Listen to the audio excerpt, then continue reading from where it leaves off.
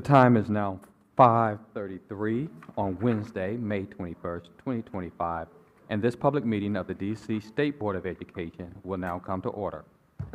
The roll will now be called to determine the presence of a quorum. Director Butler, will you please call the roll?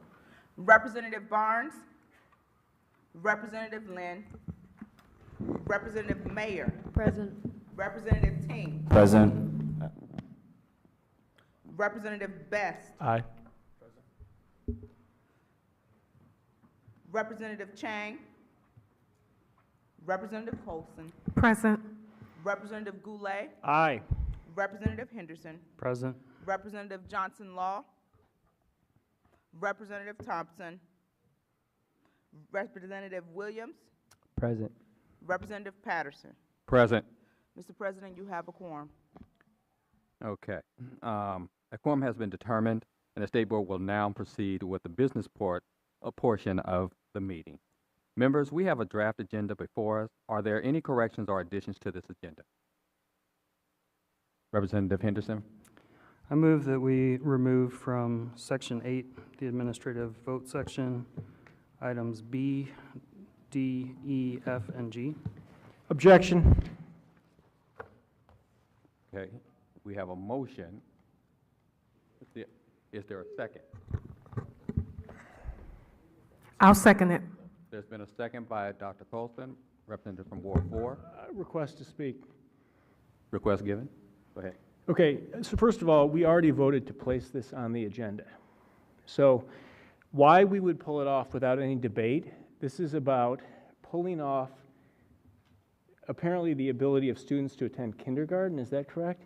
Which items are we pulling off? Could you repeat for the purposes of having a discussion?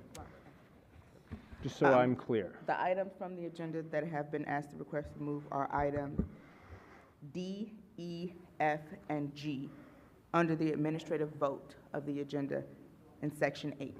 Okay, so this would be removing from the agenda legislation that would help keep our children to be able to attend kindergarten in the fall.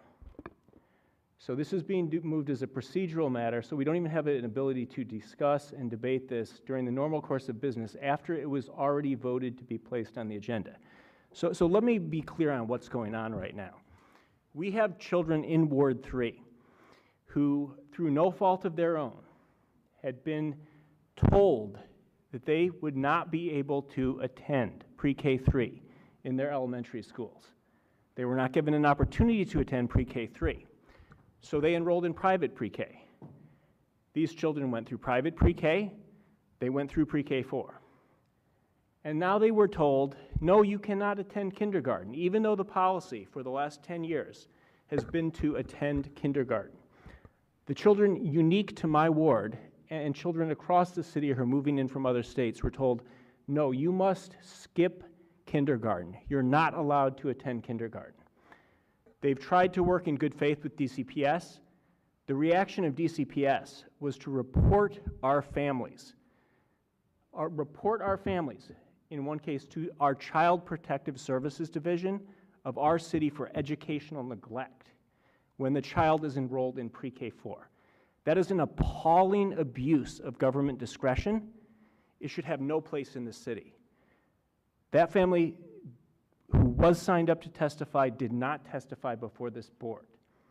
Further, I have 6 families today who are afraid to even come in here based on the abuse of our chancellor and his staff to threaten our children. Now, the chancellor's response to this, which we got, was that his hands are tied. He has no choice but to report children who are attending pre-K4 for educational neglect. That is what our chancellor has said in an email to this board, that if a child is in pre-K4, he must report that child to our Child and Family Services Agency and report those parents for educational neglect under the law, and that there's nothing he can do. The chancellor has also said that if families move in from other jurisdictions, if a family moves in from Florida, like one in my ward, their child was unable to attend kindergarten last year in Florida because they were 4 years old at July 31st, which is the cutoff for attending kindergarten in Florida. They moved to DC this year, and then they tried to enroll in kindergarten. They were told, nope, you must skip kindergarten, even though there is no evidence whatsoever that this child is ready to attend first grade. They were told by DCPS, nope, because you're a September 15th birthday, you must enroll in first grade. You don't get the opportunity to attend kindergarten because your parents moved from a state that had an earlier deadline. 37 states have an earlier deadline than DC. So when those families move into our city, our message to them is, sorry, we're going to do what's wrong by your family and make you skip kindergarten. I am appalled. I am appalled at the educational leadership of this city, that it has gone to every length, rather than to try to do what's in the best interest of these children, block it. The response that I got that was just sent to this board was a letter that is disgraceful, and I'll be glad to share it with folks. It talks about such things as forcing the kids to attend first grade, assessing them, and then demoting them back down to kindergarten. That's absurd. How is that in the best interest of any of these children? Further, right now there's a disconnect, and if OSSI comes up, they may speak about this. I was told, Superintendent, you might be speaking about this. There's a disconnect right now with our pre-K facilities throughout the ward. We're the only ward in the city where we don't have any pre-K3 because of school overcrowding and this city's failure to do anything about building new school buildings. But when you look at our pre-K3 facilities, a 2-year-old cannot attend those facilities or it subjects the school to a whole nother level of regulation that is designated for preschool. So they're precluded from being able to start as they would in pre-K3 if it's pre-KEEP or in DCPS. So what they do is they start as a 3-year-old in pre-K3, they go to pre-K4, and now they're being told by DCPS, sorry, we're going to report you for educational neglect. DCPS has threatened these families, told them if they didn't disenroll children from pre-K4, if they didn't disenroll these kids from pre-K4, that those kids were then going to be sent back to kindergarten at DCPS. So they said, you got to disenroll them from pre-K4, you've got to send them to kindergarten at DCPS, even though there's a month and a half left in the school year. How is that in the best interest of any of these children? I cannot imagine it is. And now they're saying, nope, you got to send them to first grade. Even though you've done nothing wrong, even though it hurts these kids, the kids have to go directly to first grade. This is appalling. Congress is going to step in on this because students from 37 other states are impacted by this absurd interpretation by DCPS. So what were we trying to propose tonight that my colleague, Representative Henderson, is trying to table? Because I would prefer to have an opportunity to discuss it, and I will oppose his motion tonight. But what was this doing? What dramatic changes were we proposing that Representative Henderson wants us to prevent a vote on tonight? Well, let's discuss them real quick. First thing, we are saying that if a family moves into DC mid-year from outside of the District of Columbia, and they had a state that had an earlier deadline for kindergarten than the district had, and they were prevented from attending kindergarten in their home state, that they are allowed to attend kindergarten in the district. And they will not be found to be truant if they move in mid-year and don't want to start kindergarten with a month or two left because they want to start in the fall like other children are entitled to do. So that's one thing Representative Henderson wants to prevent tonight. The other thing by this motion that he would like to prevent is children who are right now in pre-K4 not being threatened Representative, by DC. I will wrap it up. Okay. Representative Henderson wants to prevent a vote on children who are in pre-K4 not being reported to our Child and Family Services Agency. Because that's what's not only happening right now and has happened, but it's what the Chancellor told us he's required to do. So Chancellor Farabee's interpretation is every child in pre-K4 right now who has not met this age deadline is going to be reported potentially, and he's required to do so to CFSA for educational neglect. Chancellor Farabee will go out and is mandated under DC code to report families with kids in pre-K4 to our Child and Family Services Agency. And then lastly, what this prevents is children who through no fault of their own enrolled in pre-K 3 at the right age time because they could not enroll when they were 2. They went through pre-K 3, they went through pre-K 4. There has never been a problem before on this, but now DCPS has changed the rules in the middle of the game and is telling these children that they may not attend kindergarten. None of this is in the best interest of our children. Thankfully, our SAC voted unanimously to approve these because they are in the best interest of children. We need to move ahead with a vote today. There is no reason whatsoever not to, and we will be able to. I would ask my colleagues, if they want to vote to postpone these, let's vote to postpone when they come up. Let's not strip them from the agenda before we have an opportunity to hear from the families. This is an appalling thing to be doing because we voted to put this on the agenda. The families are coming in to speak on it tonight, and now there's a motion on the table to yank it off before we even hear from the families. I encourage all my colleagues to vote no. I appreciate the passion in which Representative from Ward 3, Goulet, has spoken to this issue. There is a motion that has been put on the floor. It has been properly seconded. Mhm.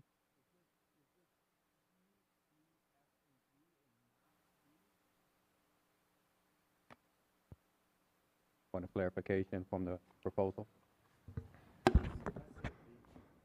Okay. B.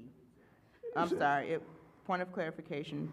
So- Representative Henderson said B, D, E, F, and G. So we are pulling the resolution off too. Is that correct? That was I- what was moved and Second what was round. seconded. Second round. So Okay, I'm after gonna give you this is two truly on this, 2 minutes. unheard of.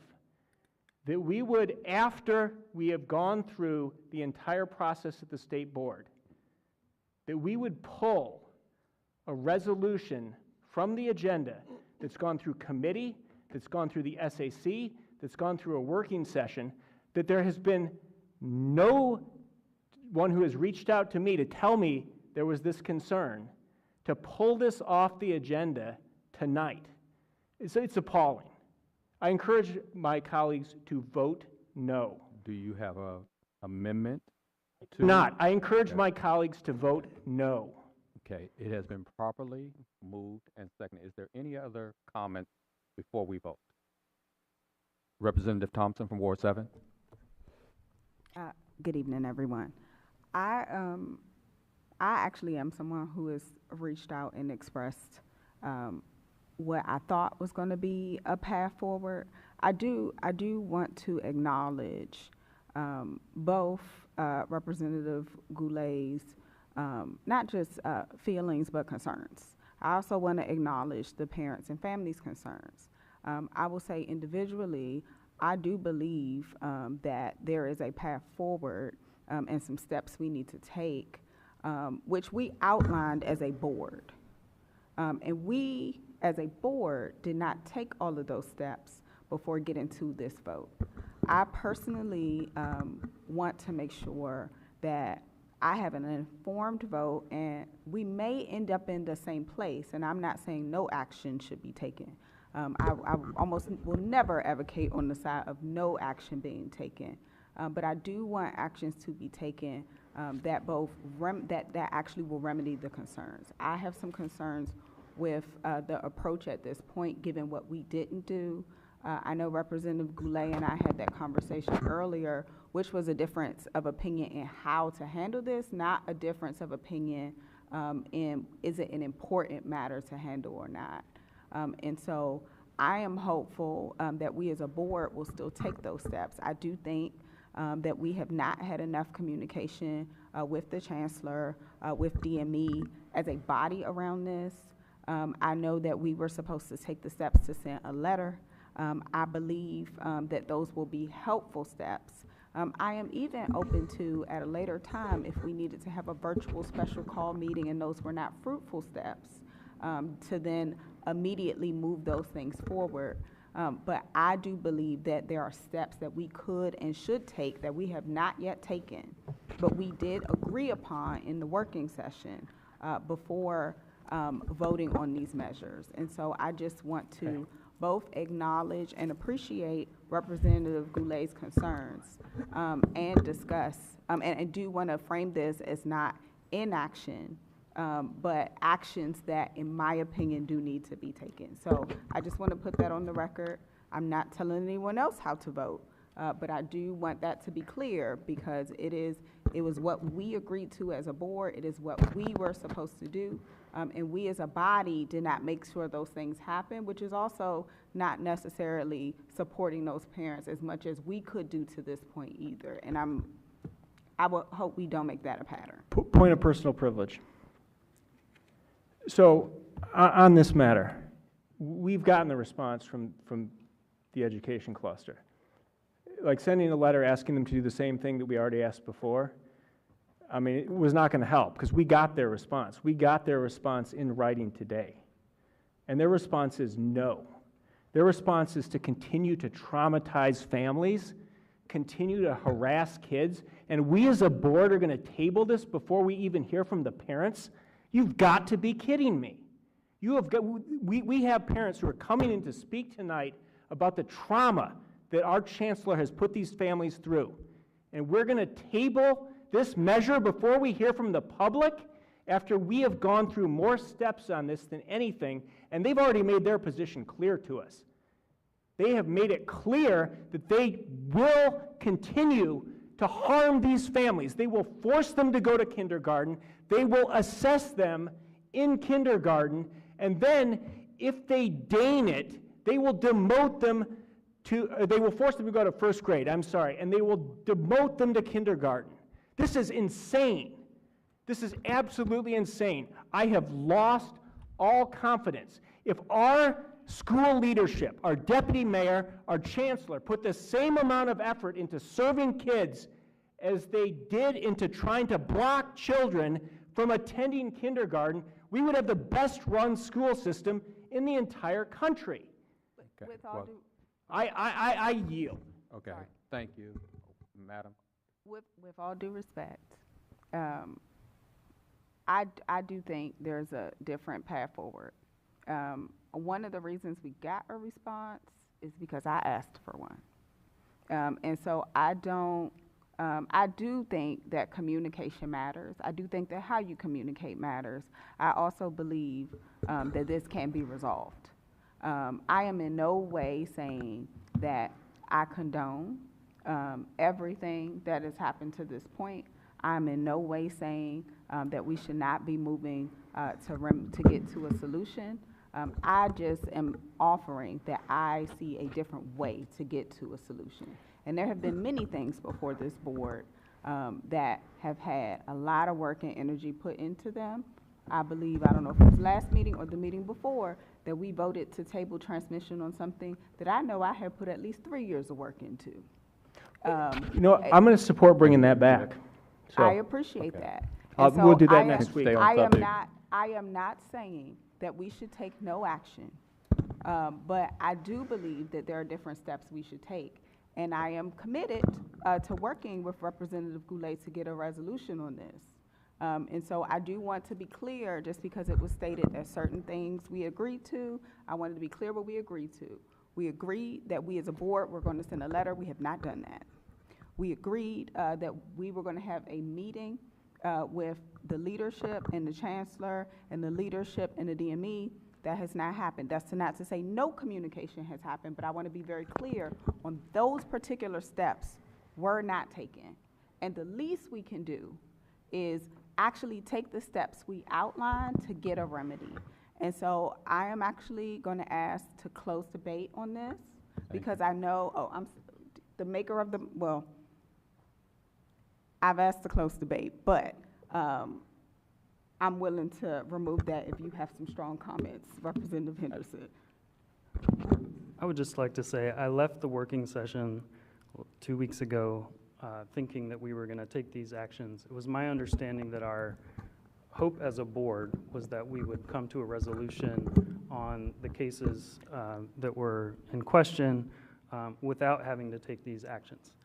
I can fully own that I was not communicating very well. I was under the impression before I made the motion that that resolution had happened. That was what I was picking up from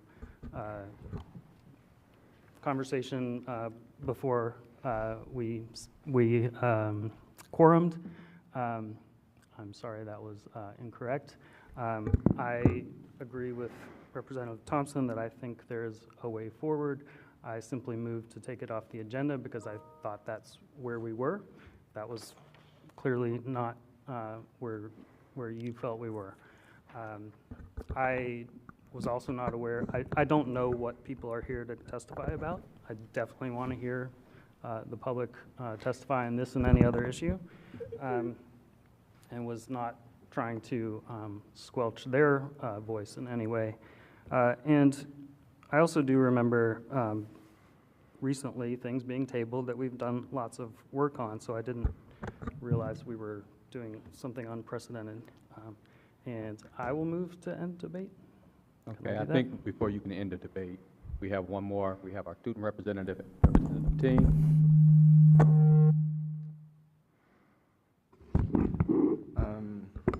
I just want to quickly say that I will be voting with the SAC on this matter, but I appreciate everybody's concerns and passion. I'm not exactly sure as to what the secondary action instead of this would be, so that's why I'm voting to hear debate, so we can see more. Point of order to the question that I'll pose to you, Mr. President. Mr. President, is it possible to, instead of stripping this as a matter of procedure, is it possible that as a matter of procedure, it would be possible to move, when this comes up for vote, a motion to table instead of, or a motion to postpone to a time certain, instead of stripping it from the agenda before hearing from the public? I So appreciate. point of clarification, the motion has been moved and seconded, and so it must be voted on. Has it been seconded? Who seconded it? We did get a Brandon second. Best, Representative Best. Representative Best from Ward 6. But it was withdrawn, and then people spoke, so it is not on the floor. No, it was never withdrawn. Well, then why did 3 people speak? Because we Okay. allow, The we president- allowed. Okay, but the that's debate. not in order. Okay. No, it is not on the floor right now. It has not been seconded, so It is- has been been se- it has seconded. been moved It has and been seconded. seconded. It has not. It was withdrawn so 3 It was people could never speak. withdrawn. A motion to close debate is not debatable, so you can't have 3 people speak on it. It had to be withdrawn, which presuming it had, because 3 people spoke. So it was not on the floor, so it needs to be moved and then seconded, and then we can close debate on this.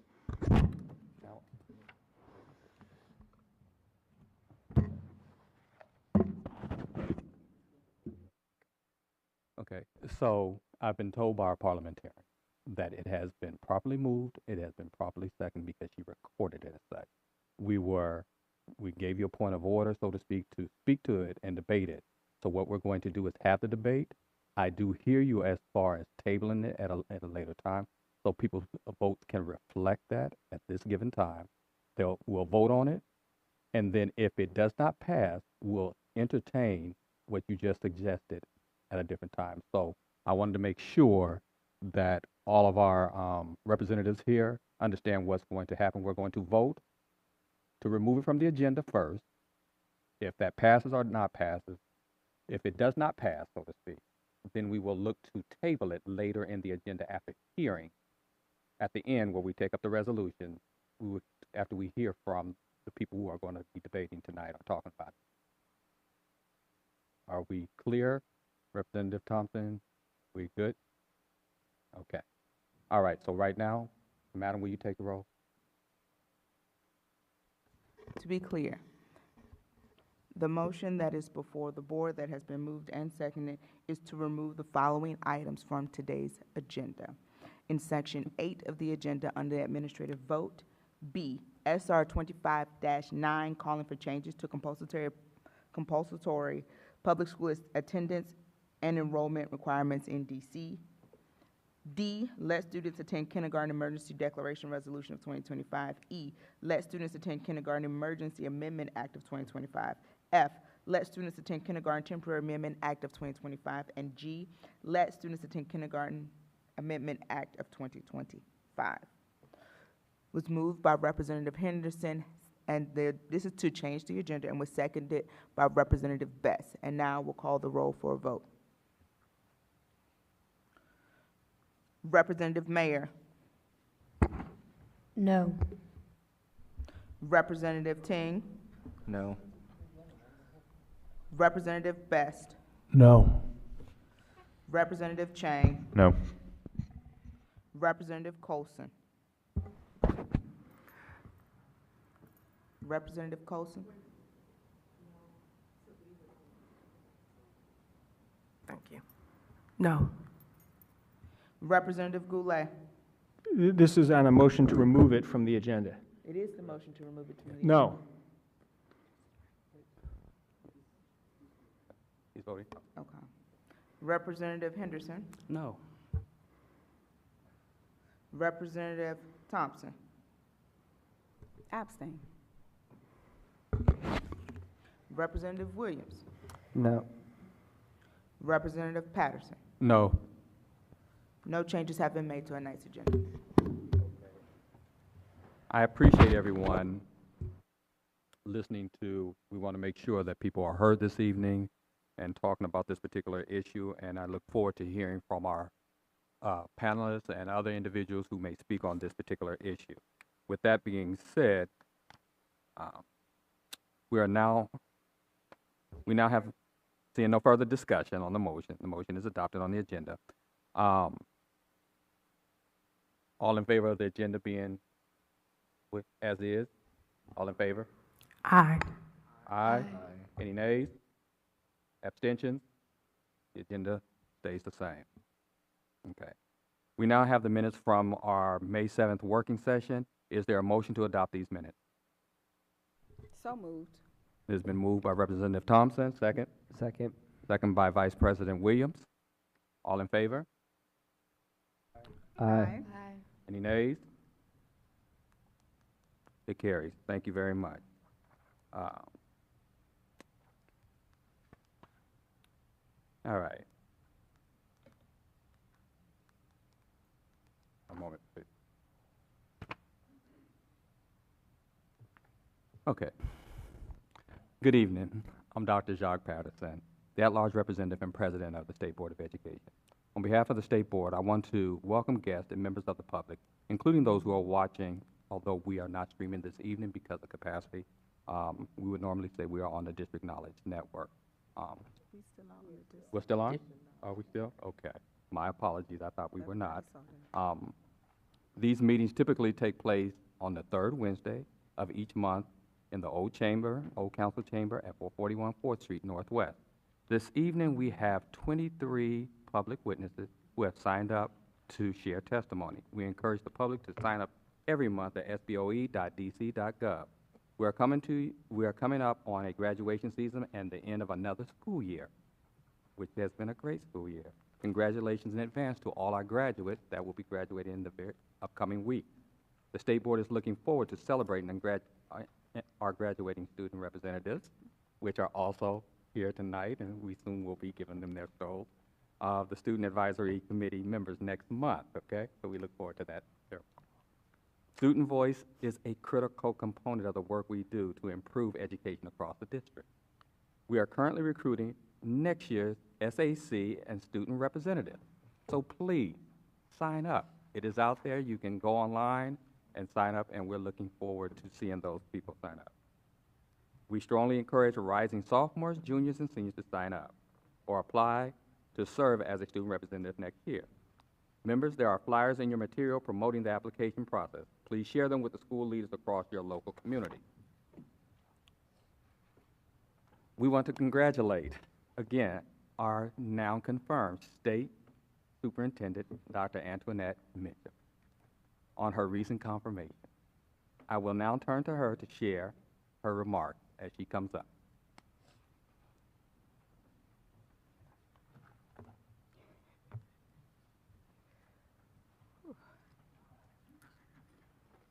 Thank you, Dr. Patterson, and good evening, everyone. Good evening, all. It is a great honor for me to address the board and the public as the State Superintendent of Education. I very much appreciate the support and well wishes from State Board members during my confirmation process. And I look forward to deepening our collective work to improve the education for students in the District of Columbia. And as always, I appreciate the opportunity to share public remarks with the board on a few of our shared priorities. I will begin by providing a brief update on some of OSSI's newly published items. We published an educator retention brief in March, highlighting continued stability in our education workforce landscape and a 2 percentage point increase in same-school retention. While there is always room for improvement, DC can be proud that at least 87% of teachers and 91% of administrators are choosing to remain in the district schools for the second consecutive year. Last month, we published our annual report, which highlights the progress of our agency in 2024. The report, with a beautiful cover illustrated by Atlanta Cash, a 4th grader at DC Bilingual Public Charter School, contains far more information than I can summarize here tonight, but a few highlights include increased public school enrollment, improved school attendance, doubling enrollment at OSSI's Advanced Technical Center, the launch of the DC Math Task Force, the release of our inaugural DC-wide graduate profile, and funding for high-impact tutoring in 101 high-needs schools. In addition, last week, OSSI published a report highlighting OSSI's work to increase selective service registration in the District of Columbia. And as a general public service announcement, allow me to remind everyone listening that 18 to 25-year-old men must register for state selective service in order to access certain federal benefits, such as federal job training programs. And now I'll turn to the subject of compulsory education, which you just discussed. And as I know, the board will be discussing this matter later on in this evening. I have some concerns about the proposals to change the definition of educational institution and to alter the age for compulsory education. It appears that the board is moving this issue forward very quickly and perhaps without full information.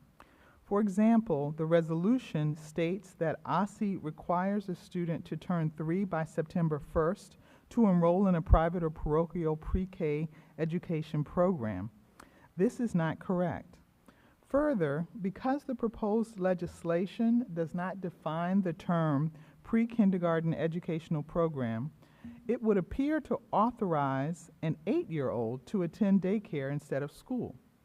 While I'm confident that this is not the intent of the legislation, the unintended consequences are likely to occur when proposed legislation is advanced without adequate input or deliberation with the implementing agencies.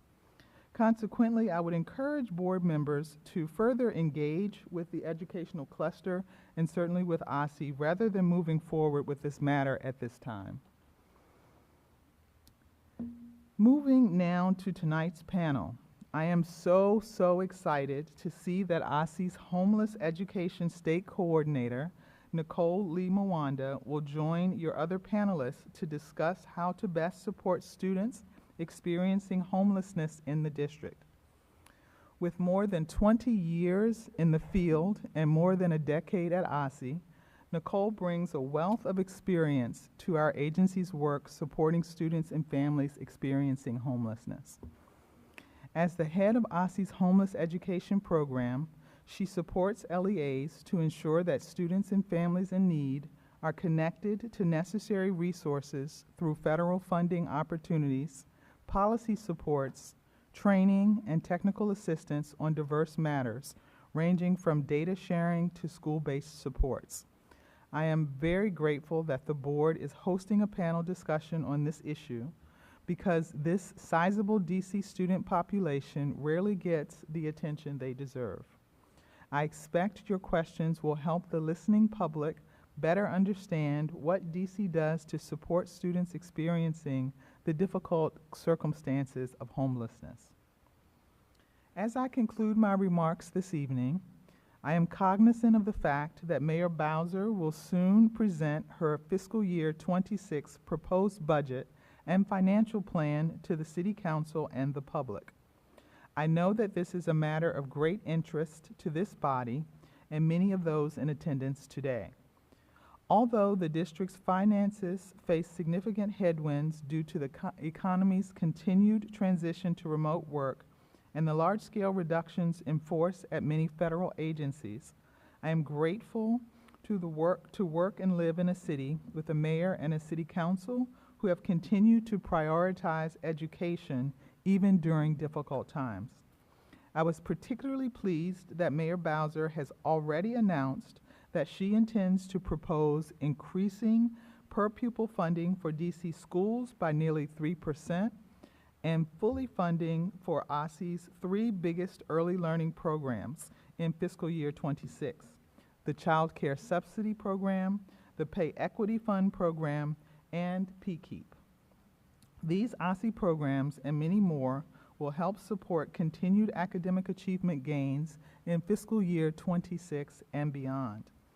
So I thank you for your time and attention, and I look forward to speaking with you again very soon. Thank you, Dr. Mitchell, for your leadership. The State Board looks forward to continuing our strong collaborative partnership with you and with OSSI. We really appreciate the partnership. Thank you so much. We will now move on to our panel on the topic of students experiencing homelessness. As a reminder, the purpose of our expert panel is to inform State Board members on a specific topic related to public education. We welcome a wide range of perspectives on each topic so we can use the information to take united actions as a board. I will now call on each panelist. When I call your name, please come to the table. Dr. Deidre Bryant Mallory, Barbara Duffield, Kamari Felton, Nicole Lee Mawanda, Rachel White.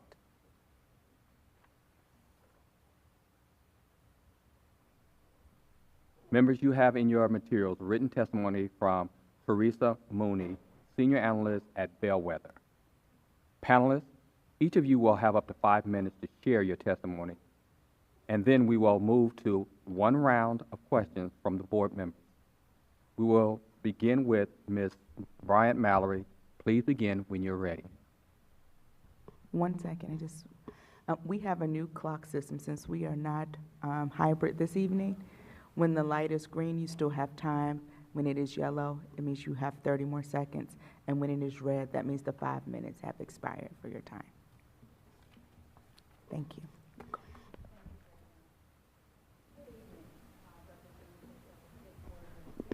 If you could speak into the microphone.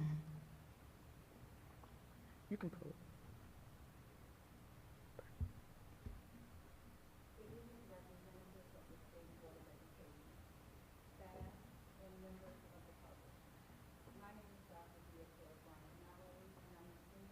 Is the mic on, ma'am? Because they're still having trouble hearing you. Okay. There we go. Are we good? Thank you. Thank you. Good evening, representatives of the State Board of Education, staff, and members of the public. My name is Dr. Deidre Bryant Mallory, and I'm the Senior Deputy Chief of Student Supports for the District of Columbia Public Schools. Our team is committed to realizing a seamless and coordinated continuum of offerings and services that promote safe and supportive environments where our students get to learn and grow. Among many aspects of student support, we work to identify students experiencing homelessness or housing instability and ensure schools can support these students and families with resources to assist them. At Central Services, we operate the Families and Youth in Transition program. This program supports students living in shelters, motels, public spaces, doubled-up situations, or other temporary housing arrangements. This program also works to provide training and support to schools, shelters, and the community, as well as to increase awareness about the issues facing children, youth, and families experiencing homelessness. This school year, the FYTP program has supported over 4,000 students. Support looks different depending on the student's needs and may include special education services, mental health screenings, or support with securing employment. For example, this past school year, we supported a high school student who lost stable housing. Our team immediately stepped in to ensure he remained connected to school and began addressing his most urgent needs. Among other supports, we provided him with a voucher so that he could purchase clothes for a job interview. His resilience, combined with a strong network of care, continues to guide his path towards long-term stability.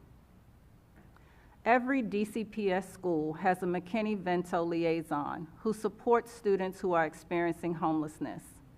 The liaison can assist students and families with transportation assistance, school uniforms, school supplies, and provide information regarding in-school or community-based resources. DCPS's Central Services also provides an annual in-house training for these liaisons and other student-facing staff. Ensuring that school-based homeless liaisons are well-trained and supported has proven to be a critical factor in effectively identifying and serving students in transition. One example of this support occurred at the start of the school year when an apartment building was found to need to be condemned, and several families had suddenly become displaced. Our team acted quickly to support these families through a coordinated response. Many found themselves temporarily housed in a hotel, so we set up an outreach table at the hotel, providing on-site access to staff who could help answer questions and offer support. We educated families about their rights under McKinney-Vento, including the right to remain in their school of origin or enroll in a new school if relocated. For those who chose to transfer schools, we assisted with this process to ensure a smooth transition. To address immediate needs, we provided displaced families with grocery, gas, and Visa gift cards, as well as additional school uniforms and school supplies. This effort was made possible through close collaboration with DHS and other community partners. Together, we ensured that families facing sudden displacement were not alone and that their children could remain connected to school and stability during an incredibly difficult time. At DCPS, we are committed to supporting all of our students regardless of their housing status with the resources they need to thrive. I appreciate the opportunity to provide more information about how DCPS supports some of our most vulnerable students, and I'm available for questions. Thank you.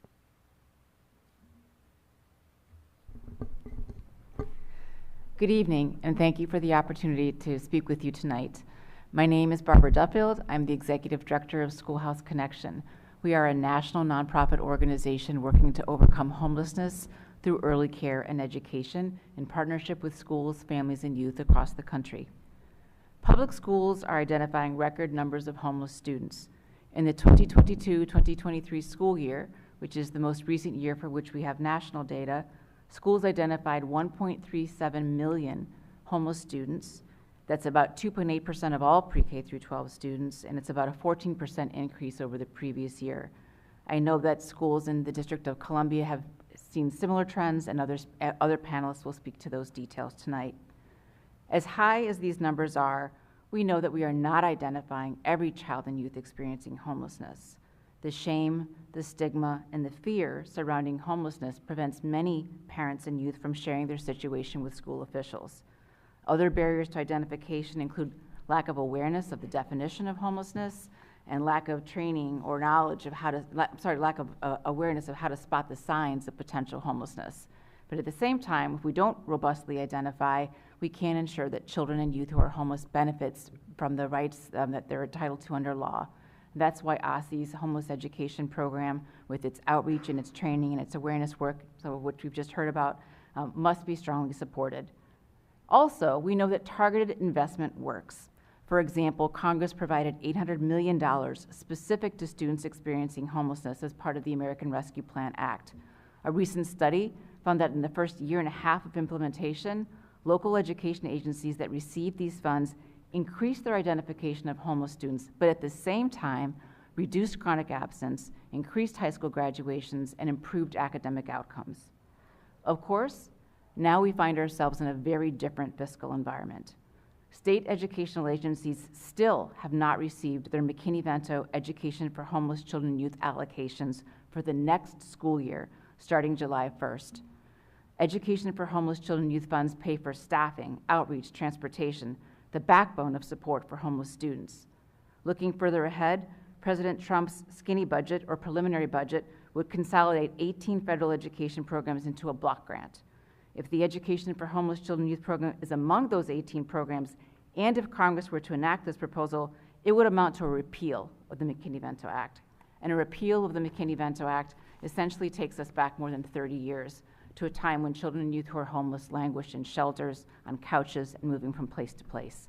So there is bipartisan support in Congress, but it's going to take intense advocacy from a broad set of stakeholders to ensure that this program is preserved. In addition to homeless education funding, Title I Part A of the Elementary and Secondary Education Act requires that LEAs set aside funding to meet the needs of students experiencing homelessness, but the law does not say how much funds should be reserved.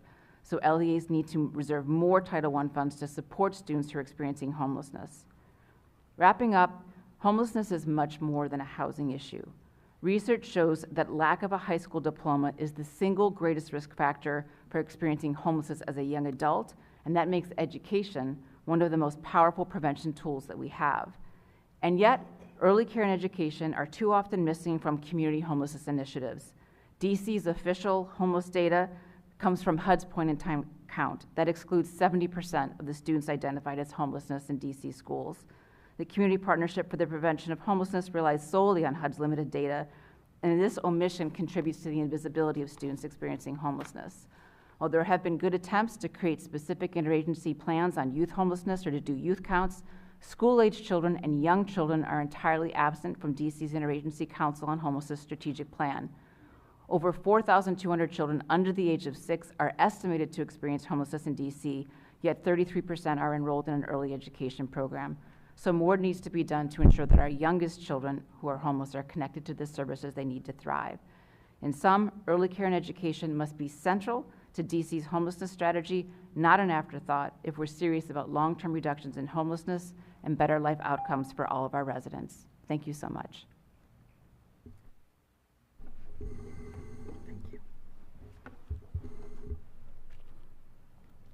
Members of the DC State Board of Education, good evening and thank you for the opportunity to participate in this important panel on students experiencing homelessness.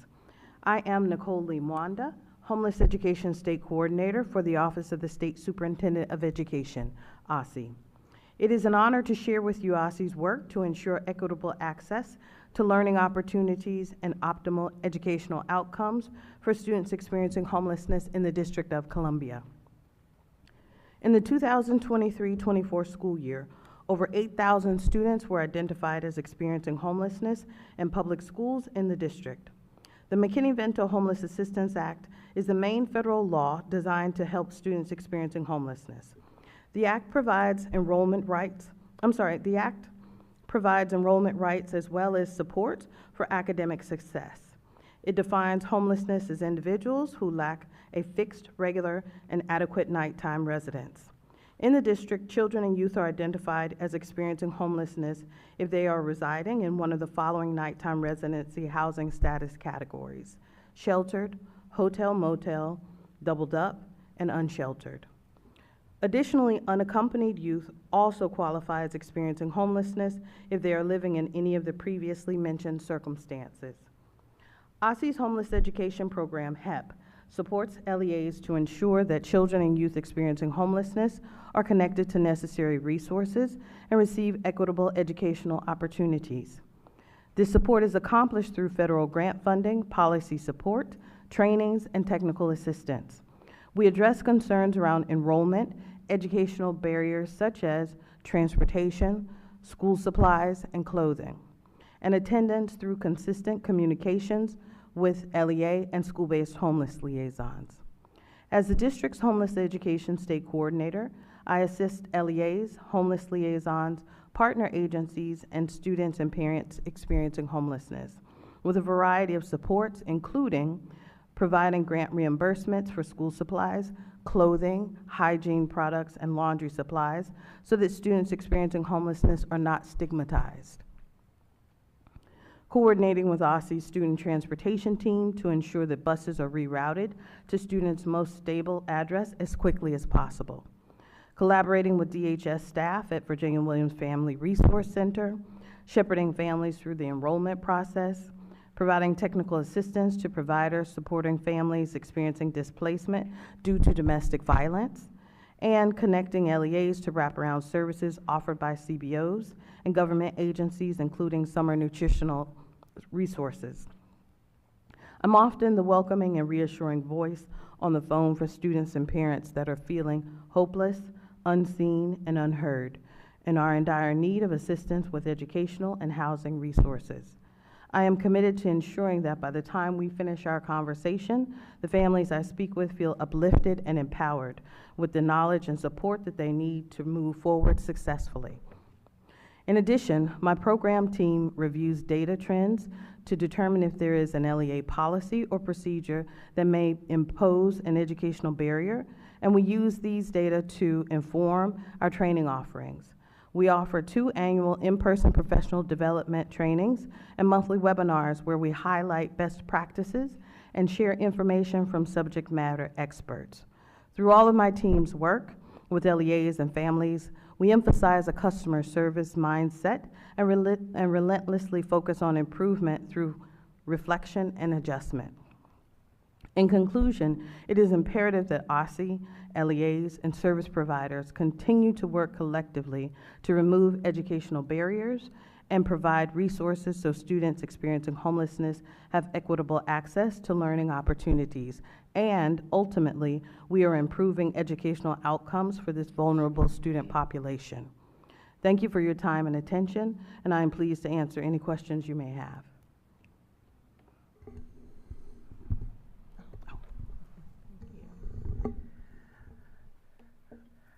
Good evening, members of the State Board of Education and student representatives. Thank you for holding space for this conversation and inviting those of us who advocate for youth navigating housing instability to share what we're seeing and hearing every day. My name is Rachel White, and I serve as the Deputy Director of Youth Advocacy at DC Action.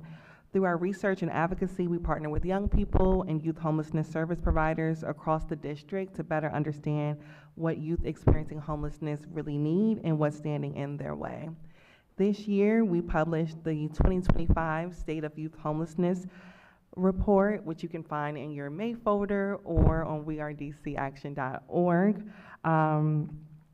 Where we focused on unaccompanied youth who are experiencing homelessness. So that means that these are young people navigating housing alone, education alone, without a parent or guardian or stable adult to support them.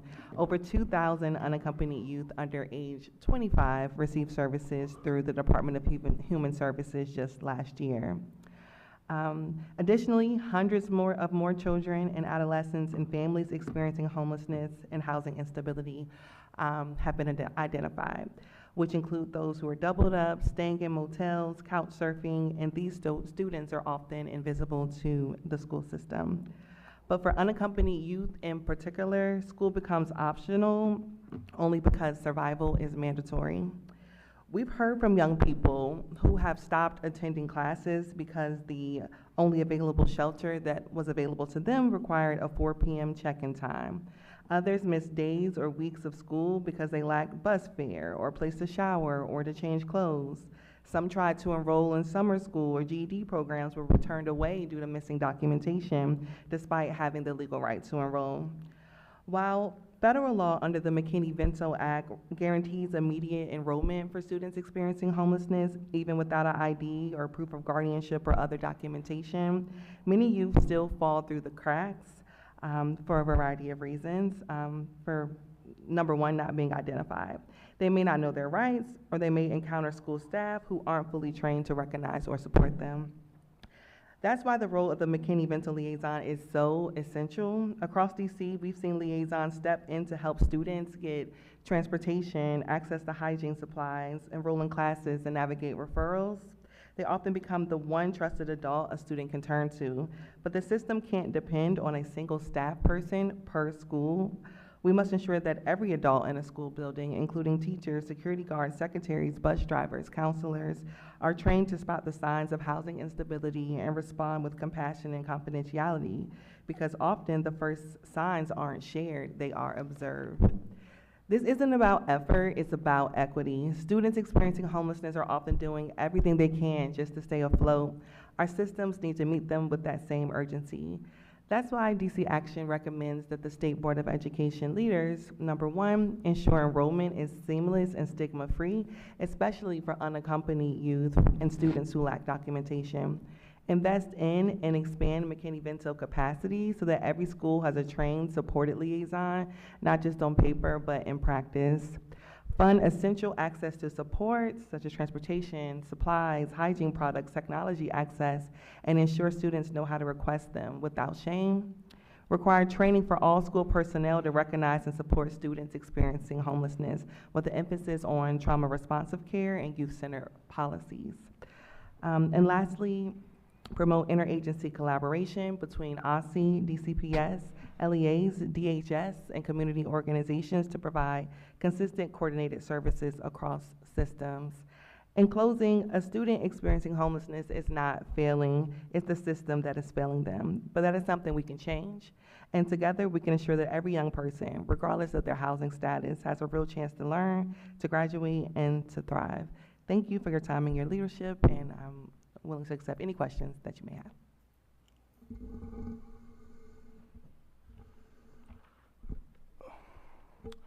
Good evening, State Board members. My name is Kamari Felton. I'm a former DCPS student out of H.D. Woodson High School. I'm honored and grateful to have the opportunity to speak with you all today regarding my personal experience being in high school, being homeless, and just shedding some light on what it was like. For me, it was definitely challenging, to use a word. The majority of my experience in high school was unplanned, of course. I first experienced homelessness with my mom and my two younger brothers. And it kind of came unexpectedly, in a hurry. The obvious obstacles, were lack of finances, transportation. My mom was unable to take care of us. She was dealing with a lot of mental health problems, and not having any family or friends we could lean on caused us to go into the homeless system. And there was challenges with that. Being in school, you don't always have access to, taking showers, fresh clothes. You don't always have access to a book bag or pencils and paper, just everything, everyday common things that most students have access to, we didn't. So it was a challenge there. And something I think you all should know about students experience homelessness is we don't see ourselves as victims. A lot of times we're just a product of our environment. As I stated before, I was 14 and dealing with personal issues with my mom, not being able to take care of us, not having family. So we went into the system, and it was definitely an adjustment mentally, having to step up to be the man of the house, quote unquote, and take care of my brothers, because I had no idea what I was doing. So it was tough, but I definitely think going to school helped. Being in classes, having something to focus on, having a goal to get my education, to get my degree, to go to college, definitely helped me. Obviously not having everything I needed, not being able to attend extracurriculars, not being able to keep my attendance always straight because of time constraints, you know, being a youth, I had to really rely on my mom to do things for me, which wasn't always the case. So it made it difficult, but a challenge that I think helped shape me into who I am today, someone who was able to persevere and eventually achieve success. Another thing I wanted to touch on is what can be done to help make schools better and more high quality, especially for homeless youth. I think something that really helped me when I was in school was the library. It was very important in terms of if I ever needed a book or anything to read on, resources for classes, or even just something that the librarian themselves could help us learn was very important for me.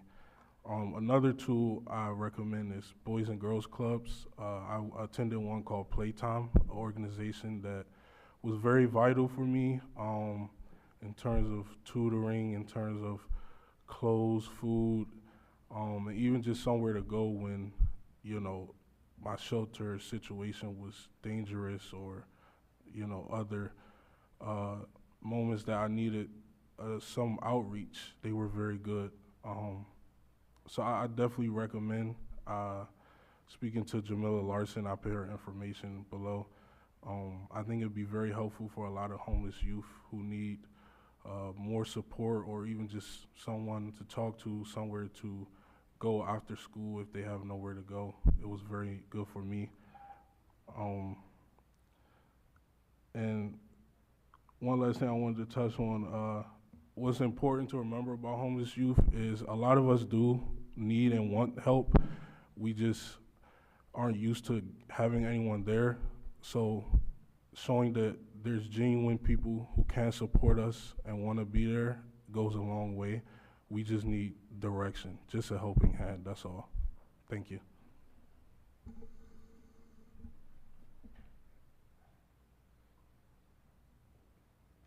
Thank you.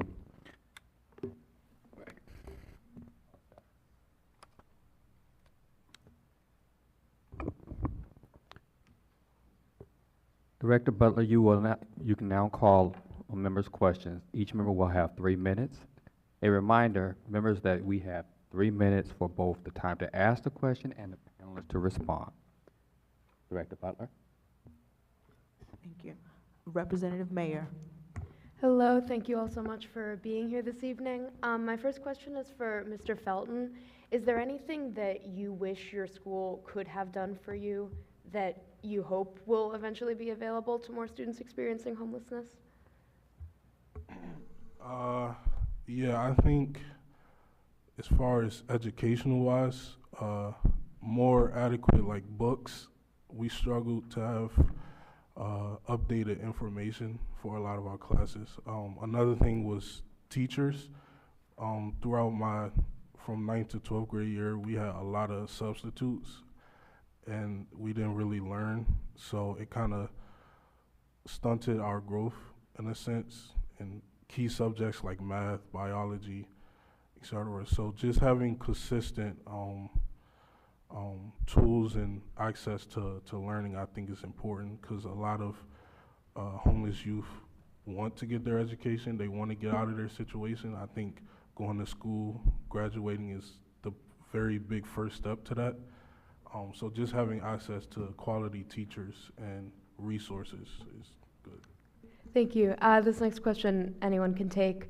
What are ways in which the state board as a body would be most helpful in addressing this from your point of view? Because obviously this is a very pressing issue. How can we help?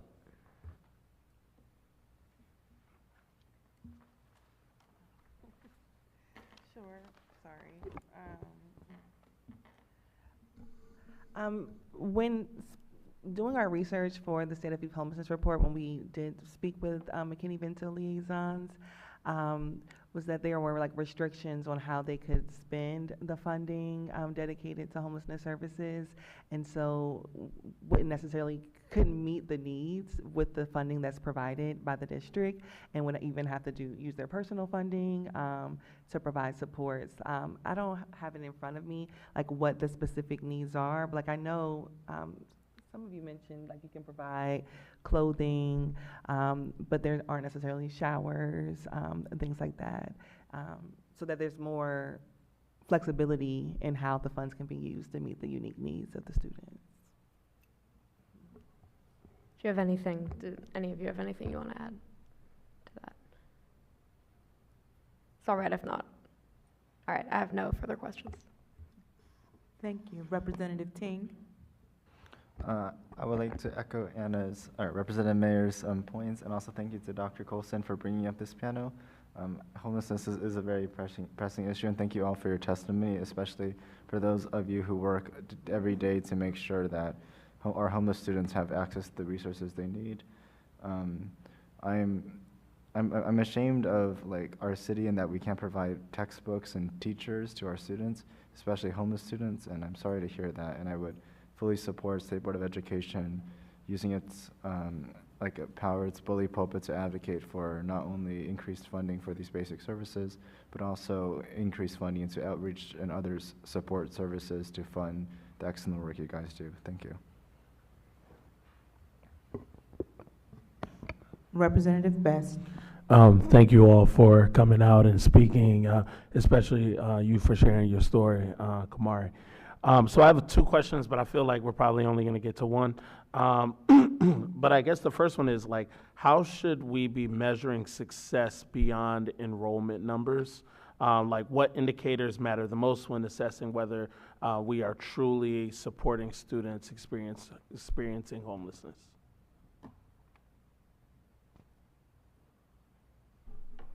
Happy to start with this one. I think there's several measures of success.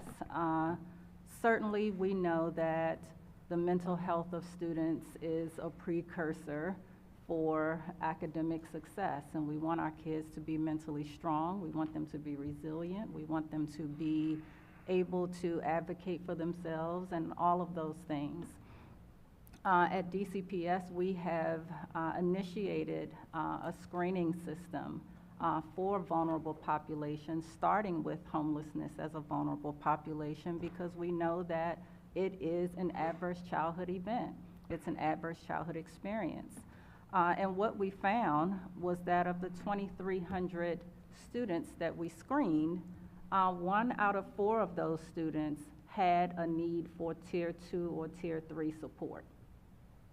That is very telling to us because it says that our referral system is working because most of those students, sorry, not most, 300 of those 2,300 students were already identified and receiving services.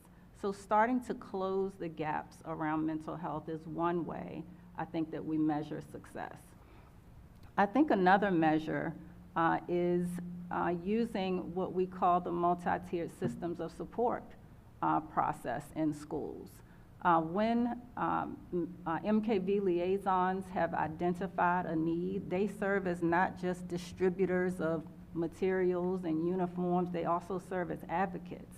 And when they make referrals to the MTSS system because a child is struggling, they get to monitor, and that MTSS team monitors the progress of those students. So I think those are two ways, multi-tier systems of support and the data that it yields, as well as mental health and attendance are measures of success or lack thereof. And what about collaboration? How is interagency collaboration? I know we have a ton of resources, but I know they don't always talk.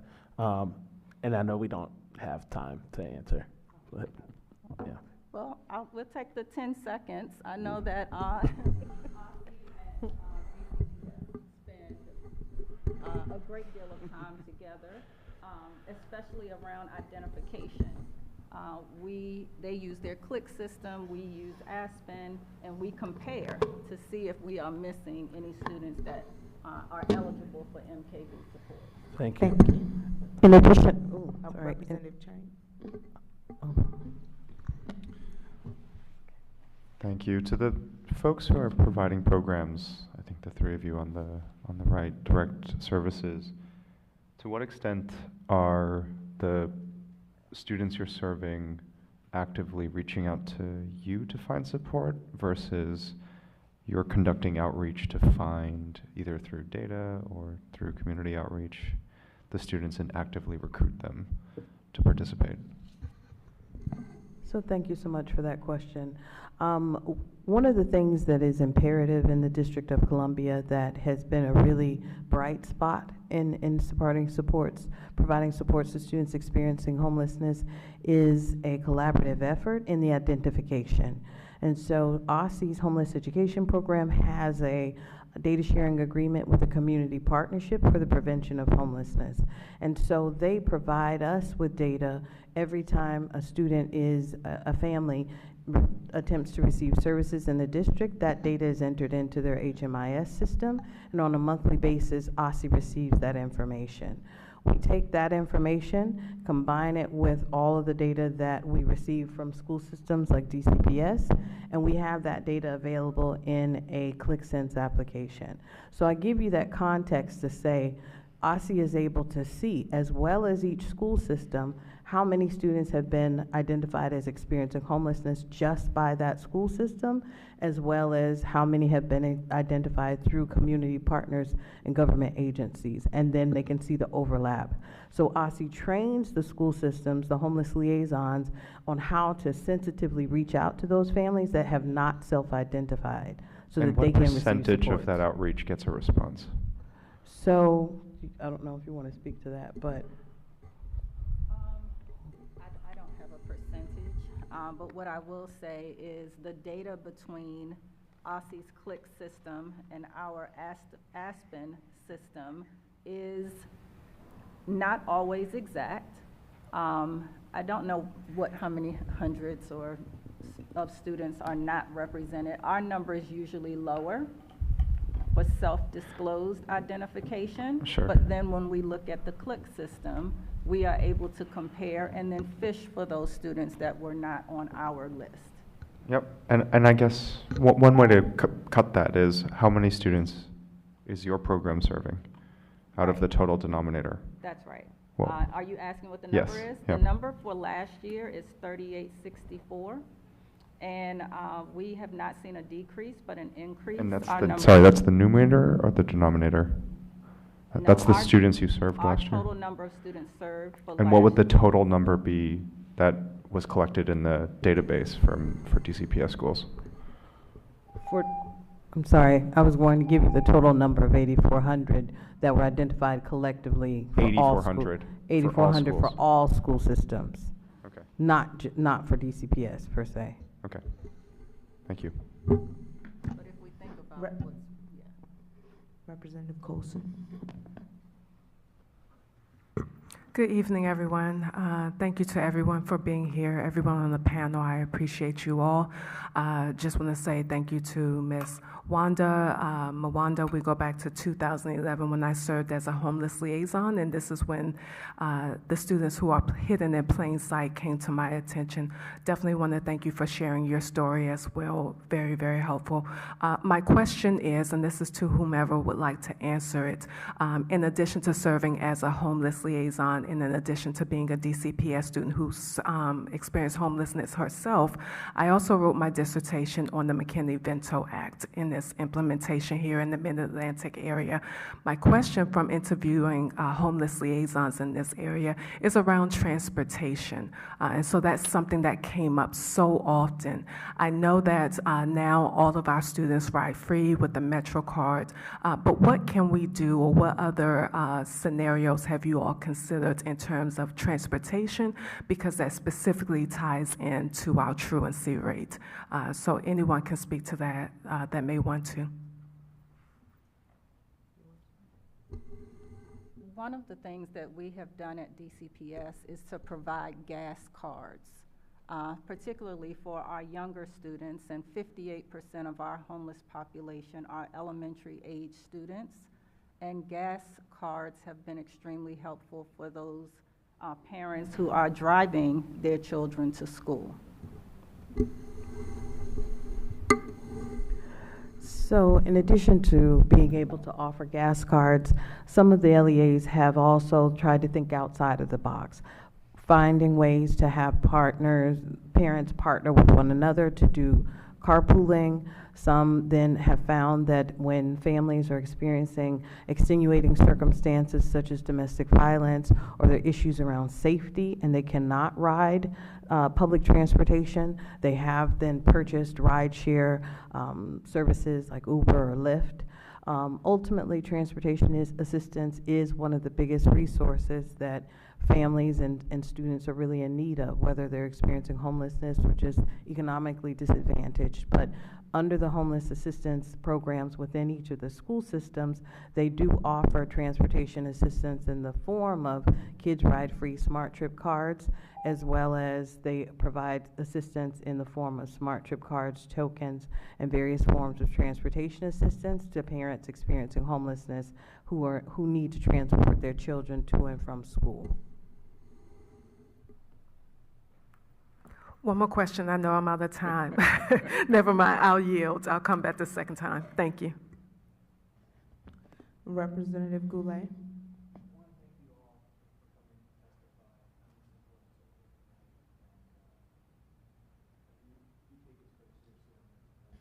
Representative Goulet, we can't hear you. Thank you. I realize I don't have the mic on. So we're a bit distracted with another issue, and I apologize for that. I really do appreciate you all coming to speak on this tonight, and to the degree that I wasn't able to fully pay attention to that because we're dealing with another matter, I'm going to go back and listen to the tape because I want to hear from you all again. I'll direct my questions towards the witness from OSSI today. Do families experiencing homelessness, are they more likely to be like transitory, moving around the region from place to place? Thank you for your question. Yes, the majority of our families in the district are doubled up. They are in shared housing situations where they're staying with a friend, family member. We do have a significant number of families that are also residing in shelter settings, transitional living programs, but the majority are in doubled up situations. So let's say we have a hypothetical family, okay? And they have a daughter who has a birthday of September 15th, and they're residing in Maryland. And the child, despite the family's efforts, can't attend kindergarten because the deadline for Maryland is September 31st. I'm sorry, is August 31st. So they can't enroll in kindergarten when their child is 4 years old in the state of Maryland. But then because they, due to economic circumstances, have to move to DC, have to leave Maryland, and they come to DC, this child, not having any formal educational background, is then told by DCPS that they must skip to first grade. Does that seem fair? I can speak to provisions provided under McKinney-Vento, but I can't necessarily speak to that. Okay, I mean, it doesn't seem fair to me because I feel like that child should have the ability to attend kindergarten. If they were living in Maryland, were in a situation experiencing homelessness, couldn't attend kindergarten in Maryland, and then moved to DC, I think they that daughter of that family should be able to attend kindergarten. Do you know which agency in district licenses childcare facilities?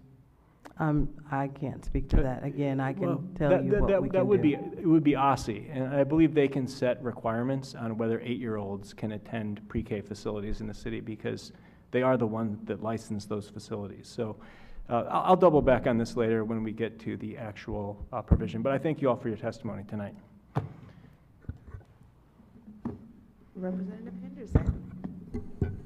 Hi, thank you all for your testimony. I have a question about mobility relative to schools. So I'm wondering if there is data, and if there's not data, if you could speak anecdotally, if these housing situations that are defined by McKinney-Vento come with some inherent instability. I'm wondering if that also translates to increased mobility from school to school. DC does not have as strong a link of residents to school as some places do. So I'm just wondering if even as students are having housing instability, are they able to maintain some continuity at school, or do you find that they're also tend to change schools a lot? So the ClickSense data application that I spoke about, our comprehensive homeless student data application, we are able to track if a student is enrolled, let's say in DCPS or a charter school, and then moves to another school, we are able to see where they enrolled throughout that school year. Ultimately, our goal, and it's a best practice under McKinney-Vento, is that when a student is attending a school, we really want them to have the most stability that they can possibly have during a time of uncertainty. And so therefore, we ensure that the student and the families are aware of their rights and that best interest for them to remain in their school of origin, where they originally have been going to school before displacement or during displacement, they have a right to stay in that school. And are they able to do that? They absolutely more often are. than not? I mean, are they successfully doing that?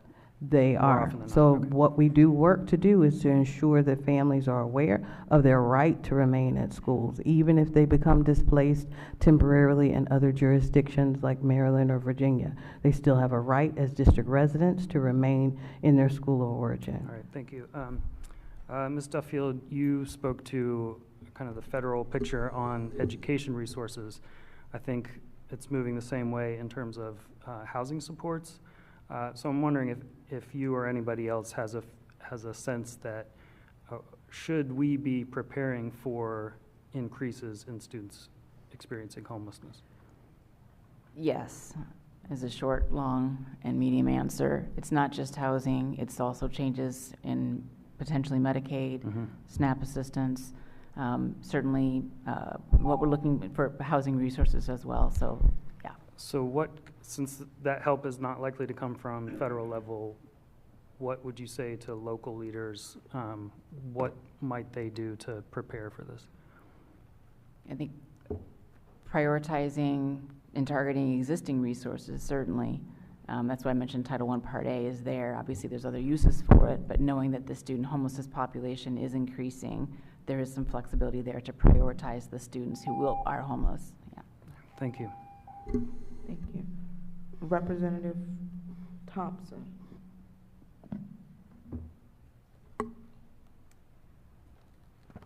All right. Good evening, everyone. Thank you to the panel. I have 3 questions. I hope to get through them quickly.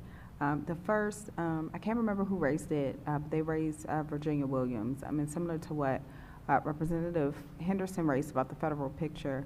I'm curious if we're anticipating that, or if already Virginia Williams has been impacted by cuts, because I know they receive funding from HUD and a couple other federal services.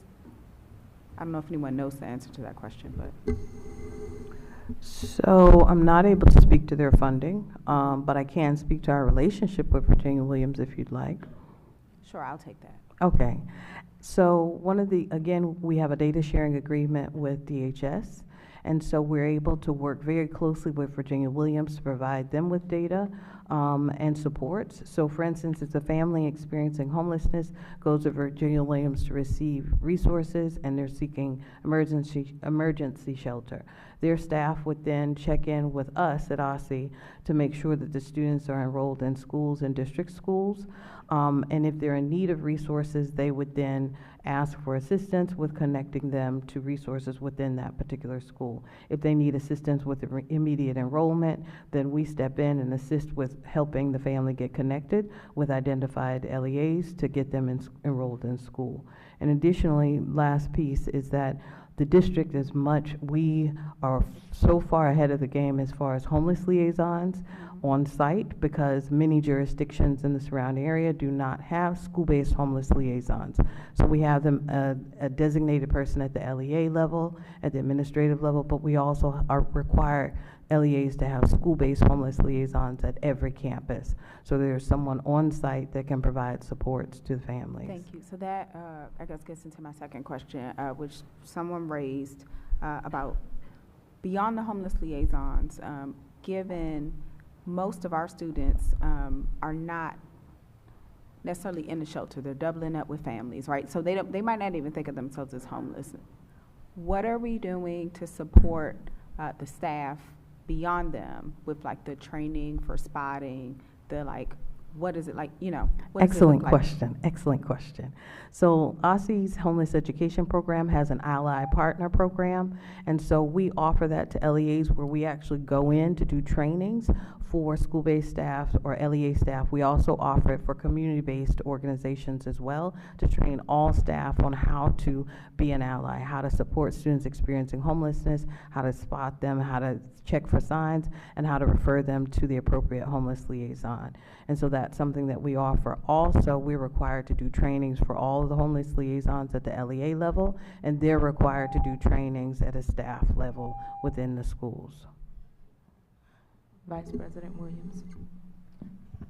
Thank you all for being here, for your testimony and for your work. I want to pick up where Representative Thompson left off with this training piece. And I'm curious if we have any information around like the percentage of schools that will reach out to you to like do these trainings. Is it mandatory that every school has a homeless liaison? And then I'm also curious kind of how we track to ensure that whoever that point person is also spreading those resources to other staff within schools. Thank you for your question. We definitely require,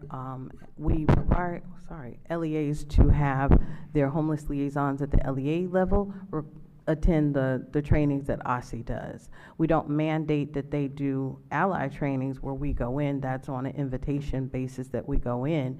But we do require that the LEA homeless liaisons do the trainings for the school-based homeless liaisons, and they are charged with doing trainings at the school-based level.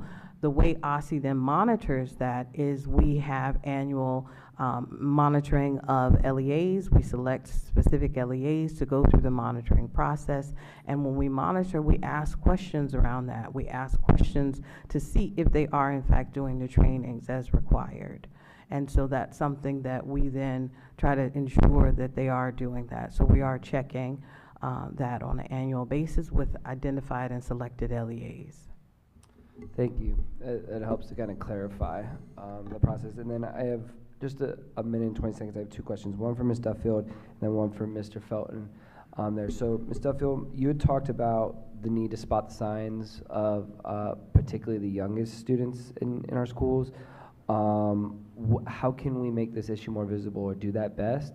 And then Mr. Felton, I was just also from a student perspective, you had mentioned the library extracurriculars being so important to your school experience. Are there other ways that you think it would be easy for schools to promote resources for students in this position? Oh yeah, really quickly. Yeah, I think if there is a homeless liaison at the school, that working closely with the students there who are homeless and just asking them and working with them on what they feel would be best. It was hard because I love sports, but it wasn't a commitment I could always make because of the times of day and being in a homeless shelter. So working with students, asking them what they can do would go a long way. Certainly partnering with early Head Start, all of the early childhood programs.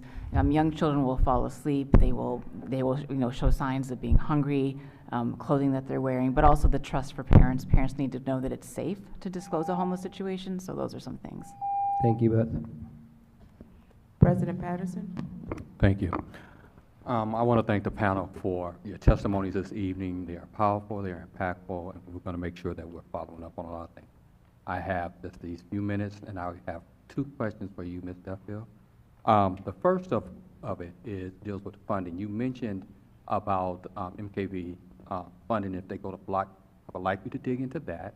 And then the second question that I would like you to answer for me is, how do others, on page 3 of your testimony, how do other cities, states include student-age students in their interagency council on homelessness strategy plan? So if you can answer those two for me. Sure. So the first one was about the block grant proposal? Yes. I kind of want to understand what that will mean for us if they start going to a block grant so that, people understand that that move could potentially really harm, Yes. So again, it's a proposal. The Secretary of Education, Secretary McMahon, gave testimony this morning before the House Appropriations Committee. Didn't give a lot of details, but 18 federal programs. Essentially what that means is it's one big pot of money. So the funding that's dedicated for homeless students would be with all sorts of other funds. Typically, when programs are block granted, the underlying statute is repealed. So all the things we've been talking about tonight in terms of immediate enrollment, transportation, identification, all of that goes away. So essentially, you have no more rights for students who are homeless. You have no more dedicated funding. And that means students not being in school, not graduating, and continuing that cycle. So it would be devastating. Yeah, and I appreciate that because I wanted people to kind of understand the differences between how it's funded currently and if we go to those type of block grants. 'Cause sometimes people just don't understand that little bit of nuance. And on the second part, then, Grace. The second part was about how other jurisdictions are including homelessness and homeless students in their agency plans. Right. Part of it is having a goal. So part of it is looking at, for example, is there an attendance goal, a high school graduation goal, a post-secondary transition goal, and then within the interagency council plans, those specified goals are included within the overall interagency work. So I'd be happy to follow up with specific examples from other jurisdictions, but that's just to give you some examples of how it specifically can be included in those goals. Go right ahead. You have 40. I just wanted to speak to the district's plan to end youth homelessness, solid foundations to the Interagency Council on Homelessness. That plan is the goal was to end youth homelessness by 2025, and that hasn't happened. There's been an increase, and there is no mandate that requires DC to evaluate the plan to see what we did well, to see what we didn't do well. So that's one of our priorities, to require an evaluation annually would be ideal on where we are as a district, because currently we have no plan to end youth homelessness. It's expired. I appreciate that and want to make sure that we hold people accountable that are required to do those things on a timely basis. With that being, that is my time. Thank you again to our panelists for your thoughtful testimony. The State Board will now recess for a short break, which is normally 5 minutes. Members, please return at 7:10. I'm giving you 1 extra minute to bring us back on time. 7:10.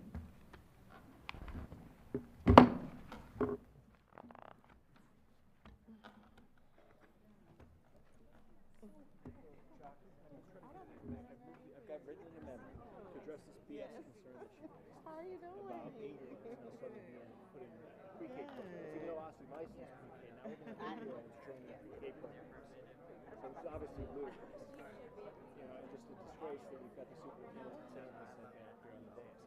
But I've written an amendment which I've circulated to Bernice and trying to get copies of. It just simply says, can I show it to you real quick? 1 second.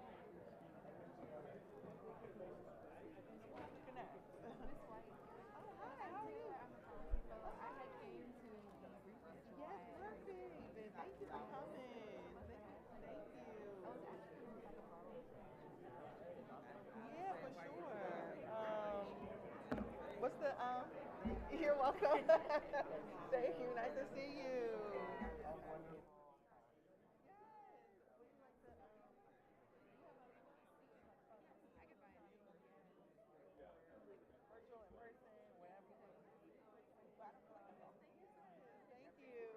Thank you. No, thank you for coming up here.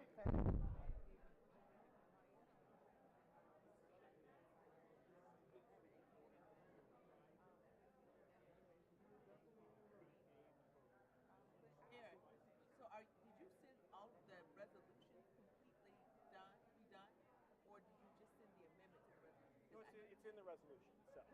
Not the resolution. The acts. You can just print one because it's the same in each one. Just print one, and we can just move it as an amendment across the board. Just print one. Well, they're all the same. Yes, but they're technically different things. Each of them will be voted on. They cannot be grouped together, but they're not one piece of legislation. Okay. Thank you, Andrew. Thank you. Thank you so much. I mean, it's just to address ridiculous concerns that are false. I mean, obviously, since OSSI controls private PK. Yes, we have no say. So I don't need to lobby us. No, I know, We're but not like, that's lobbying just, people. but I apologize that you gotta go waste your time printing out an amendment that's just addressing a ludicrous, false concern that the superintendent's raising from this dais. Hello.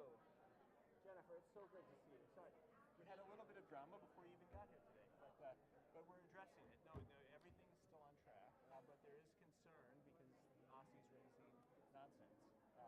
One of the concerns they raise is that through the legislation, it would allow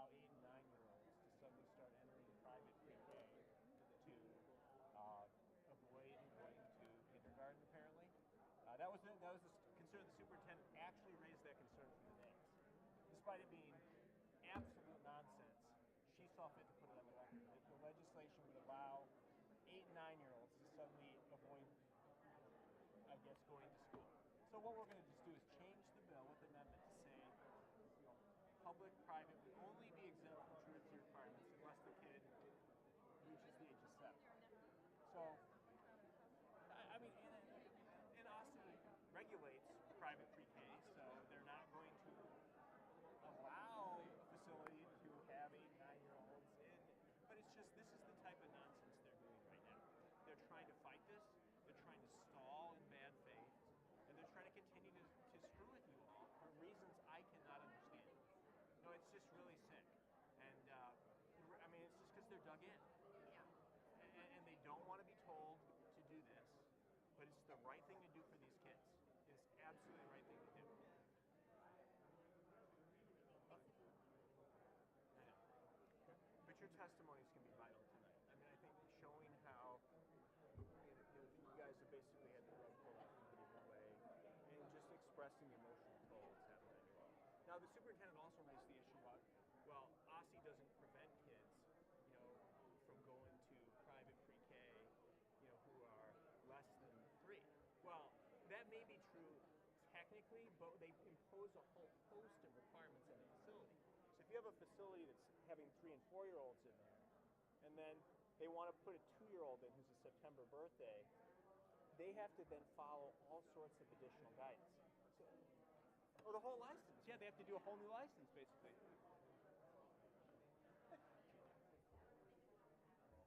Can you raise that issue? That would be really helpful, because the superintendent, before he got here, tried to spread that misinformation, like, oh, it's just easy, they're just making it up. No, I mean, it's just unbelievable.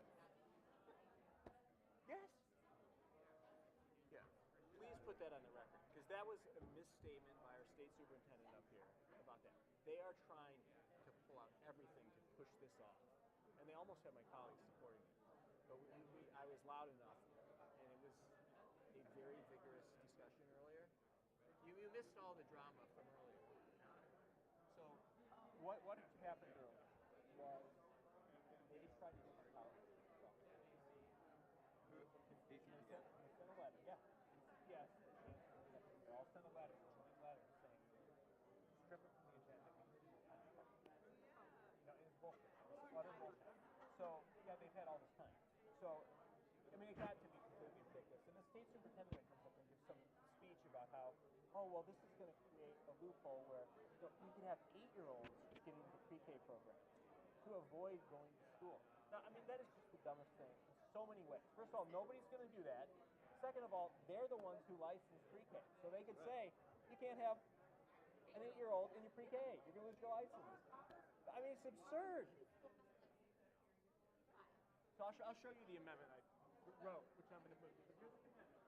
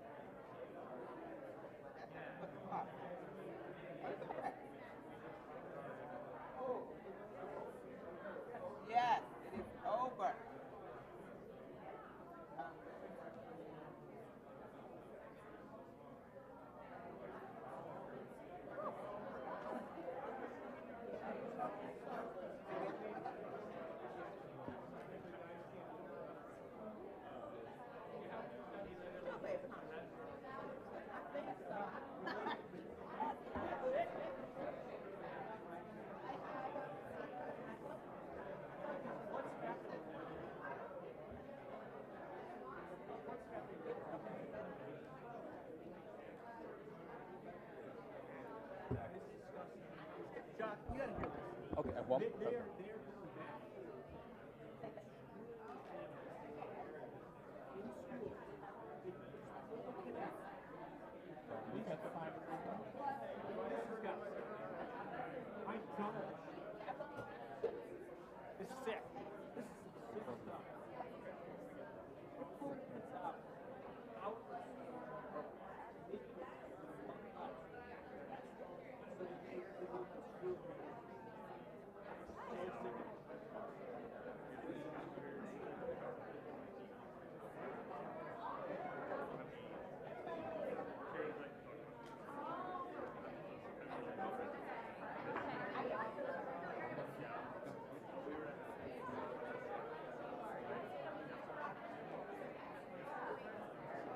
what I'm going to do is make sure that we elevate even more. So once you put this in there, we're going to get some more. Just want to make sure that it's actually okay, that's my biggest thing.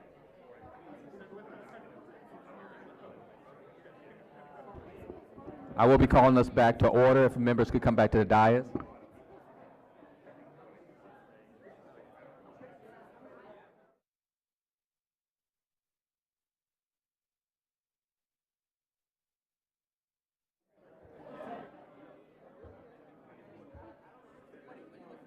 Have you also approached the superintendent and that standing in front of Paul and Baldwin? Those additional copies? So he already has copies in that yellow folder? I'm going to give you the opportunity, but I always think it's incumbent, if they're talking to a now, After let they me vote. know exactly. After they vote. Okay. Because he has such a track. What happens down here doesn't get heat. So somebody has to.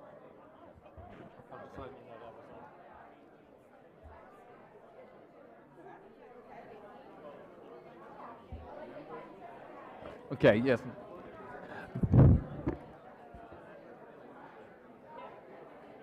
Members, if you could come back to the dais at this point. I am about to table us back in, gavel us back in. Members, could you please take your seats?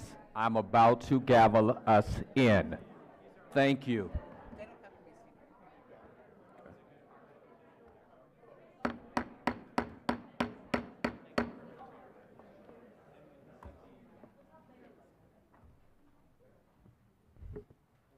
We will hear testimony from public witnesses. We hear testimony from public witnesses at every public meeting, and your comments become part of the official record. If you would like to, speak at a future public meeting, which includes virtual options, please sign up on our website at sboe.dc.gov or contact our staff by email at sboe@dc.gov or by phone 202-741-0888. Sign-up closes 48 hours before the public meeting. We have 23 public witnesses who have signed up to share this evening. As a reminder, all public witnesses must share a copy of your testimony with the staff at sboe.dc.gov so we can add it to the public record. We will hear from those in attendance in a panel format. Each witness will have up to 3 minutes to provide comment. If you are with us in person, please note that you must use one of the microphones at the table which are already on. After each panel concludes, we will pause for questions from State Board members. If members have questions for public witnesses, they will have up to 3 minutes, just like before. Those 3 minutes include their question and comments from the panelists asked. Director Butler, will you call the public witnesses in groups and announce the question rounds?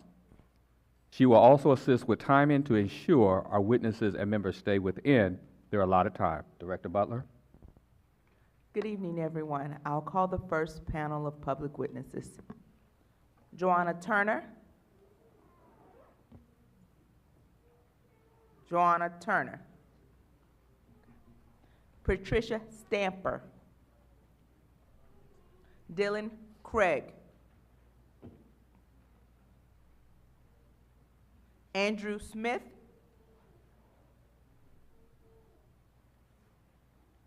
Laura Fuchs. Armand Cerveses.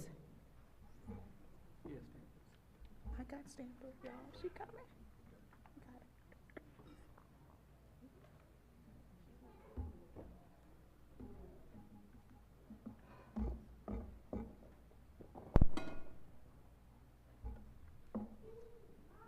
We will start with Ms. Stamper, and then we'll go down.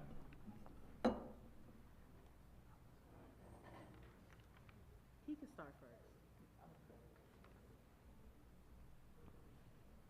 Dylan, go right ahead. All right, ready? Good afternoon, members of the State Board of Education. I am Dylan Craig, an English teacher at Garnett Patterson Stay. I will be testifying about OSSE's proposed graduation requirement revisions, and while this is my personal testimony, the Washington Teachers Union recently passed a resolution on the graduation requirements which outlines these same concerns. First, I'll start with the good. Exploring options to allow special education students to earn a diploma as opposed to a certification should be a priority for OSSE out of all their proposals. Also, endorsement options for diplomas could provide some individualized pathways and incentives for students who have a strong idea of what they would like to pursue. If OSSE moves forward with endorsements on diplomas, students, families, and educators should be included in the plan for implementation. It will be important for the personnel in charge of implementation to have the proper working conditions and professional development to be successful. Now, I want to highlight some very serious concerns. First, many students are unsure of their path or interest at a young age, and early tracking decisions for the sake of endorsements may put unnecessary pressure on students to decide early on when not prepared. 14 is the age for exploration, not forced commitment. Second, reducing course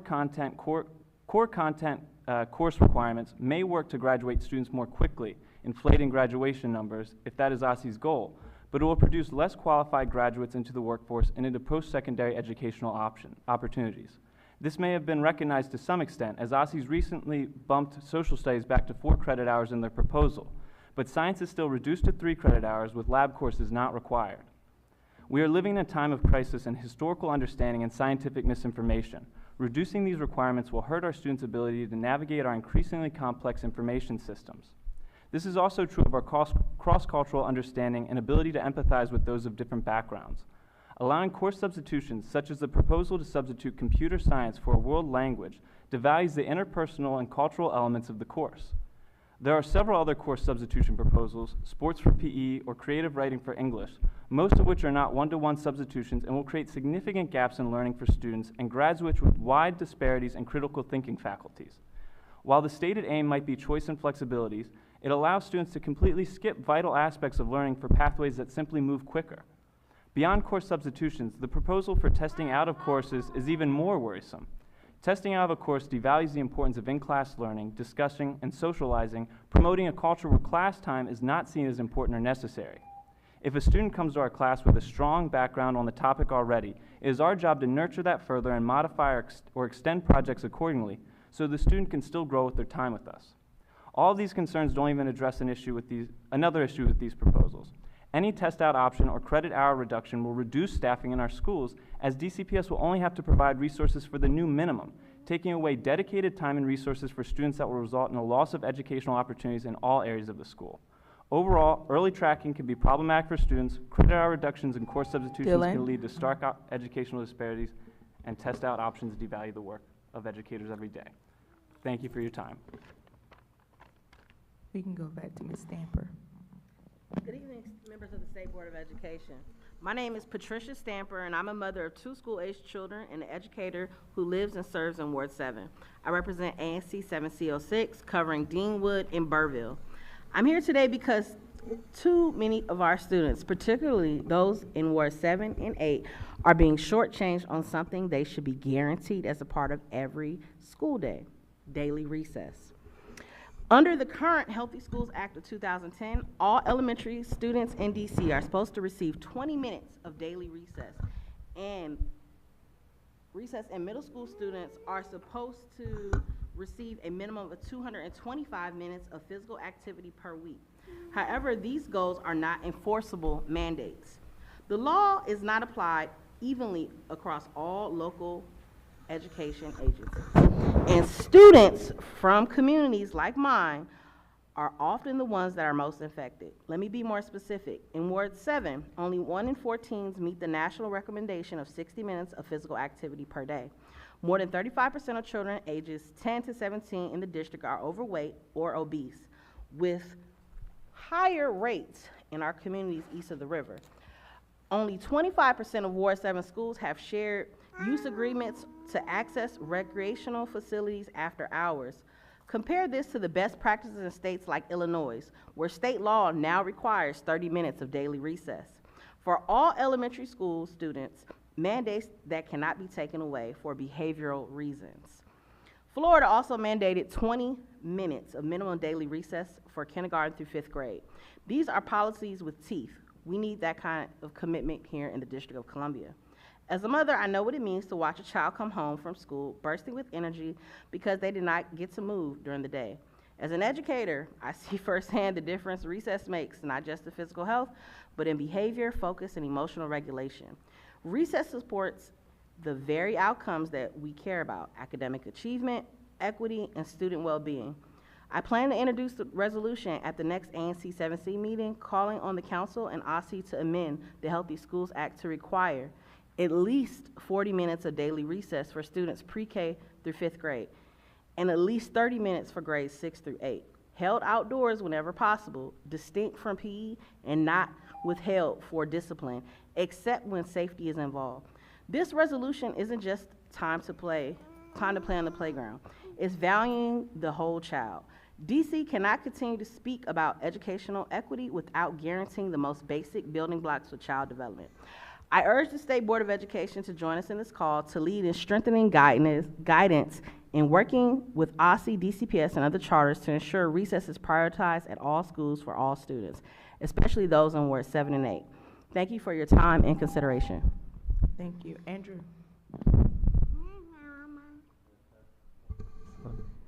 Good afternoon, members of the Board of Education. My name is Andrew Smith. I'm a high schooler at Basis DC. I'm here today because despite the implementation of social emotional learning, or SEL, in our schools in a recently passed bill, it remains inadequate in many schools. I believe that addressing this gap is essential for student success academically, socially, and emotionally. To reiterate the importance of SEL, a 2011 study titled "The Impact of Enhancing Students' Social and Emotional Learning, a Meta-Analysis of School-Based Universal Interventions," which looked at 213 different schools, it noted that on average, there was an 11% point gain in academic achievement in schools that had proper SEL implementation. It also noted that there were less likely to be situations involving bullying, as well as students being less likely to experience anxiety, depression, and students being able to be more cooperative and able to handle conflicts. Further on, another study titled "Early Social Emotional Functioning in Public Health, the Relationship Between Kindergarten Social Competence and Future Well-Being," which looked at over 800 students. It showed that students that were able to participate in social emotional learning successfully had a 10% decrease in the likelihood of experiencing mental problems, such as anxiety or depression, a 9% increase in the likelihood of being employed as an adult, a 9% increase in the likelihood of achieving higher educational attainment.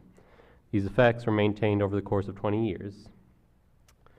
For how SEL is lacking in schools, we believe it may be due to insufficient funding, improper training of teachers, as well as an inconsistent implementation, which means that being offered only as an after-school activity or an optional class rather than part of the core curriculum.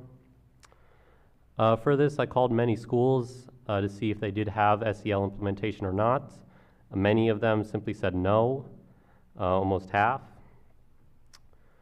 About a month ago, I proposed and debated upon a bill for youth and government in order to solve this this issue.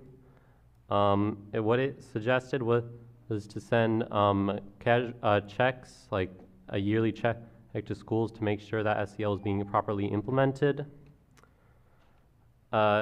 In conclusion, I believe that SEL is essential to schools for the long-term effects that it has on their children and their future, and to generate and create well-rounded, successful students.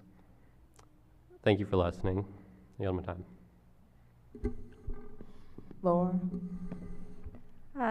Excuse me, thank you. In October of 2024, DCPS secretly made a unilateral decision to end the green card policy that they had previously been using as part of the end result of the H-1B program that they began around 2019 and 2020.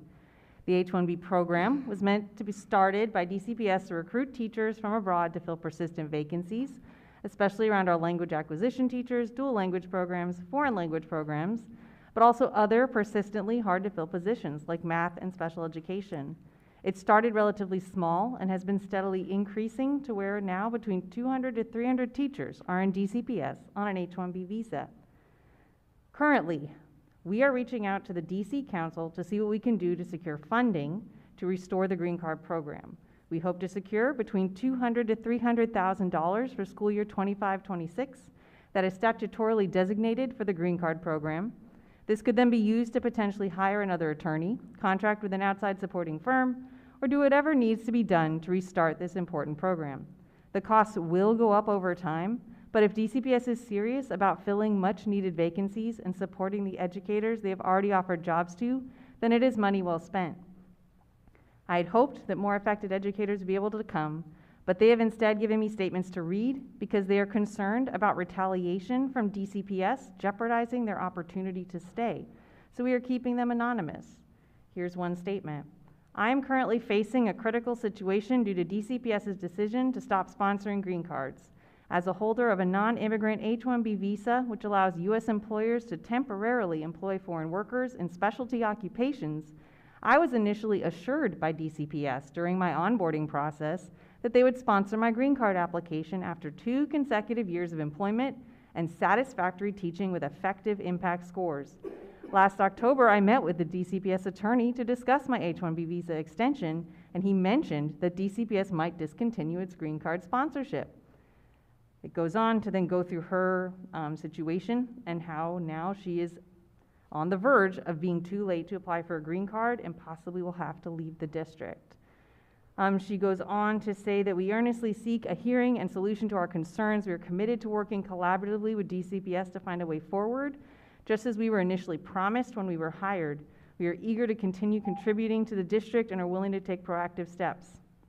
Another educator stated, one of the main reasons I chose to join DCPS was the promise that after completing 3 years of employment, the process to apply for permanent residency or green card would begin. During the remaining 3 years of the H-1B visa, I would work closely with the assigned attorney to complete that process. This opportunity was a dream come true for me. We need to fix this. It's not acceptable. Thank you.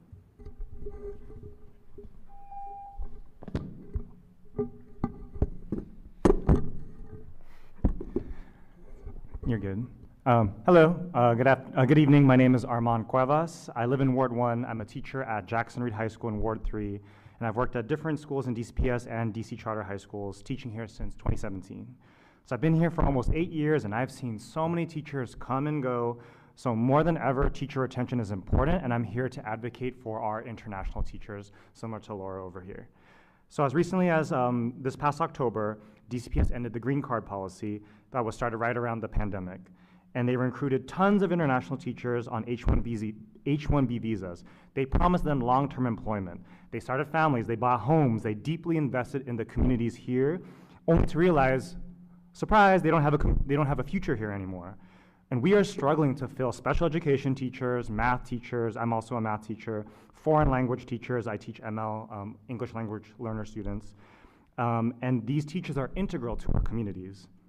Personally, the school that I work at has a handful of international teachers who do incredible work.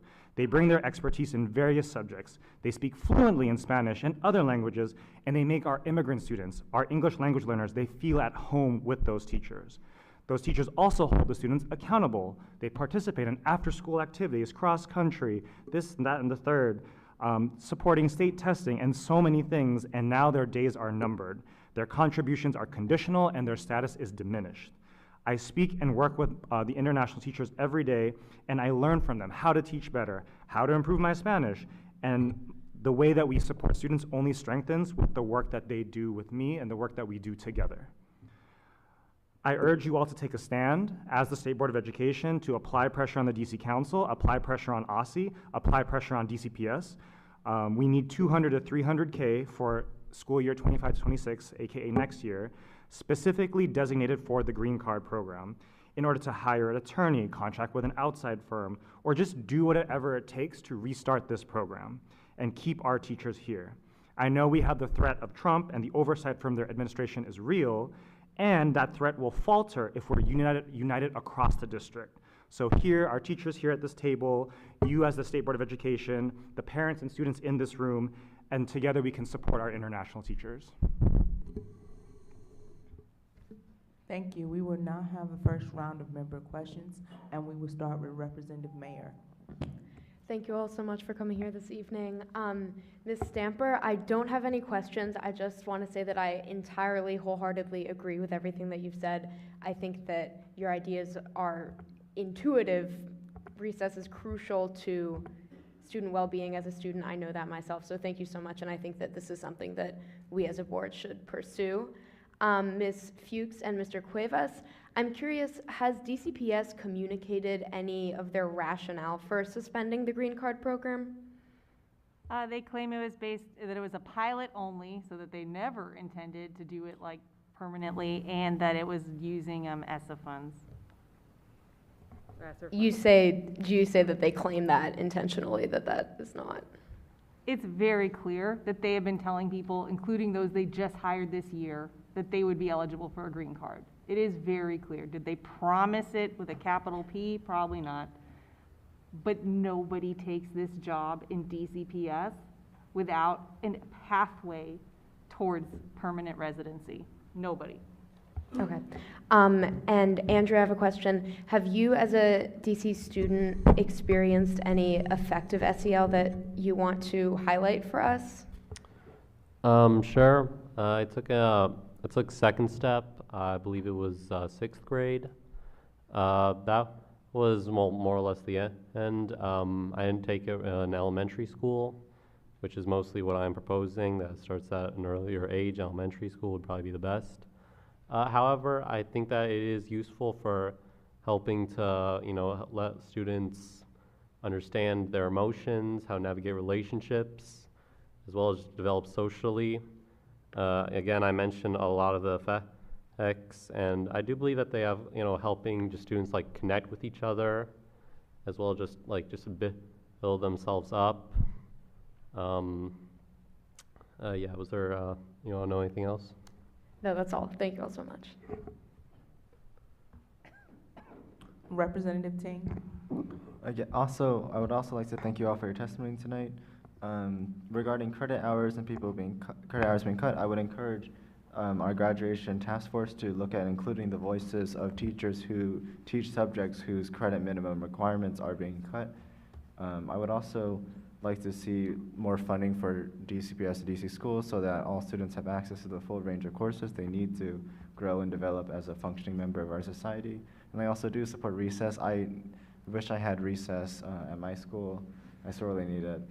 As for DC not funding the Green Card program, while my term ends such that I cannot take action, I would hope that if not the State Board, at least the DC Council, which controls the budget, would take that up. Thank you all for your testimony. I yield my time.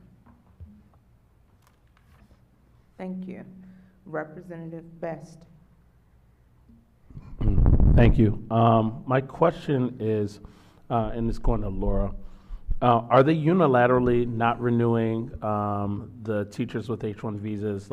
Is it performance-based? Are there some who are brought back and some who are not? Could you share that with me?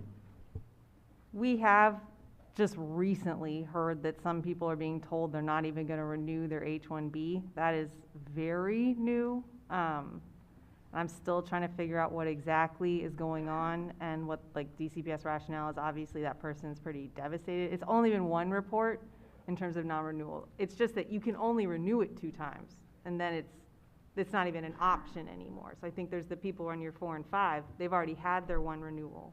There isn't an option for another one. Green Card was the only path that really gives them a way to stay.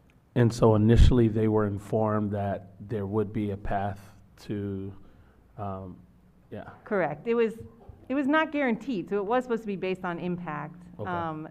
Reports on kind of who got into the two cohorts seemed to not really have a rhyme or reason. It seemed like it was kind of luck. Like, did you ask at the right time when they were kind of accepting? Because some people weren't that far on their path, and some were like further along that didn't get it. So, and it's not always clear that it was because someone had a higher impact score. So it seems like it was, if the policy were to restart, which we definitely want it to, we also do want more clear parameters and to make sure we're prioritizing those who don't have the opportunity for another renewal, and the newer people can still have the pathway, but they have a renewal period, so they have some more time. And so that I'm clear, how could we best support your advocacy in this issue? So we've met with every council member and or their staff. I think, we know it's gonna be very busy. It's obviously gonna be a very trying period. So it's just a matter of not having it get lost in all, I think, the asks. What we haven't really managed to land on is like, who is gonna champion it? So it's, a lot of people are kind of expressing support. It's not that much money, right? So I think it's not too hard to find it, but it's like, who is gonna actually do it? Because we're still trying to pressure that. So I think, talking to those council members you are close to, just reminding them that this is a group of educators that are important. Let's not forget them. All right, and you would also have, let's say if we do talk to our council members, like some like data that would support like making sure that we're pushing this as like something we really should be doing. In terms of like how many educators are affected and things like that? Yeah, all that as well as their effectiveness in the classrooms as well. Yeah, I think we can get that together and get that to you all. Cool. Yep. If you, all right. Thank you. Representative Chang? Right, Laura, I'm similarly interested to know more about how we can help, and as part of that, who's pushing back on you, and what are they saying, if anything?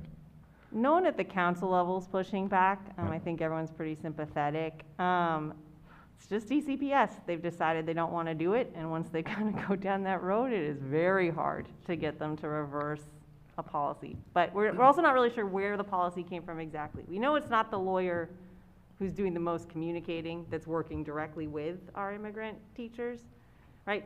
He's not in charge of the policy. So he just has to do what, he's told to do as the lawyer and what he's allowed to put in paperwork for and what he isn't.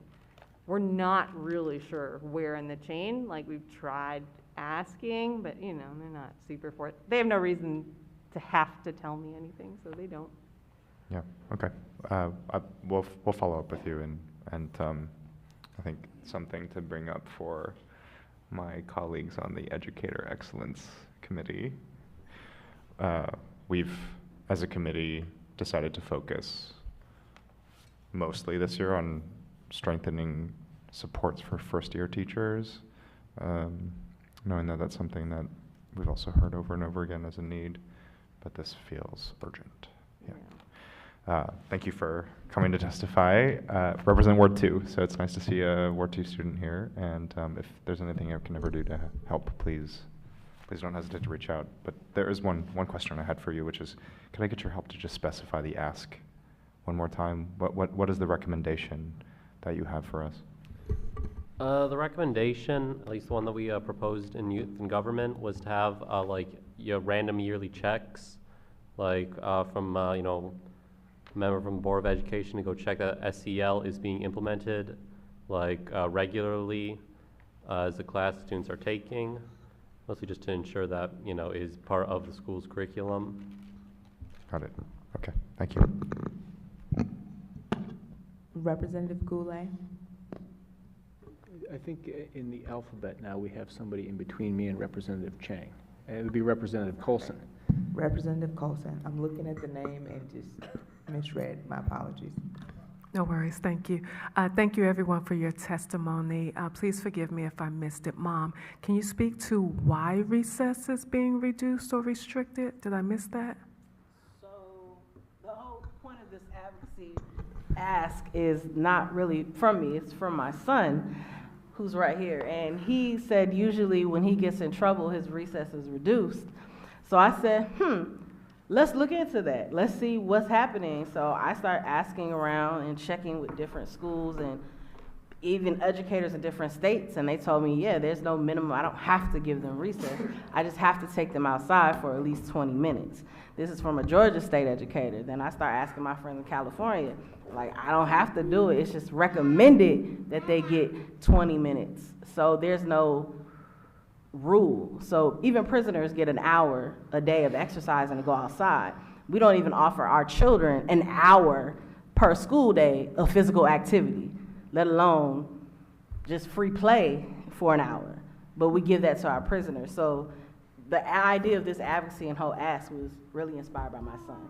Thank you so much. And it's always terrible when we equate education to the prison system, of course. I'd love to follow up with you and give suggestions, if I may. To Ms. Fuchs and the other teacher here, thank you all so much for being here. I'm very visual, and I think in terms of maps and wards and everything of that nature. Can you all speak to the numbers of teachers that we're possibly talking about and where or which schools will be highly impacted? It's unfortunately, I don't have all the access to the data that I wish that we did have. The W2 did put out a survey, and I will reiterate to the W2 leadership to make sure to get that information out to all elected leaders. And we think we're trying to get them to at least get it to the council, but I can also make sure they know to get it to all of you as well. We do, from what I remember from the data, Ward 1 is the most affected, followed closely by Ward 4.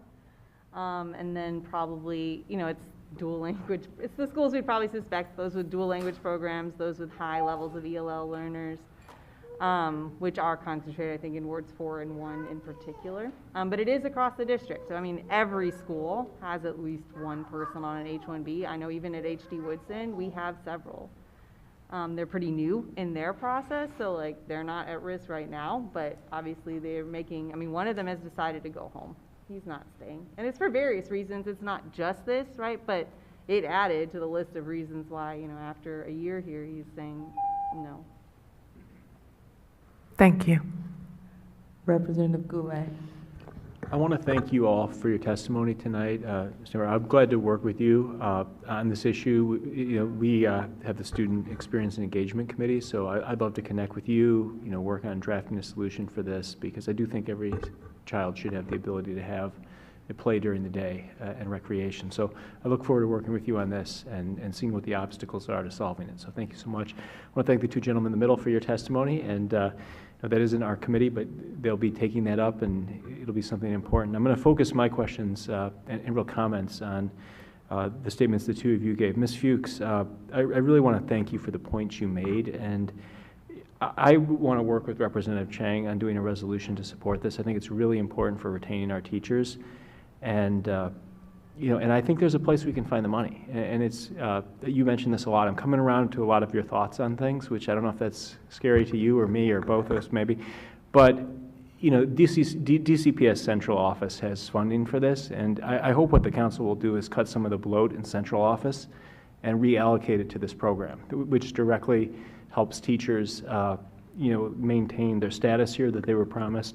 And just everything you described is synonymous to a situation I'm going through right now with DCPS, and I didn't really fully grasp the gravity of some of the things you'd said before this process that I've been dealing with trying to get students to attend kindergarten. And you know what you said about somebody making a decision, nobody knows who made it, it was just made, and then it just being stuck to rigidly, no discussion, no ability to change anything. And then the fear comes in. Chancellor Farabee has, whether directly himself or indirectly under him, there's a culture of intimidation and retaliation that DCPS, I think, is becoming increasingly known for. And that's very problematic. And that's why some of your teachers, you're probably afraid to come in and speak on this, because they know there'll be retaliation. The parents in Ward 3 are experiencing this too, and parents in Ward 4 who've advocated for their children to be able to attend kindergarten.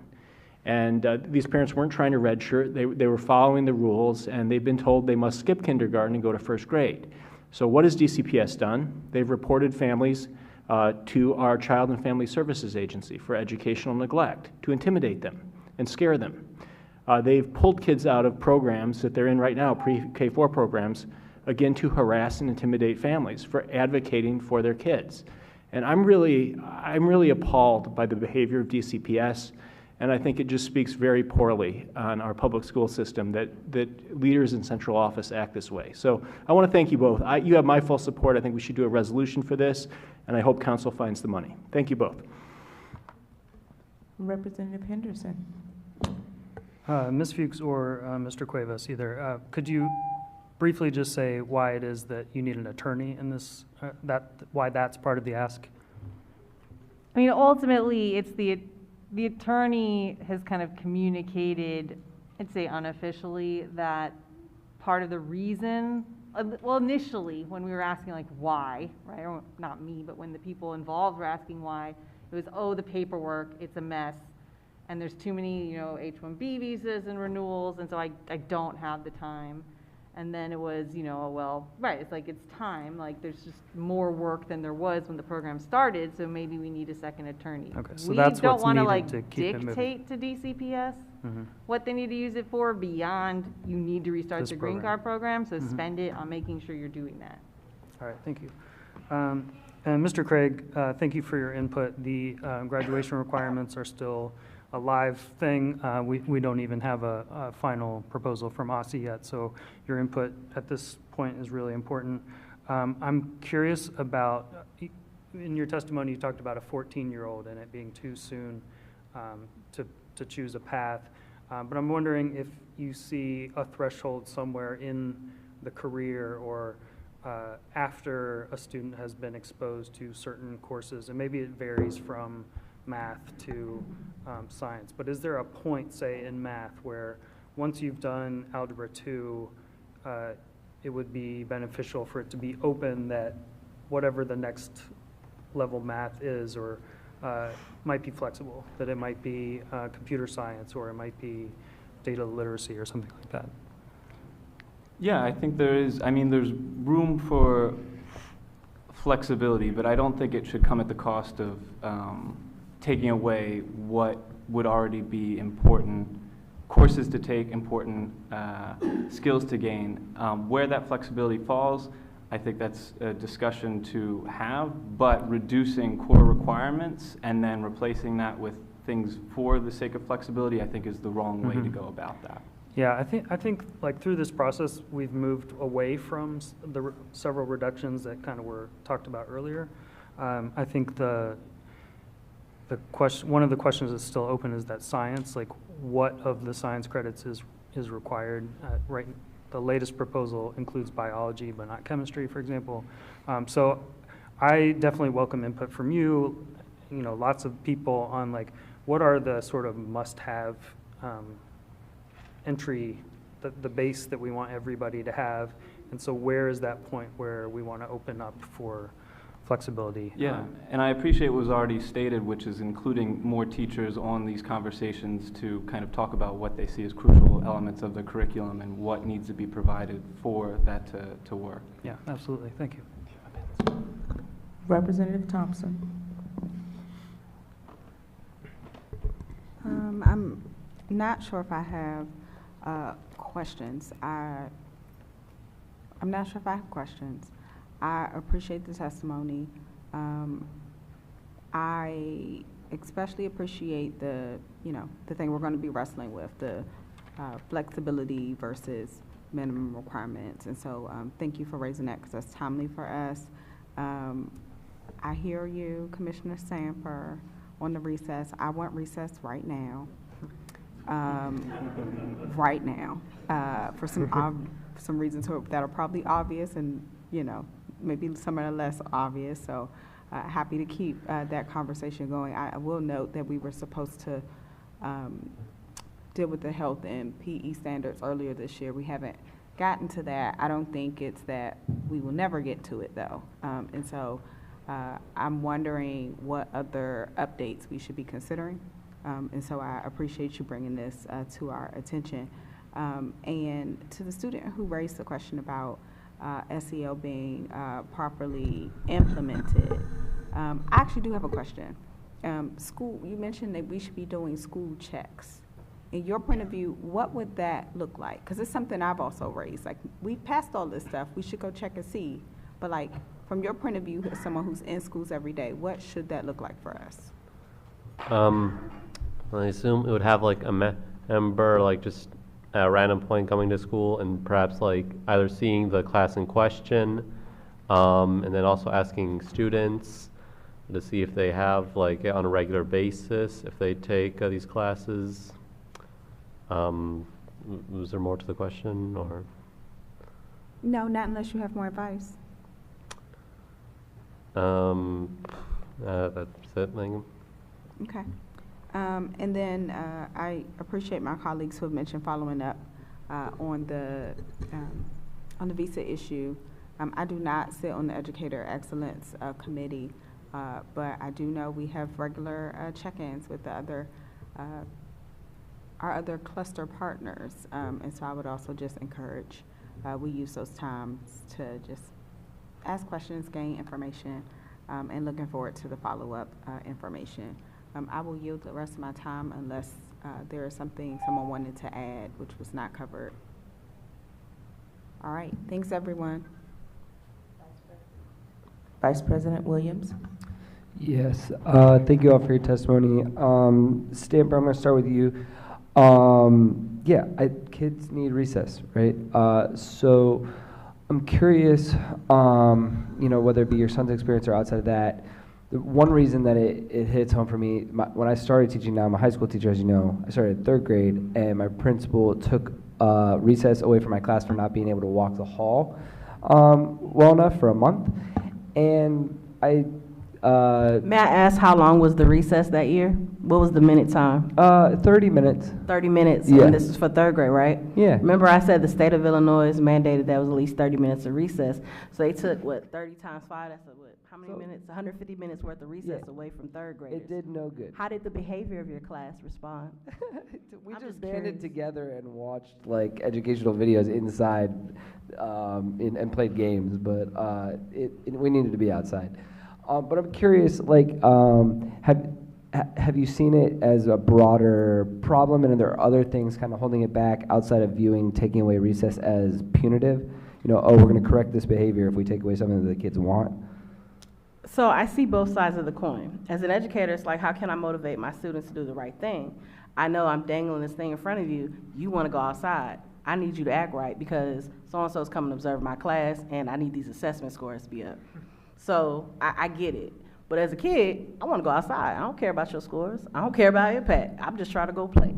So like I said earlier to Representative Colson, if we're giving our prisoners at least an hour a day, why can't we give our kids at least 30 to 40 minutes mandated by law? Yeah, and I think the whole child, like it'll play out with a lot of benefits for other parts of learning. I only have 1 minute left. I was intrigued by everyone's kind of questions. Mr. Craig, you kind of said a couple like caution around some of the substitutions that we're considering for graduation requirement. The thing I want to kind of think about more closely is this like sports for PE credit. In talking with a bunch of health teachers around the city, I don't see OSSI taking away the first half credit, which is like, sexual wellness, basic, health skills, and not necessarily like just team sports that people will do in like a traditional gym class. And I've heard from a lot of students that it could free them up to take another elective, so that last half credit is something that I'm still considering, but the other points are very well taken. Ms. Fuchs and Mr. Cuevas, I appreciate that. I think the push to find a champion for this issue and figure out where we can put it in the budget for a variety of reasons is important. And then I'm out of time. I appreciated your point as well, and I'm curious how we can reconcile academic rigor with making sure that kids are cared for holistically. So thank you for your testimony tonight. President Patterson. Thank you so much. I want to thank all of the panelists for coming in front of us and advocating for the particular issue that you have. I have a couple questions. First and foremost, I want to comment on Ms. Stamper. I so appreciate you, that you can give it as much as you get, and you're going to ask us questions as we ask questions. So I appreciate your parent activism and all the things that you do in the community. I see you all the time, so thank you for that. I appreciate you. Ms. Fuchs, just want to say, because some of my colleagues have already spoke to how you would like us to support, I look forward to supporting what you're advocating for on this particular issue. I think it's very important that we do get behind this because of the international educators that we have, and I want to make sure that that happens, okay, that you do have an advocate for this particular issue. I want to come back to Mr. Craig because you spoke to something that piqued my ears as you were talking about the graduate profile and requirements. The one around special education diplomas, which is, she's not here this evening, but a very special issue for Ward 8 representative, my representative in my ward, Johnson Law. If you were in my position, and I know we have representatives both here from the Chancellor's office and also from OSSE, what would you say needs to be done in that to make that kind of happen? What recommendations would you give them on how we make sure that that diploma does what it needs to do but still has the rigor that it also needs for special education students? So what OSSE has proposed so far in that realm seems to be fairly limited, so it's unclear and it seems what direction they're going with that at the moment, but that does seem to be one of the proposals that is implemented in districts elsewhere. So that would be my first recommendation, would be look at how it's being implemented elsewhere and how we could implement that here in the same way that fits our needs successfully. Other than that, I apologize, but I don't think I have any specific recommendations regarding that. But again, because that seems to be the probably most promising proposal from my perspective on what they're coming out with, that should be the particular focus on research, looking at other districts on how it's implemented successfully and how we could do it without shortchanging students here as well. Because I'm sure there's successful implementations out there that we could learn from. Thank you, Mr. Craig. And I know we've held a panel on talking about alternative ways to get to that particular point previously, but I wanted to make sure that an educator from here voiced their opinion on it. I know at, I believe it's DCI, they came here during that time and talked about how they're doing it there. So I just wanted to make sure that your voice was heard on that particular issue. I yield back my time. Thank you all for coming to share your public witness testimony. We are now going to call our next set of public witnesses. Nicholas Tremler.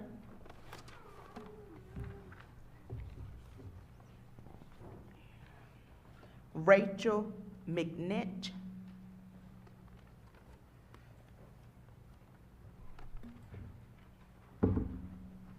Jennifer Lilienthal.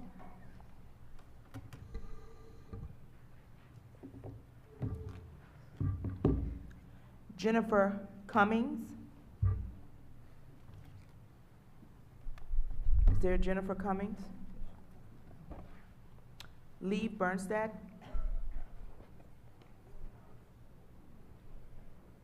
Nicholas, we'll start with you. Hello, I'm Nicholas Pemesler. I'm a charter school student athlete, a member of the SAC, a Basis DC student, and a Ward 6 person. I'm one of the authors of Resolution SR 25-8, calling for public funding for the Public Charter School Athletic Association, and I'm speaking here today to ask you all to vote in favor of it. I remember last year at a team dinner before cross-country regionals, I overheard Coach McNinch my cross-country coach, also the president of the PCSAA, talk about the difficulties of running the Public Charter School Athletic Association on top of her already demanding schedule. The Public Charter School Athletic Association organizes all in-season games for charter school sports, and it is overall a very important job for student athletes at charter schools. The next time I thought about the PCSAA after that dinner was when I heard that President McNinch was diagnosed with cancer. It was during the indoor track season, which was the winter season of running. We all rallied in support of her, and we even had a community 5K for her. But I wondered who was running it in her illness. It turns out that despite Coach McNinch undergoing chemotherapy, she still had the duties of running the PCSAA, because if she didn't, the charter school students, half of the DC public school student population, wouldn't be playing. DC shouldn't have to rely on volunteers to do this vital task while undergoing these incredibly major medical procedures. The system just isn't sustainable, and without funding is very fragile. There may come a time when no one is able to do this job on top of their already demanding full-time jobs, and in that event, it may be a case that charter school sports don't go on. This resolution is to prevent that scenario and make it reasonable for the people running the PCSAA to do that. So what SR 25-8 would do is it would call on charter school LEAs to provide funding for the PCSAA to hire 2 full-time employees and cover any necessary operational costs so that the PCSAA is sustainable and reasonable for the people running it.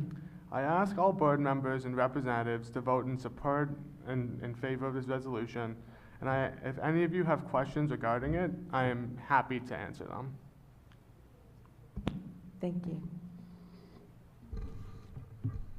Wow, thanks, Nick. That was very moving. It's hard to gather myself now. So I'm Coach McNinch is what everyone calls me, but I am Rachel McNinch. I am speaking once again in support of the calling for public funding for the Public Charter School Athletic Association resolution. I serve many roles in DC athletics, including as the athletic director at Basis DC, the track and cross country coach at Basis DC. I'm a coach and a site coordinator for Kids Elite Sports Camps in the summertime, and my primary role, which is why I'm here this evening, is as the volunteer president of the Public Charter School Athletic Association. This is a role that I serve solely as a volunteer elected by my fellow athletic directors from other public charter schools.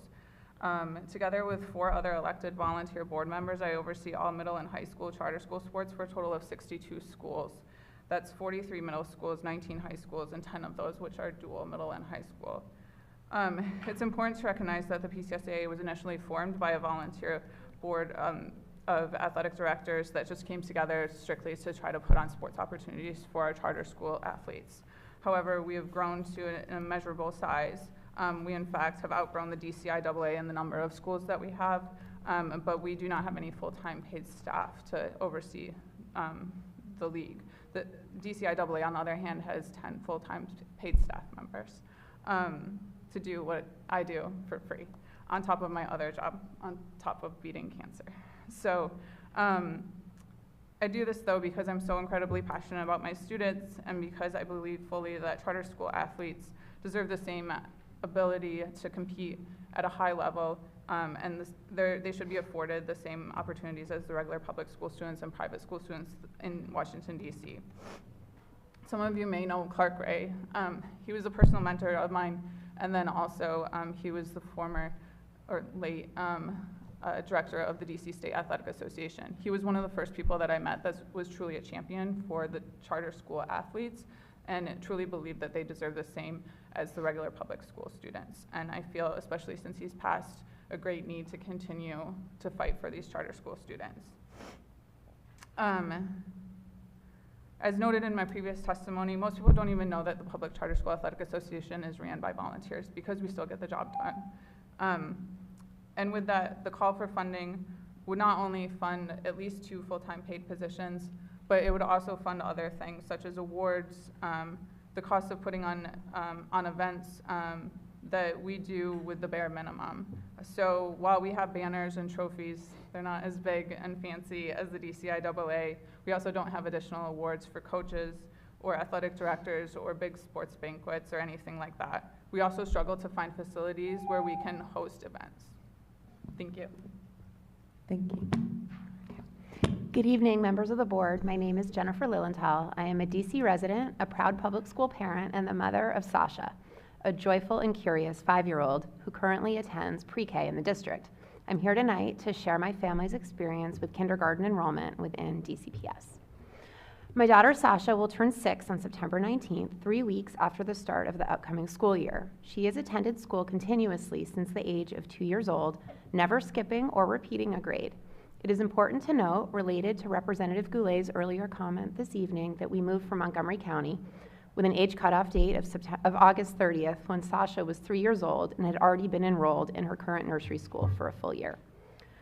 Sasha is ready to start kindergarten this fall with her friends and classmates from pre-K and cannot wait to attend her big sister's elementary school. Yet, despite being prepared in every sense and having done everything right to follow prior age guidelines, Sasha has been denied kindergarten enrollment for the fall because DCPS is suddenly and without any notice applying age cutoff guidance that will force children into a grade level based solely on age. We received a formal denial of kindergarten enrollment alongside an offer of mental health services to help Sasha cope with what DCPS itself acknowledges could be a traumatic transition. Families like mine, many of whom have older children with similar birthdays who never had this issue, are also being told their children must be placed directly into first grade next year, skipping kindergarten altogether. To make matters worse, this application of policy has not been applied consistently across all DCPS elementary schools. This is inequitable, unfair, and harmful. DC law allows DCPS to promote students based on readiness and proficiency and not just birth date. How could Sasha possibly be expected to attend first grade when she has not gone to kindergarten? Why is DCPS focusing only on the child's birth date and is disregarding their proficiency? And why is DC one of the only states in the country with a September 30th cutoff and zero flexibility for parent input and a choice to do what is best for the child? There is no discretion being exercised, even in a clear-cut case like ours. Furthermore, the issue of nursery school licensing under OSSI needs to be addressed. Our current nursery school, like so many others in the district, has a license that authorizes them to teach children ages 2 through 5.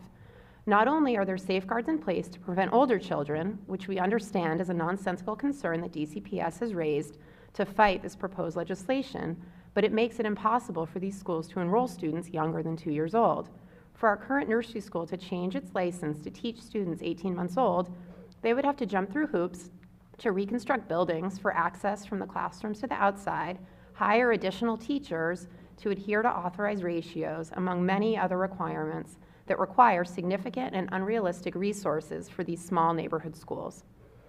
What makes this even more outrageous is we were pushed by the incoming school principal and the cluster superintendent to withdraw Excuse me, Ms. Sasha. Lilienthal, the time has expired.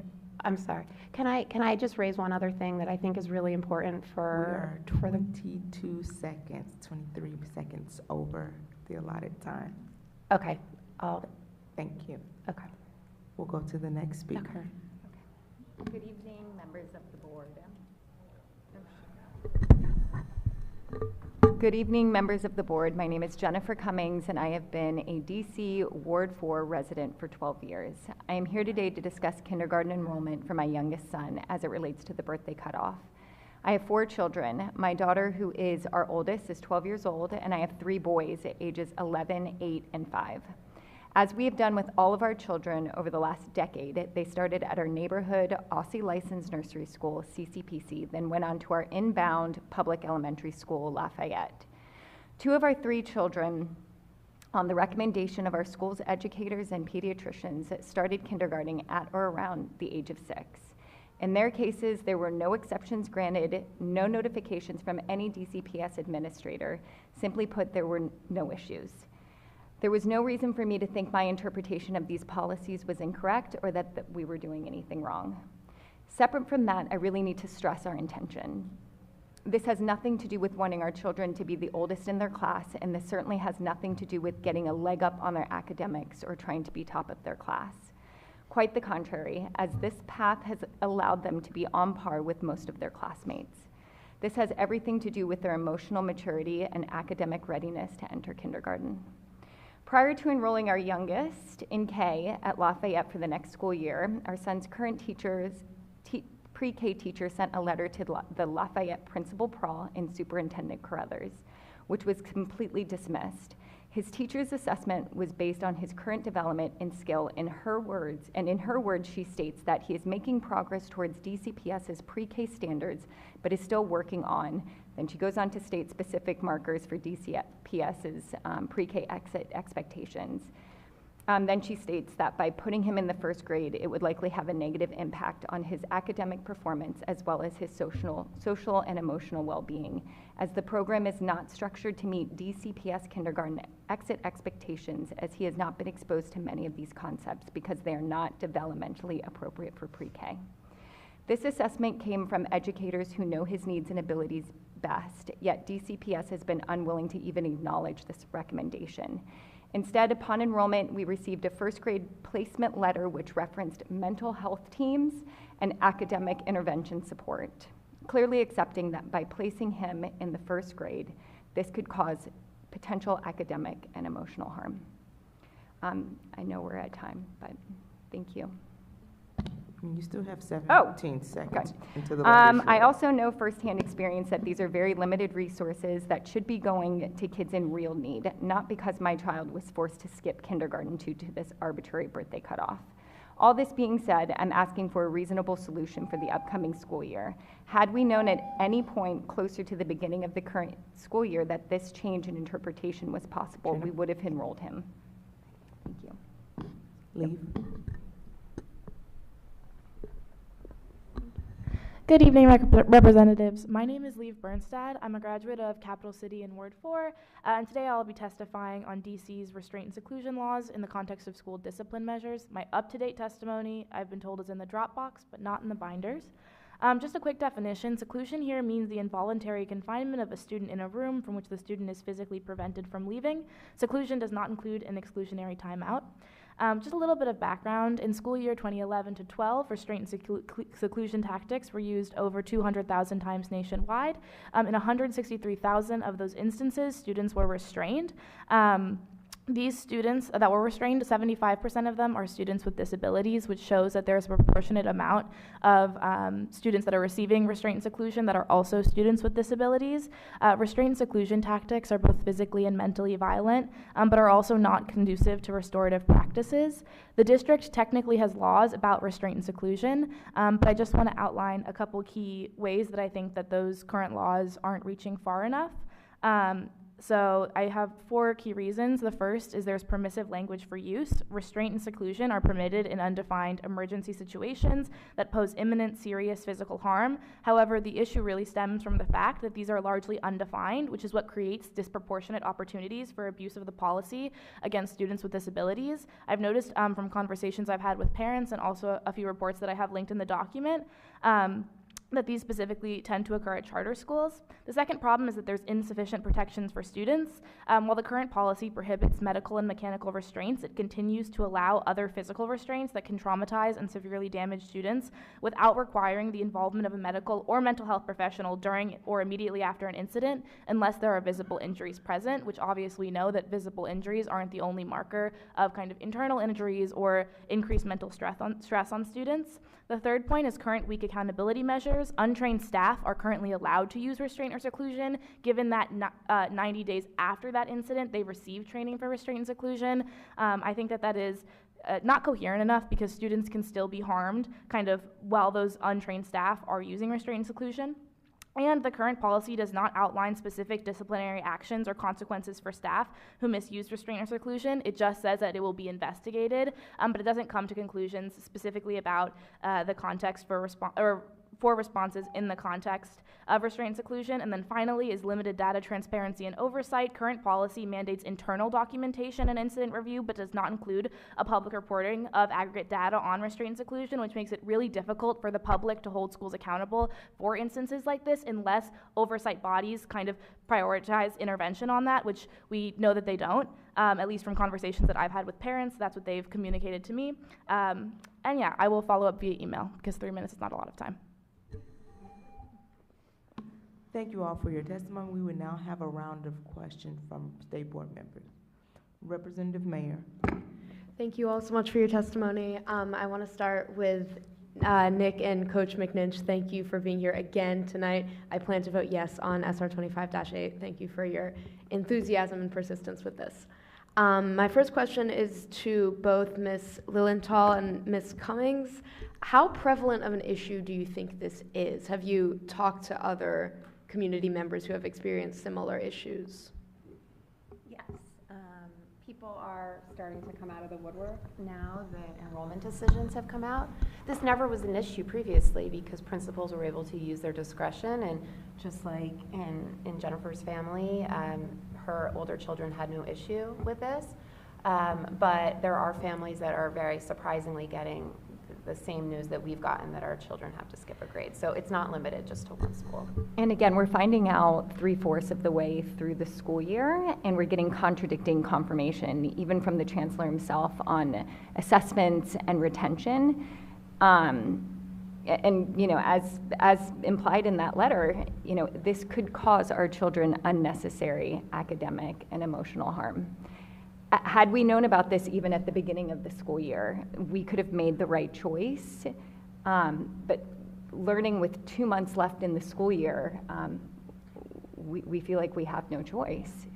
I think it's also important to look at the language, the law, and the guidance, that the age cutoff is written as an age minimum, that children need to be 5 years old to go to kindergarten. It's intended to prevent truancy in schools, is our interpretation of this, not set as an age maximum. The language does not read as an age maximum, yet DCPS is interpreting it, choosing to interpret it in that way. It's also in direct contradiction with other language, as I stated in my testimony, about proficiency and readiness, that how could a child possibly be proficient and able to be promoted to the next grade level if they have not had the previous grade? Thank you. And Leave, I have a question for you. I remember you testified about the same issue last year. I'm curious if there have been any developments or regressions since you last spoke. District-wide, there haven't been developments or regression. I appreciate that question. I think that my kind of main concern is that as the federal administration chooses to roll back protections for students, and as less kind of publicly aggregated that data is available, that this kind of concern becomes more prevalent, especially because the kind of conversations that I was having with parents about it before I testified and after I testified haven't really changed. I've still been kind of hearing similar communication, given that like the kind of communication of the law is very vague, and like whenever the situation permits, these a lot of students that experience restraint and exclusion, from my experience, have kind of received that treatment multiple times. Thank you. Representative. I would like to, thank everybody, but I will also focus on Coach and Nick. Thank you to the tireless work of Coach McNinch, Nick, SBOE staff, and the greater community, adults and students, testifying to make sure that DC public charter schools have equal access to sports opportunities. Organizing more schools than the DCIAA, yet running on a volunteer basis while having cancer makes Coach one of the greatest public servants I know. When I first heard this legislation 1 year ago in Youth and Government, it felt right. After months of research, speaking to several agencies, tirelessly asking feedback from countless students, I know it's right. I would like to ask if Nick or Coach have anything else to add. Thank you. I do everything I do for my students, and these are two prime examples of them. I think the only thing else that I wanted to touch on, because there was a question last time, is how do we have funding currently to put on events? And so currently each charter that has a sport, they pay into the Public Charter School Athletic Association a due for that sport. So typically a sport is about $500, that's per gender. So for example, if you have varsity girls and boys track, you would be paying $1,000 for that sport. But that's just enough money to put on these events and to provide the necessary things to do championships. And then in addition, I think there was a question of why does the Public Charter School Board not take us on? And it's an issue that each charter is its own LEA. And so unlike the DCIAA, which is just one LEA, it's very complicated. And so I think though, in order for the PCSAA to be sustainable or to take it to the next level, which really we need more than 2 funded people, but it's a first step. I think that each school just needs to increase the dues that they're paying in, and I think we can continue to operate similar to how we are, but we need full-time dedicated staff. And then we also kind of need a top-down approach of saying that the charters need to pay in more, and we also need to be able to reach the principals with this as well, because I don't think most principals even know what's going on behind the scenes. They just know that their kids play sports. So, well, thank you, Ryan, for all that in-person work you've done on this as well. Yeah, I would like to add that in I forget what year it was, but the Deputy Mayor of Education did a survey on the state of sports within the district, and they actually recommended having funding to hire full-time employees for the PCSAA to ensure stability and yeah, just to make the situation more equitable for charter students. Yeah, that's all I wanted to add. Yeah, thank you. I yield my time. Thank you. Representative Chang. I'd actually appreciate it if we could use my time for you to finish your testimony.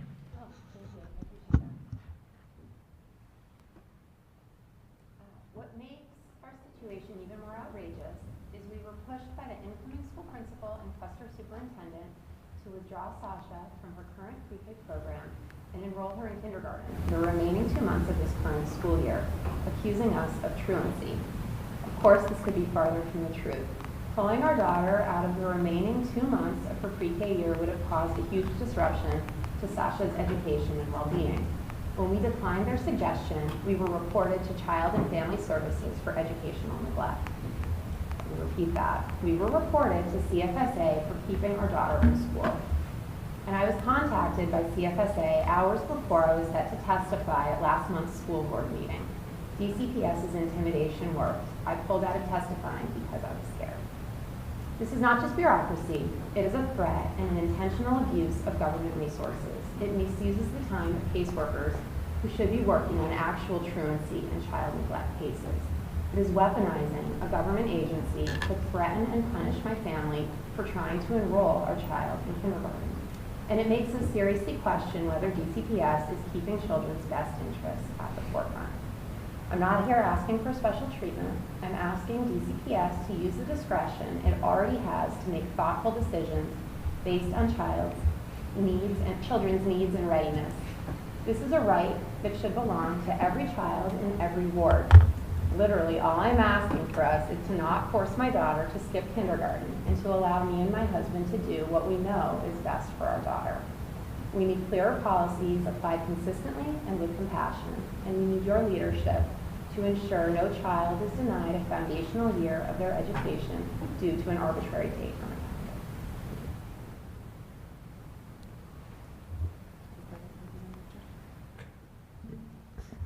Representative Colson. Good evening, everyone. To my guests from charter schools, you have my support. Thank you so much. I remember the testimony previously. To my parents, I was going to yield some of my time so that you can finish as well, so I'm glad that you were able to do that. I don't have questions. I think I'm pretty clear. Thank you.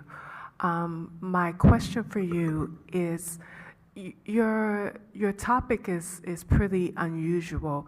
Can you, one, tell me why you're so passionate about this? And then two, do you have context or examples of when these restraints and seclusions are happening? Like, what is occurring that will lead a staff member to seclude or restrain a student, please? Yeah, so I was a former student representative on the State Board of Education. I graduated 2 years ago, but the 2 years before that, I was a student representative. And so in my interactions with constituents, this is kind of some of the feedback I've heard. I also worked on Alistair Chang's campaign this past election cycle, and those were also some pieces of feedback I was hearing from families that I spoke with. I have included the name of a report in the document that you have in front of you. It's titled Restraint, Seclusion, and Abuse in the District of Columbia Schools and the Need for Accountability. It was published by DRDC at University Legal Services. I think that report specifically outlines like detailed instances of when this occurred. I'd be happy to ask parents that I've talked to if I can connect them with the board directly. But from my understanding, a lot of these instances occur even when students are not physically a threat to other students, because DC's corporal punishment law specifically says, and I don't have it in front of me so I can't give you the exact quote, but that kind of one instance in which increased acts of like physical restraint can be used is to maintain a specific educational environment, which often then targets students with disabilities that might have issues or might have trouble, communicating or controlling their emotions. So those are kind of the instances in which I've heard this implicated, and like I said earlier, given what I feel is a pretty legitimate threat that the current federal administration will continue to roll back protections for disabled students. This is just something that I would appreciate if the board just consistently was aware of, given that a lot of folks do not talk about it or think about or like share about the implications of restraint and seclusion. And so kind of keeping that top of mind as federal regulations around education changes would be great. Representative Goulet. I want to thank you all for your testimony.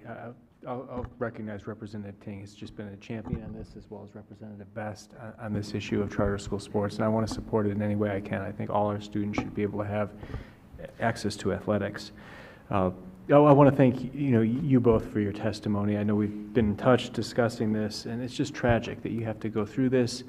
It's traumatizing to families, and I'm sorry on behalf of the city that this is happening to you. And there's just no excuse for it whatsoever. And I want to piggyback on what you said and address the really disappointing comments by our state superintendent, Dr. Mitchell, that were made up here today. I was really disappointed in her today.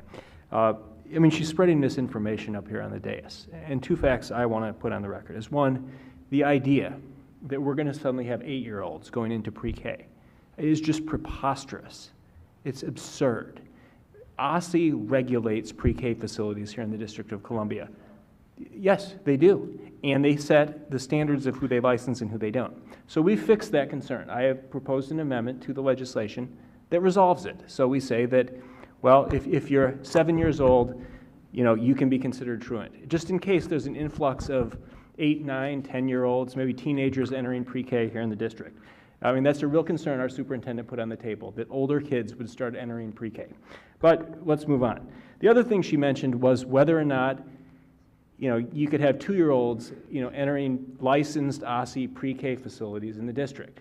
Well, they already can through DCPS, and they can through licensed pre-Keep that are also DC run. But if you have a private facility, as you mentioned, there are onerous regulations that if you have 2-year-olds there, that you have to then meet additional requirements to have 2-year-olds then working with 3- and 4-year-olds. So you could mix 2- and 3-year-olds, but practically you're not going to do that. You're going to have 3- and 4-year-olds in a pre-K program, and this was the experience at my pre-K, because my kids could not go to DCPS pre-K because there was none for 3-year-olds. So they went to private pre-K. They went to the Palisades Preschool, which was a great school, but they wouldn't have any 2-year-olds there because then they had to meet a whole host of other requirements.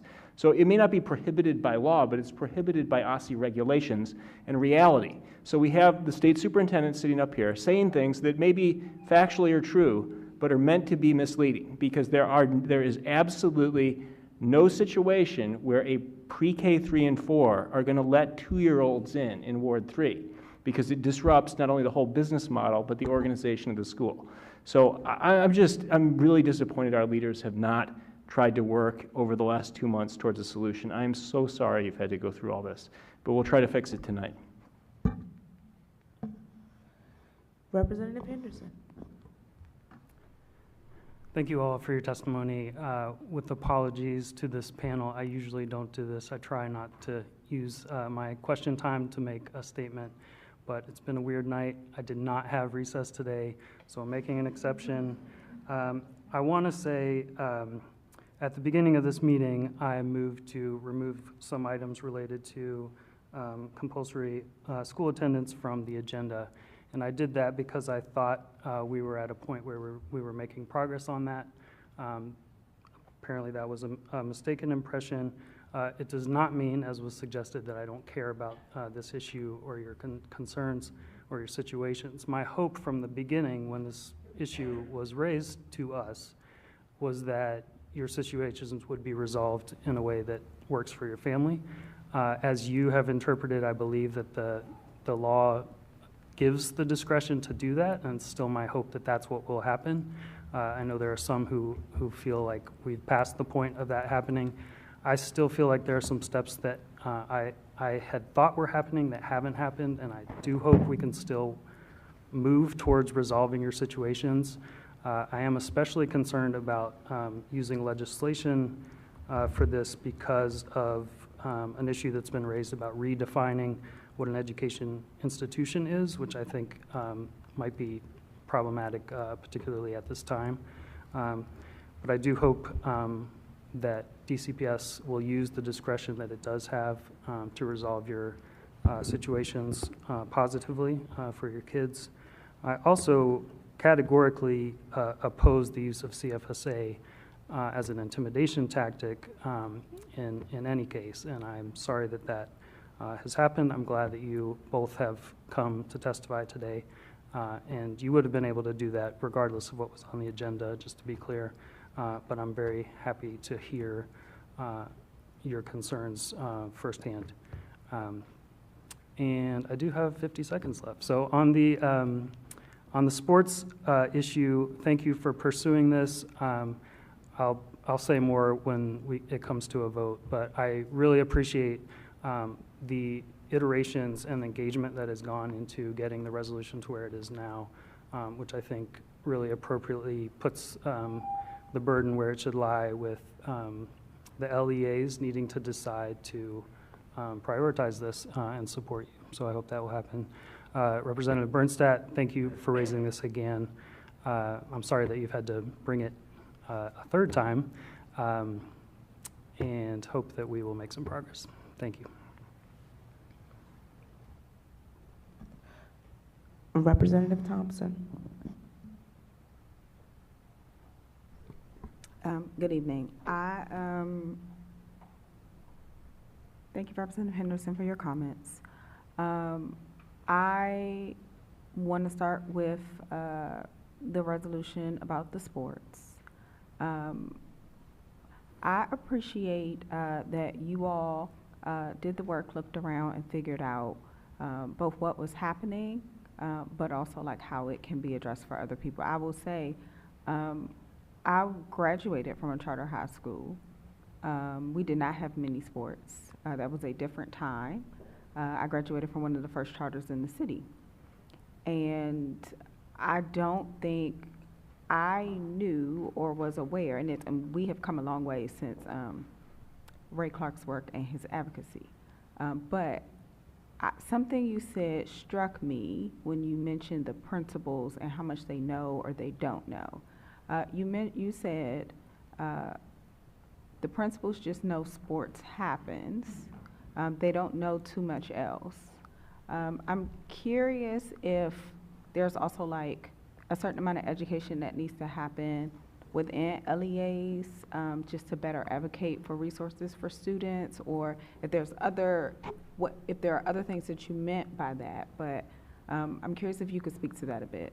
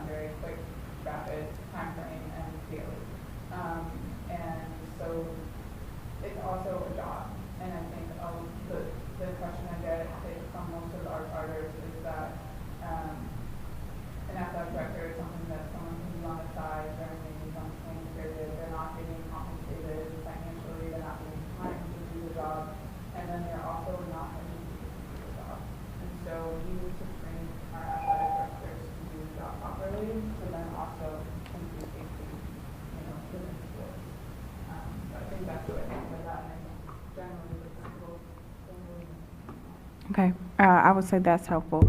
I want to thank you for your time and your testimony. Congratulations on your cancer journey. My sister's a cancer survivor, so I'm particularly sympathetic to just all that you have had to manage. I do want to thank all the panelists for their testimony. Good to see you again, Leaf. I yield the rest of my time. No time. There's no time.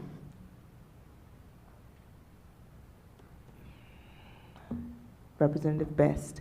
All right, thank you. I look forward to supporting you all with the resolution, the sports resolution. Just watching all the hard work that you've put in. And yes, I agree, being an athletic director is not easy, and very little people actually know all the additional work that you have to put in to that on top of your, regular work. So I just want to say thank you for your commitment, your dedication to your students. And I want to say also for you, young man, like, thank you for your hard work to, get this thing out. Like, you have been putting in a lot of work, more than I've seen from a lot of people in general. So I just want to say, keep up the good work. And so for our two parents right here, can you tell me, like, what type of program that your children are in now? Like, what does that look like? How many days a week? Like, things of that nature. My daughter's in a nursery school. It's a private pre-K program in the district. She goes daily from 9 a.m. to 2:30, Monday through Friday. Okay, so it is like a 5-day. Okay, Yeah, cool. Yeah. No, it's play-based. It is not academic. She does not know how to read. Okay. So she needs to go to kindergarten to learn that. Gotcha. Yeah, and yourself? It's the same. It's play-based nursery school with pre-K curriculum, 5 days a week. As stated in the teacher's assessment, he is working towards pre-K curriculum exit standards, certainly not at kindergarten exit expectations. Okay, thank you so much. I don't have any other questions. Thank you, obviously, again, for coming back to advocate for that. I don't have any other questions at the moment. Vice President Williams. Yes. Thank you all for your testimony tonight. To our first two panelists, calling for the equity and public funding for the Public Charter School Athletic Association. As a charter school coach for a decade, I am clearly in support of that. I want to see it kind of implemented in fair ways that can make it more sustainable. But thank you for seeing this through, and I look forward to voting for that later on today, and for also making sure that both systems, right, are not depleting each other, because students in public charter schools play against DCBS schools, play against, when it comes to state championships, play against our private schools. So I think we need to think about sports in the District of Columbia, not in winners and losers between different sectors, but in terms of how we can really collaborate, share costs, and make sure the kids have the opportunities that they need to participate and grow with extracurriculars. So thank you very much. Representative Birdsted, I appreciate your passion on this issue. I look forward to particular ask, and it's also just helpful to have it re-raised on our awareness. So thank you for continually showing up for this. And then to our other two panelists, thank you for coming and sharing your story tonight. I'm curious, you had mentioned towards the end of your testimony that we need clear policies applied with compassion. Can you speak to the specifics around what you think clear policies could look like?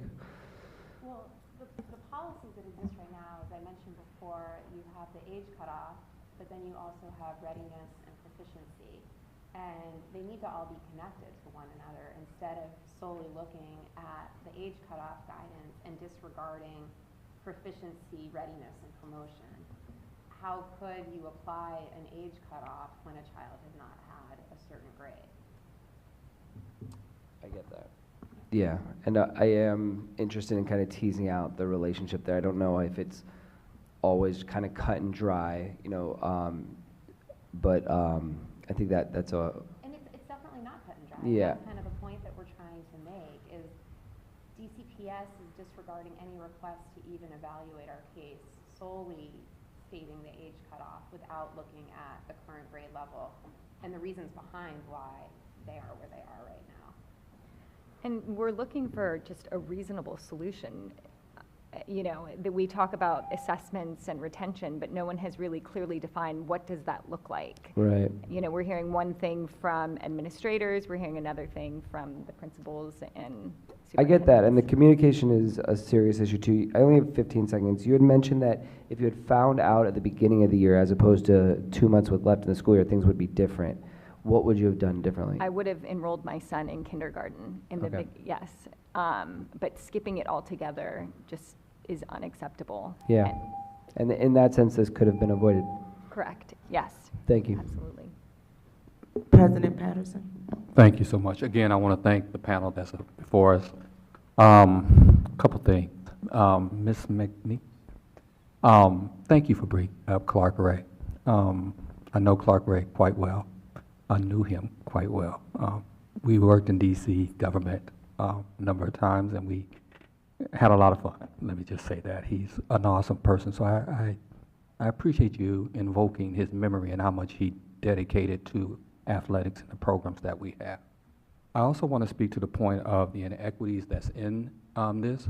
As a person who works at a LEA that has established athletics along with Representative Best at a particular LEA, I know you probably know one of the athletic directors that you work with, Kendra Williams.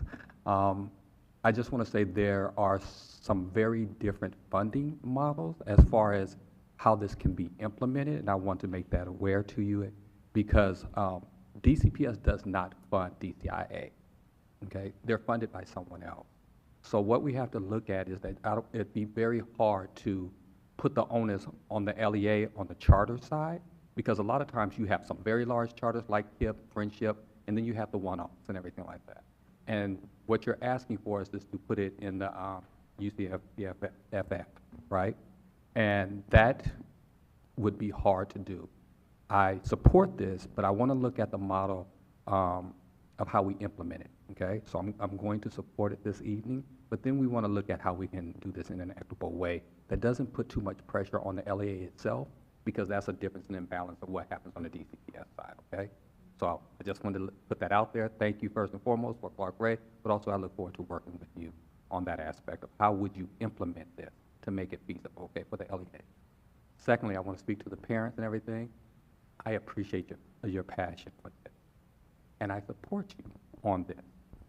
What I want to do is make sure we get to a true resolution of this, okay? We can get up here and we can be very passionate about how we feel about this. I have 2 children that are in DCPS myself, so I definitely understand when someone enforces a rule and they try to go by the letter of the law and then it just does not work for the child. It's not in the best interest of the law. But I will say also that I think the current path that we're on is not going to get us to where we want to be.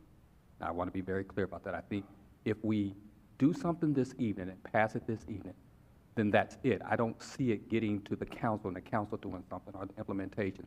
So I really want to go back and see how we can really come together and get you the resolution that's best for our children. I want to keep them as first and foremost. So when I vote, however we do something later in this evening, and as I listen to other people's testimony, my interest is making sure we get to a resolution that everyone is going to support and not just say, okay, you guys passed a resolution. Thank you very much.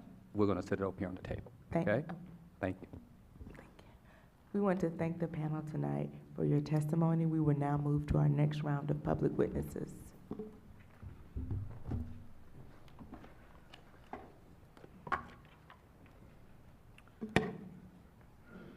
Nate Cunningham.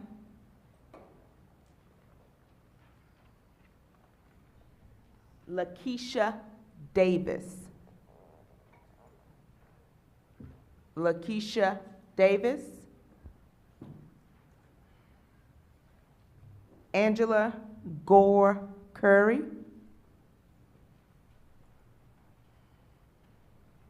Mark Hertzek. Mark.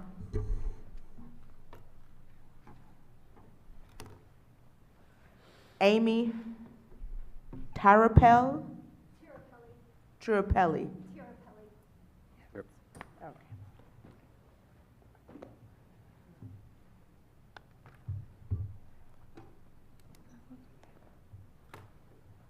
Abra Siegel. Jake Hargraves.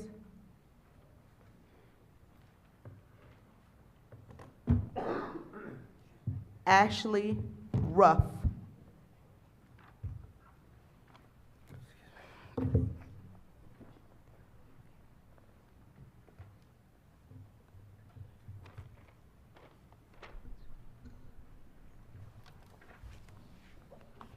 Nate Cunningham. Good evening. Good evening. I'm here tonight to discuss Lafayette Elementary School's forcing children to skip kindergarten because they will be 6 years old as of September 30th, 2025. As a parent of a child affected by this decision, I feel compelled to voice real concern that Lafayette's decision will harm my child's educational progress and her mental and emotional health. My child, like all the other children affected by this decision, has not completed kindergarten. She has only completed pre-K. She has not been prepared for first grade. All grades are important, but kindergarten is uniquely crucial to a child's development because it bridges the smaller, less structured environment of pre-K to the larger and more regimented classrooms of grade school. Skipping kindergarten would be like shifting a car from first gear to third gear. Possible, yes, but a bad idea in most cases. Lafayette's decision to force my child into first grade is disturbing for a few reasons. First, Lafayette's own staff and administrators clearly know they are intentionally causing harm to my child's educational progress and mental and emotional health. How do I know this? Because in the email informing me that Lafayette is forcing my child into first grade, they proactively offered her a mental health team and academic interventionists. Why is the school willing to spend these resources when the only reason they're needed in the first place is because of the school's own actions, which Lafayette is taking over the objection of the students' parents? Also, Lafayette's decision here is illegal, and the administrators have demonstrated that they don't care. Under the DC Education Code, my child is clearly eligible for kindergarten because she is an in-boundary resident and turned 5 years old on or before September 30th, 2025. Moreover, the law requires that Lafayette admit my child to kindergarten because that is compatible with the last grade she completed, which is pre-K. Under the DC Code, my daughter also is eligible for a first grade placement because she'll turn 6 years old on or before September 30th, 2025. However, a first grade placement would not be compatible with pre-K being the last grade completed. I have explained this to Lafayette administrators and they totally disregarded it. In other words, Lafayette has totally disregarded what's best for these students, the harm to the students this decision will cause, and the clear letter of the law. As a concerned parent, I urge all of you to use your influence to correct Lafayette's misguided decision to force these kids to skip kindergarten. Thank you. Angela. Good evening. My name is Angela Gore-Curry. I'm a reading specialist and a certified yoga teacher with DCPS, rated highly effective 5 consecutive years. I'm here again today for the same problem, the same concern of unsafe working conditions at Excel Academy and Anacostia, where I've been assigned to teach yoga in the basement of an old building. The space is damp, poorly ventilated, and a strong odor of mold. It consistently worsens after the rain. On top of that, there are mice that are frequently present, a problem that has intensified due to the ongoing construction around the neighborhood. Yoga is a floor-based practice, which both I and my students are directly exposed to these conditions. It's not just uncomfortable, it's a clear health hazard. I have asthma, and after being repeatedly exposed to the space, I have become seriously ill, sick for an entire month with respiratory infections. I lost my voice. My immune system is now compromised, and I'm undergoing an iron infusions as part of my recovery. I've been on FMLA since October, when I think we first met, trying to regain my health after being harmed by my work environment. Now I've been told to return to the same room tomorrow, like I was here before, with only the addition of an air purifier machine. This is not a solution. This is a violation of the American Disability Act, the ADA.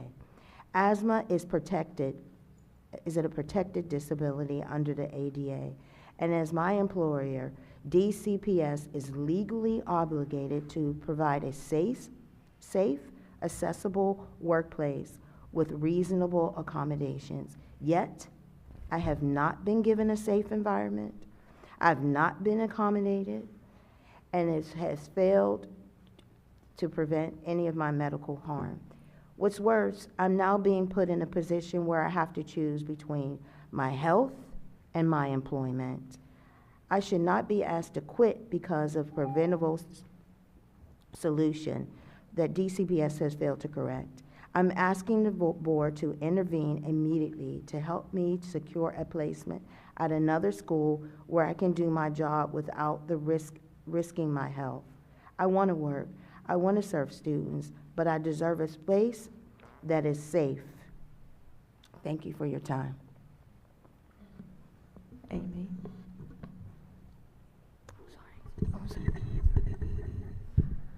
Hello, my name is Amy Tirapelli, and I live in DC with my family. The district office's interpretation of DC Code 38202A is inconsistent, and they are using it to violate DCMR codes. After enrolling and attending Stevens ELC this fall, my 5-year-old son Lorenzo was kicked out of school without a chance to prepare or to say goodbye. In its written explanation and in a telephone conversation, the district office initially stated that Stevens ELC did not qualify as an educational institution. The district office is not allowing Lorenzo to participate in the end-of-the-year assessments at Oyster Elementary or right to attend school, even though he officially enrolled as a homeschool student with Aussie on January 29th. My son is not being allowed to enroll in kindergarten at Oyster for the 25-26 school year, despite the administration giving written permission for him to do so. The district office has not consistently notified its principals and school administrators about its interpretation of DC Code 38202A. My family rents and may move. My family sent out emails to all DCPS elementary schools to see if Lorenzo can enroll in kindergarten at their school at the age of 6. 8 schools responded yes, that he could enroll as a kindergartner for 25-26. 7 schools admitted they were unsure. 6 schools encouraged my family to enroll, but it was not clearly understood if they acknowledged the situation. 3 schools brought up retaining Lorenzo in the 1st grade. 1 school believed enrolling a 6-year-old in kindergarten was against Aussie guidelines. Although the enrollment period began in April, over half the schools have been unable to respond since May 10th. The district office has not properly notified current and future DC families by failing to update the DCPS enrollment handbook. Pre-K 4 is still defined as a student who is at least 4 years old. The handbook does not state that if a student is eligible for one grade due to their age, that they are ineligible for the preceding grade. It lists minimum ages for grades pre-K 3, 4, and kindergarten, but it does not list any age cutoffs. We are entrusting DCPS with the education of our children, and the district office is breaking that trust and creating trauma, isolation, resentment, and confusion. The negative impact is immediate and is far-reaching for students with developmental delays, families who do not speak English as a first language, families moving to DC from out of the state and from other countries who are coming with different educational opportunities and experiences. So sorry. Abra? Abra. Abra. My son's birthday is September 30th. He'll be 5 when the next school year begins. After consultation with his preschool and our pediatrician, we decided to start him in kindergarten for the upcoming year. As we did with our son 2 years ago, whose birthday is July 15th, we had no problems with enrollment. It was seamless and had no reason to believe it would be any other way this year. We have tried to engage DCPS respectfully and in a common sense way at every turn. They have fought us tooth and nail and will not allow him to enroll in kindergarten next year. As you have heard, DCPS has changed their interpretation of current policy with no notice or change to law. We have been gutted by this experience. My husband and I, Jake, who you'll hear from shortly, have spent much of our career as public servants, and we take this responsibility very seriously. We have faith in government and in the public school system, having both been products of it ourselves. All we are trying to do is send our child to kindergarten. Let me repeat that. We are just trying to send our kid to kindergarten. But we are just being fought. A compulsory grade in DC. Kindergarten is a compulsory grade. We can take you through all the law, but I'm not going to spend my time doing that right now. There is nothing nefarious going on here. Yet DCPS has not once considered the impact of skipping kindergarten on our children. Or maybe they have, and they just don't care. Because that's how it feels. The decision making here should be based on what is best for children, and it is clear that's not part of the equation. My son doesn't know how to read, he doesn't know the alphabet, and a marker, for example, at the end of kindergarten is how to write a sentence. He is not proficient, and this is clearly not in line with proficiency laws in DCMR. These are clear in the law. Putting my son in a grade for which he is wholly unprepared will only hurt his confidence and self-worth, which we all know, and you as advocates for children in education especially know, is essential for their academic success as any other factor. They're setting my child up to fail, and it's completely unclear why and who benefits from this. It is surely not the children. We are an absolute loss as to why they are fighting so hard for something that is so clearly not in the best interest of children. As you've heard, they've brought in CFSA. That intimidated other parents from coming tonight. There are multiple parents who did not testify tonight because of that act, so it worked. So good for them. Another family is not testifying because of privacy concerns, all because we want to send our kids to kindergarten. And there's a disagreement about the interpretation of current laws. It pains me, given how much is going on in the world. Like truly, this is what's been so hard. That this should be the type of thing we can all agree on and that we should be having common sense conversations. But they won't have them, Representative Henderson. They will absolutely not. And so that's why we are here about legislation, because that's the only recourse that we've been given, is to try to bring them to the table. So I'm beyond grateful for your time, and you feel like a beacon of hope in this horribly dark journey. Jake? Thank you. Good evening, members of the board. If you could use the mic. Okay, sure. Thank you. I was once told I had the loudest voice someone had ever heard, and I didn't need a microphone. So thank you for making me use one. I gotcha. I'm a resident of Ward 4 and a parent of an 8-year-old who is a second grader at Lafayette Elementary School, and I also have a 5-year-old who is currently in a private pre-K program at a parochial school. The primary reason we moved to our current neighborhood was so our children could attend Lafayette Elementary School. My 8-year-old is at Lafayette and is thriving. We love the teachers and we love the Lafayette community. My 5-year-old is so excited to attend next year. He wears his Lafayette t-shirts nearly daily. His birthday is September 30th, which is the what DCPS is now determined to be the cutoff. He was born 3 weeks early. Had he been born on his due date, the issue I am here to address would not exist. After consultation with his teachers and his educators, we decided to enroll him in pre-K last year. We did the same with my older son, who has a July birthday. There was never an issue when we initially enrolled him in kindergarten. I know many other parents have done the same for their children. Yet this year at Lafayette, DCPS has begun to rigidly and wrongly interpret policy and are forcing certain children to skip kindergarten and proceed directly to first grade. The new policy is not in accordance with the law or their own guidance. For example, DCPS' own guidance says a child who is 5 years old at the beginning of the school year and who has not completed kindergarten cannot go to first grade. That is directly in their own guidance for parents. None of this seems to matter to DCPS. The only thing that seems to matter is my child's birth date and the fact that it's on the cutoff date. It does not matter that he is not proficient in what is required for first grade. It does not matter that his parents, educators, and doctors believe what is best for him. It does not matter that DCPS afforded us the discretion when enrolling our second grader just a couple of years ago.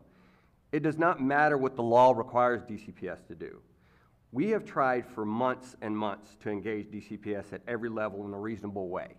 I have talked to the principal, the supervising superintendent, the chief of public integrity. I have talked to the chancellor on his phone multiple times. There is no solution that they are interested in here. That's why we are here. Representative Director Henderson, one thing, I agree, the idea of passing legislation seems unnecessary, but that is the only thing that will prevent them from doing what they're doing. Thank you. Ashley Ruff.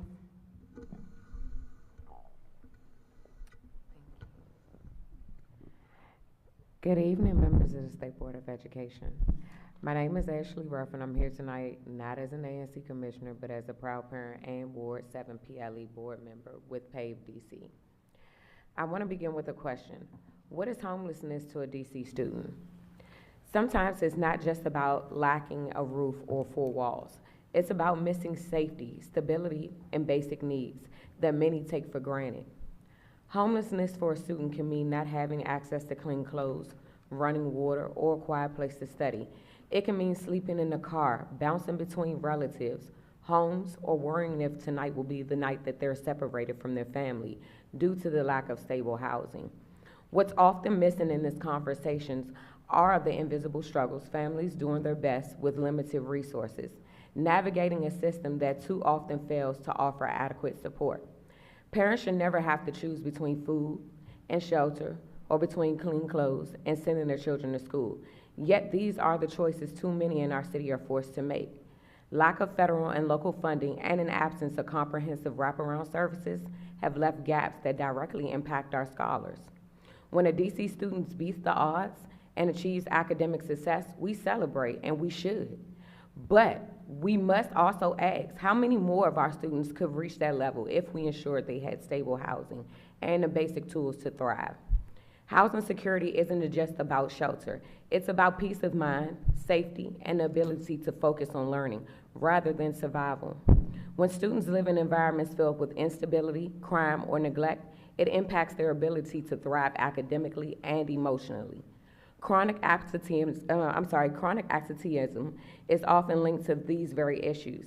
Some students miss school not because they don't care, but because they lack clean clothes, hygiene supplies, or transportation.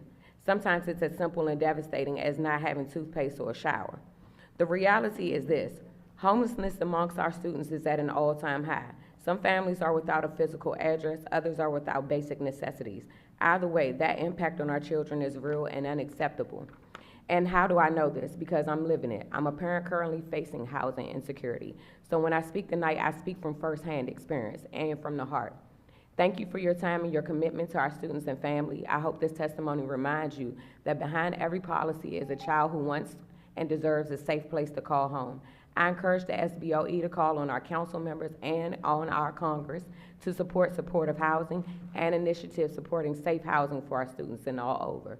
That ensures our students to have access to free school meal times, specializing programs, and all other necessities it takes to make a great scholar here in DC. Thank you for my time.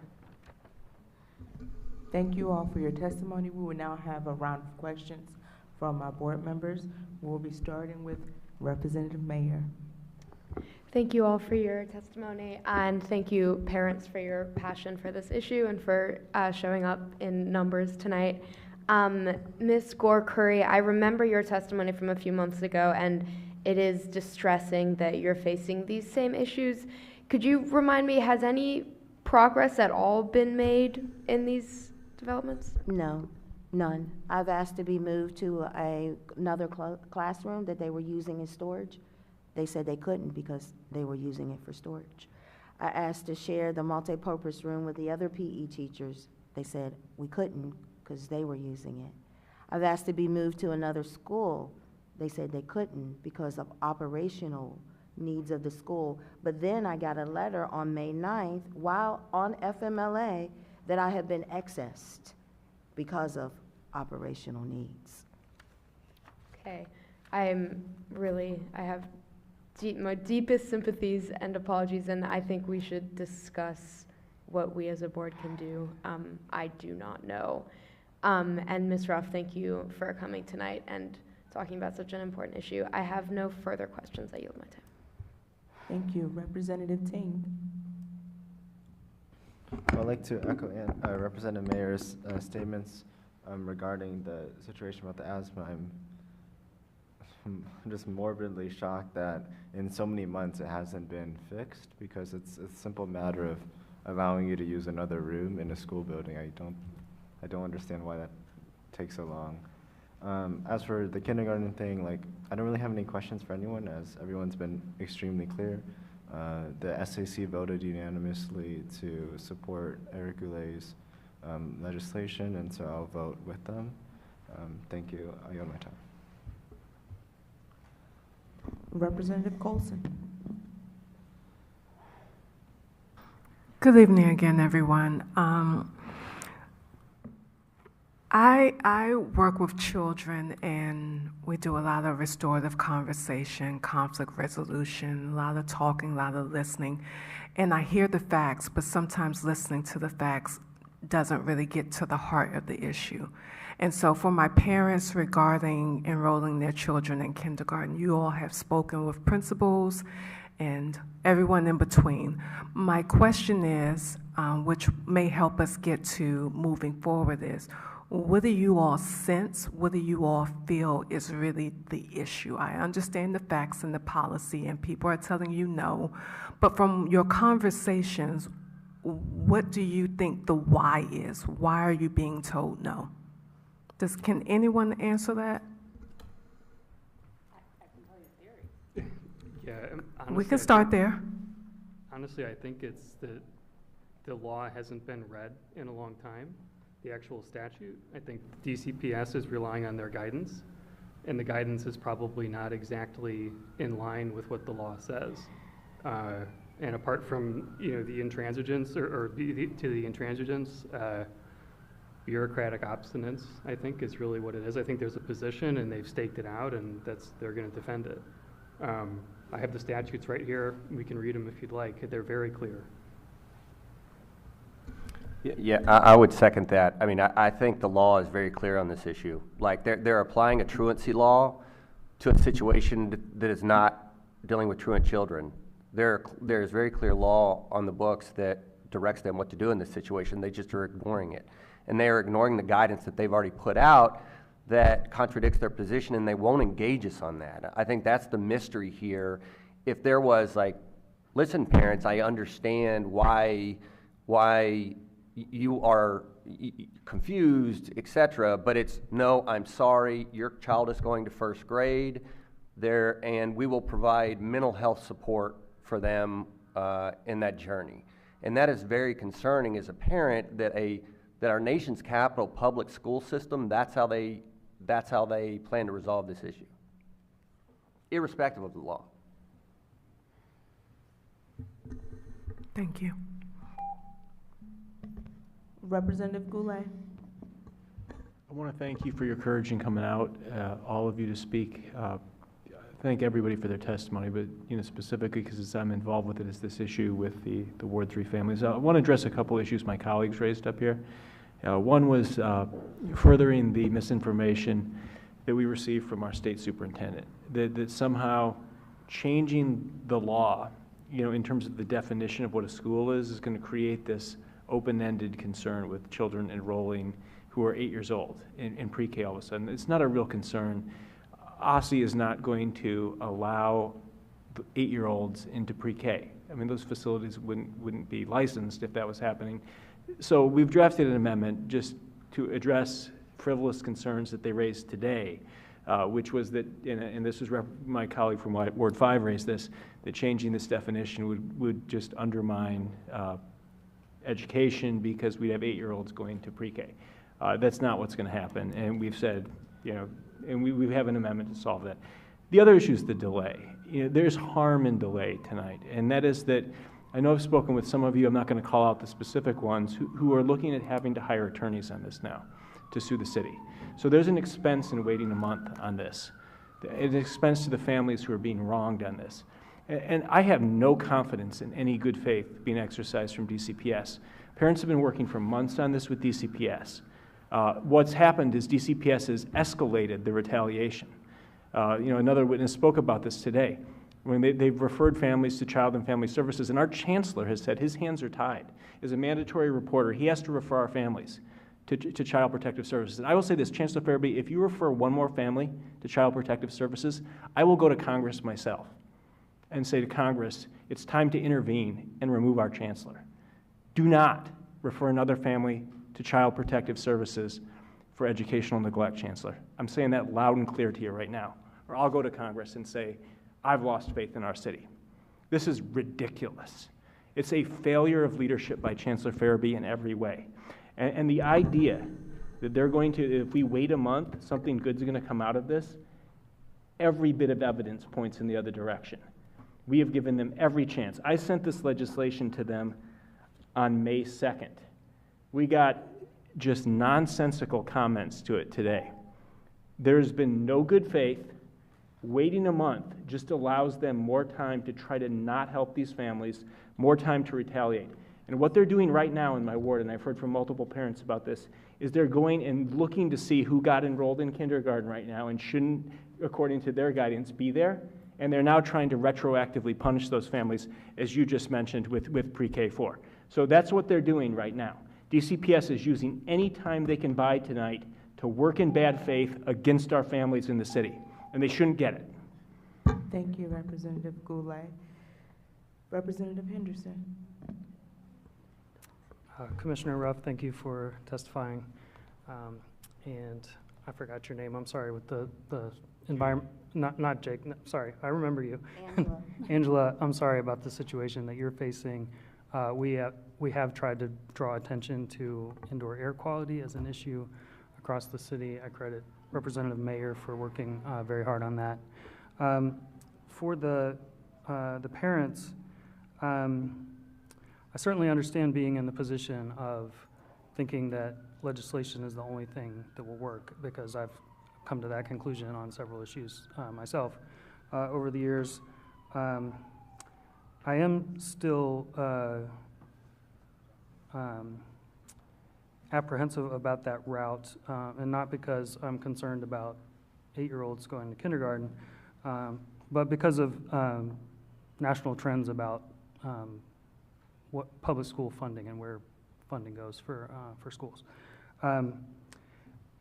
Informationally, I'm curious, and maybe I should have asked this to Ms. Cunningham, but and I'm not in any way suggesting like why didn't you do this, or if you didn't, but were any of you using the My School DC in your process? Yes.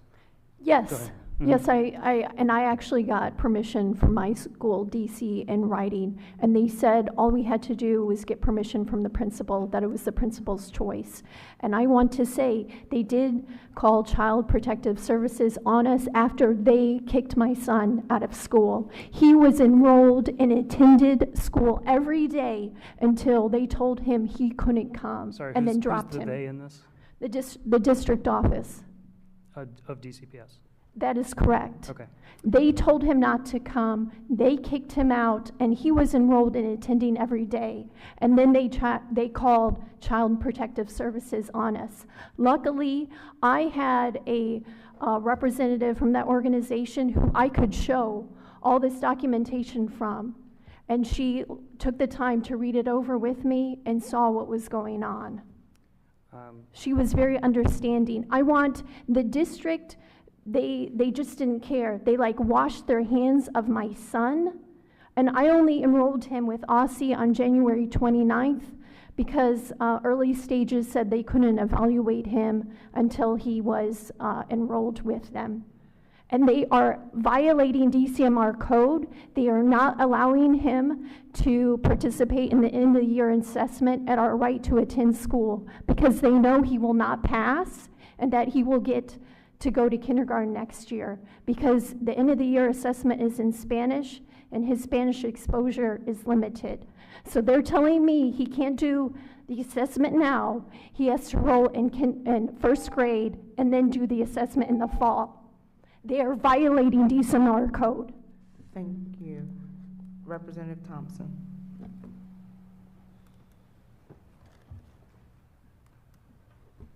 All right. I don't have questions for the kindergarten family issue because I'm going to be very honest.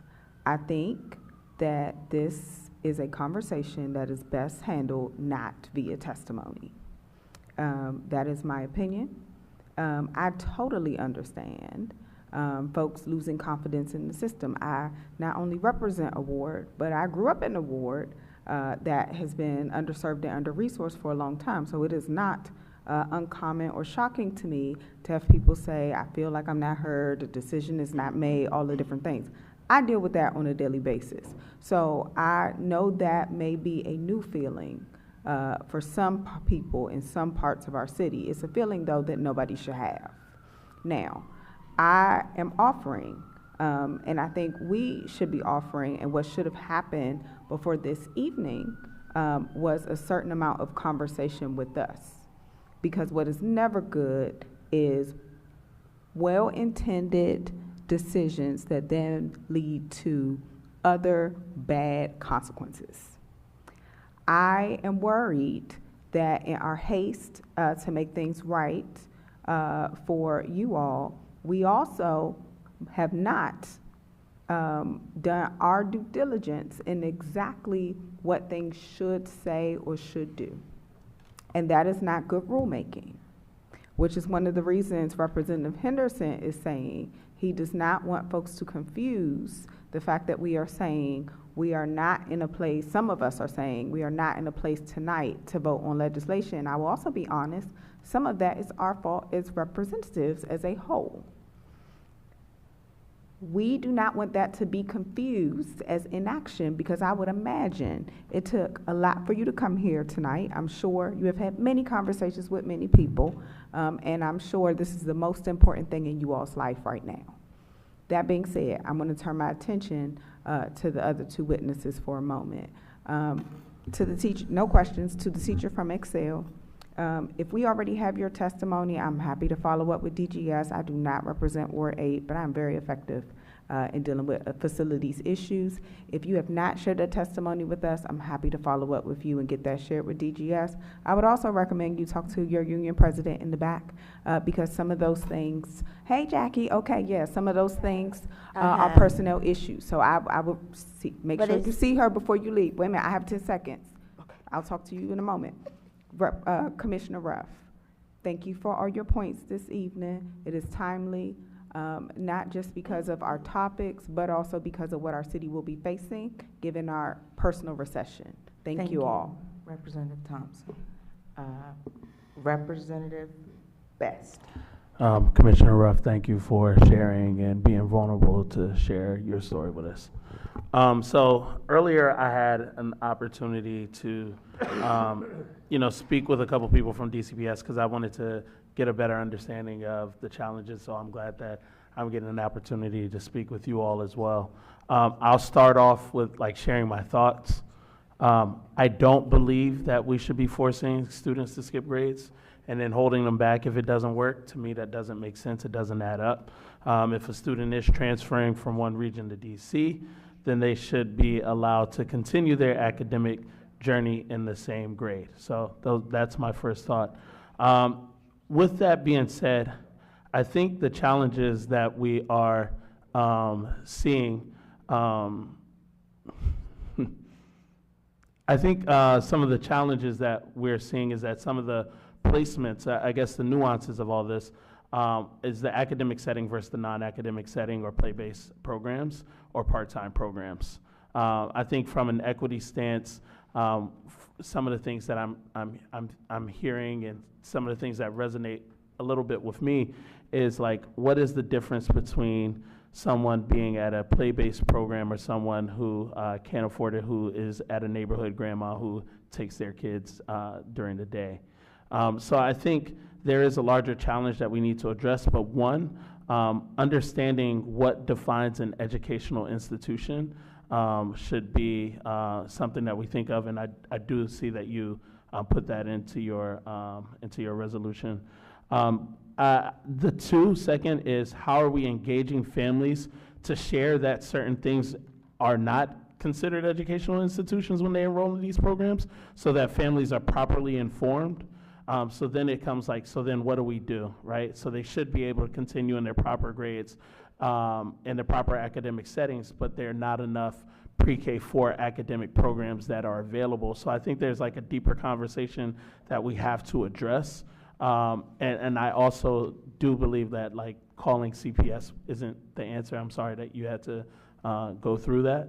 But I do think that we have to figure out what is the right approach for how do we solve some of these challenges that we are seeing.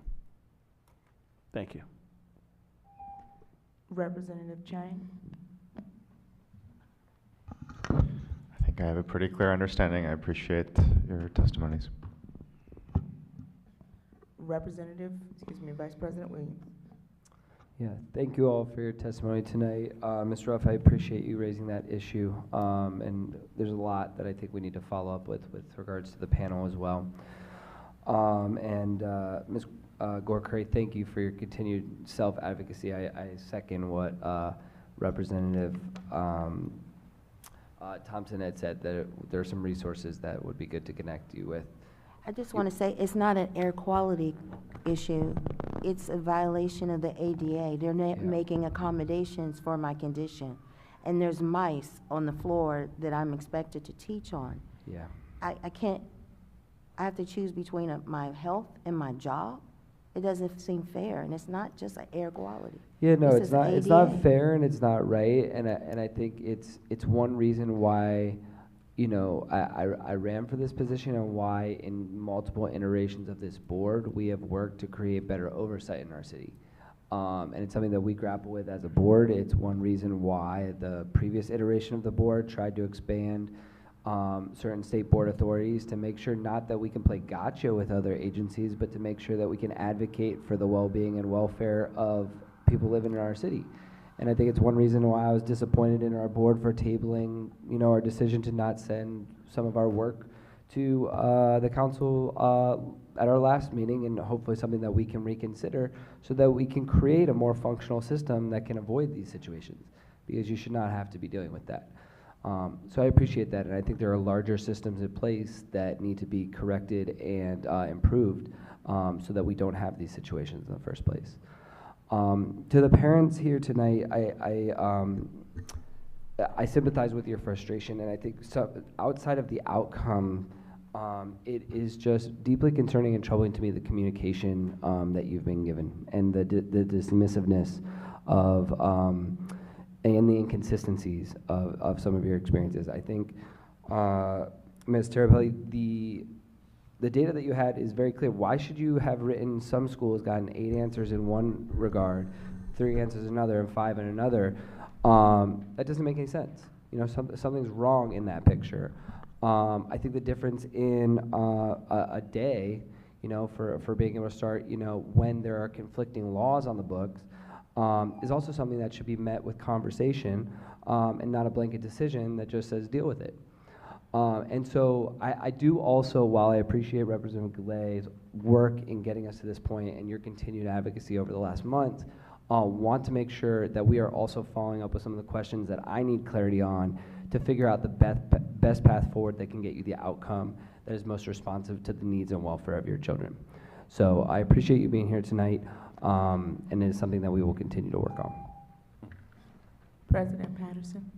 Thank you again, each one of you, for your testimony this evening. Don't have a question so much as some statements, since my colleagues have asked some great questions to get some clarity from each testimony. First and foremost, ma'am, Excel is in my board. I'm so first. Nobody else says that to you. Sorry that you're experiencing. You have to go on FMLA, that you're sick, that you're going through all of this right now. And as Representative Thompson stated, we want to work with you. We do have a representative from central office here that is listening. I take him at his word as being a person that we can get this addressed. We will be following. Secondly,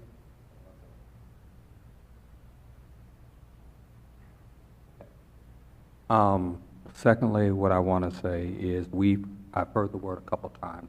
I was speaking to the parents about delay. And in my church, what we say a lot of times, a delay is not a denial. And I don't want this to become a denial of the rights that you have for your children. As a parent, I've been in a situation similar to yours where I've had to have conversations with the central office over a policy, okay? While we are proposing resolution and things like that this evening, as I said before, I don't think we've taken all the steps that we can before we try to do that. And I would hate for us to introduce those things and all they are is denied or not even taken up. So I do look forward to working with you more because I think there are some steps that we can de-escalate what's happening right now and get us to the type of situation. And I spoke with the young ladies in the back to make sure that we, the other parents, that we are moving in that type of tone. I think having so much vitriol, so to speak, at this particular time, and rightfully so, because these are our babies, they're your babies. And we want to make sure that that is foremost at the top of what we're trying to do to solve this problem. But I just don't think we're in the right vein at this particular time, and I don't think we've taken any step, which I take responsibility, okay, as a board president and as a colleague up here on this. So I want to take that. The last thing that I want to say is that we just had some activity, is that right? We've had some activity in this area. I want, if someone is going to be leaving in the near future, there's been some activity outside where police have had to respond, okay?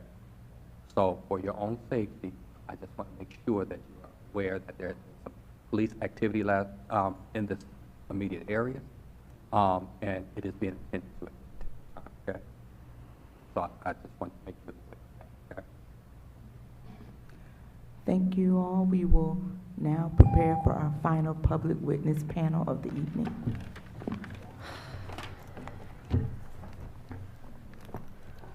Sorry, go ahead. Deshaun Jones.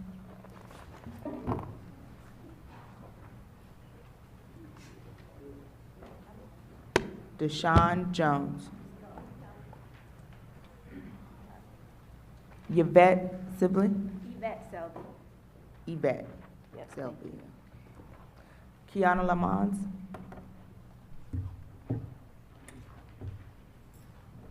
Anna Yingyu?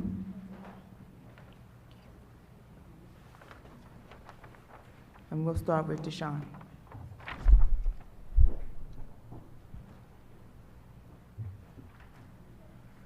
There's the microphone, right?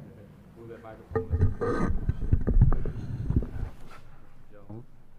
The Restorative Practice Handbook for teachers, disciplinarians, and administrators.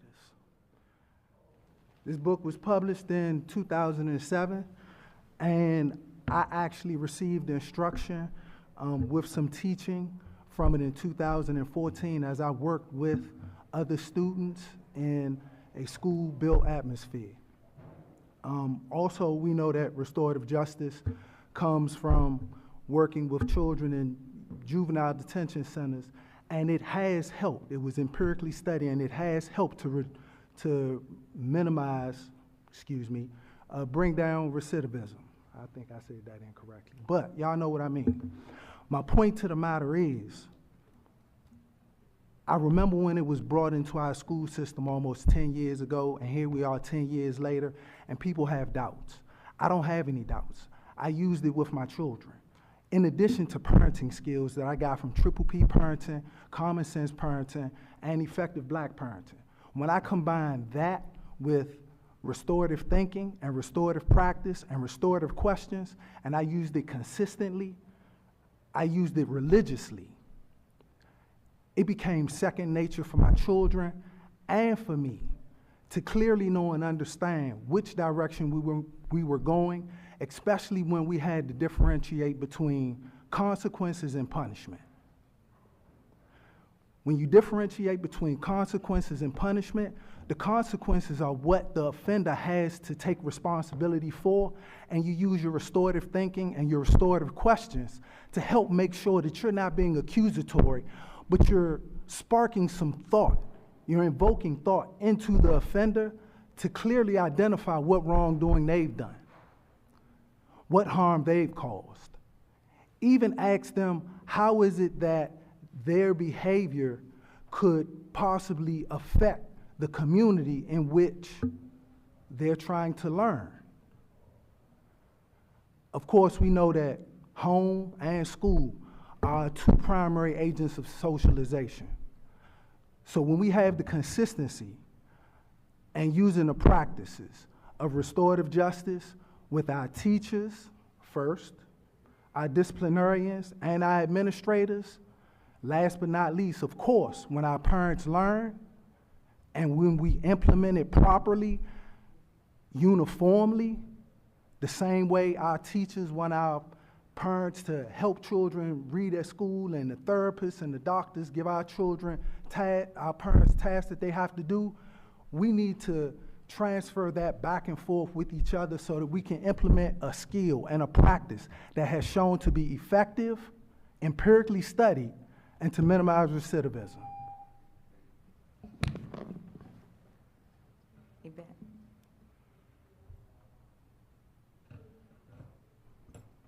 All right, good evening. My name is Yvette Selby. I'm a resident of Ward 5 with twins currently in college. I'm on the advisory and Ward 5 Parent Leader Board of PAVE. I would like to share my experience with a bullying incident and highlight the need to address victim safety.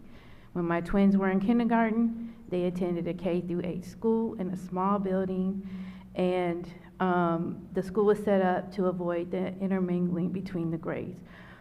On one day, my son in kindergarten and his classmate were allowed to go to the bathroom by themselves. An older child, a 6th grader, came into the bathroom, cornered the two boys, and threatened to harm them if they told anyone. My son did not know the boy. The other little boy knew him from the neighborhood. When they came out of the bathroom, both were crying. A teacher saw them, asked what happened, because he saw the older boy leaving the bathroom. Both boys were scared and only said that they were picked on. The teacher took the boys out to the older boy so that he could apologize to them. This traumatized my son so much that he was afraid to tell me and only told his twin sister right as I was picking them up from school. After I found out what happened, I immediately went to the school, the security guard, the teacher, the principal the next morning. The boy was punished. However, when I asked the teacher why he thought it was okay to take the boys to the bully to squash their beef, he stated that they were just arguing. Now, this is 15 years later. I was recently reminded of this incident because my good friend's daughter was assaulted on school grounds after being harassed and bullied since the beginning of the school year. It's the same group of kids, and the incident happened at dismissal. Her child was punched in the head from behind several times, causing a concussion. In this case, a safety plan was not immediately implemented despite injuries and a police report being involved. It's really emotional for me, sir. So the school wanted, as part of the safety plan, for this child to be in the same space with the aggressor. This is not appropriate. Victims of violence, especially students, should never be forced or coerced into direct contact with the person who harmed them. Doing so can re-traumatize the victim, create further emotional damage, and signal their well-being is negotiable. School administrators and principals should not have the discretion to decide whether safety protocols are enforced in such situations. These decisions must be based on best practices, trauma-informed care, aligned with legal obligations to protect students. Allowing this discretion invites inconsistency, opens the door for bias, and can lead to further harm. Safety plans should be immediate, transparent, developed with the full input of the victim and their advocates. Mediation or meetings between victims and aggressors should never be considered an option where violence, intimidation, or trauma is involved, especially when there's an ongoing police investigation. We have to do better to protect our children.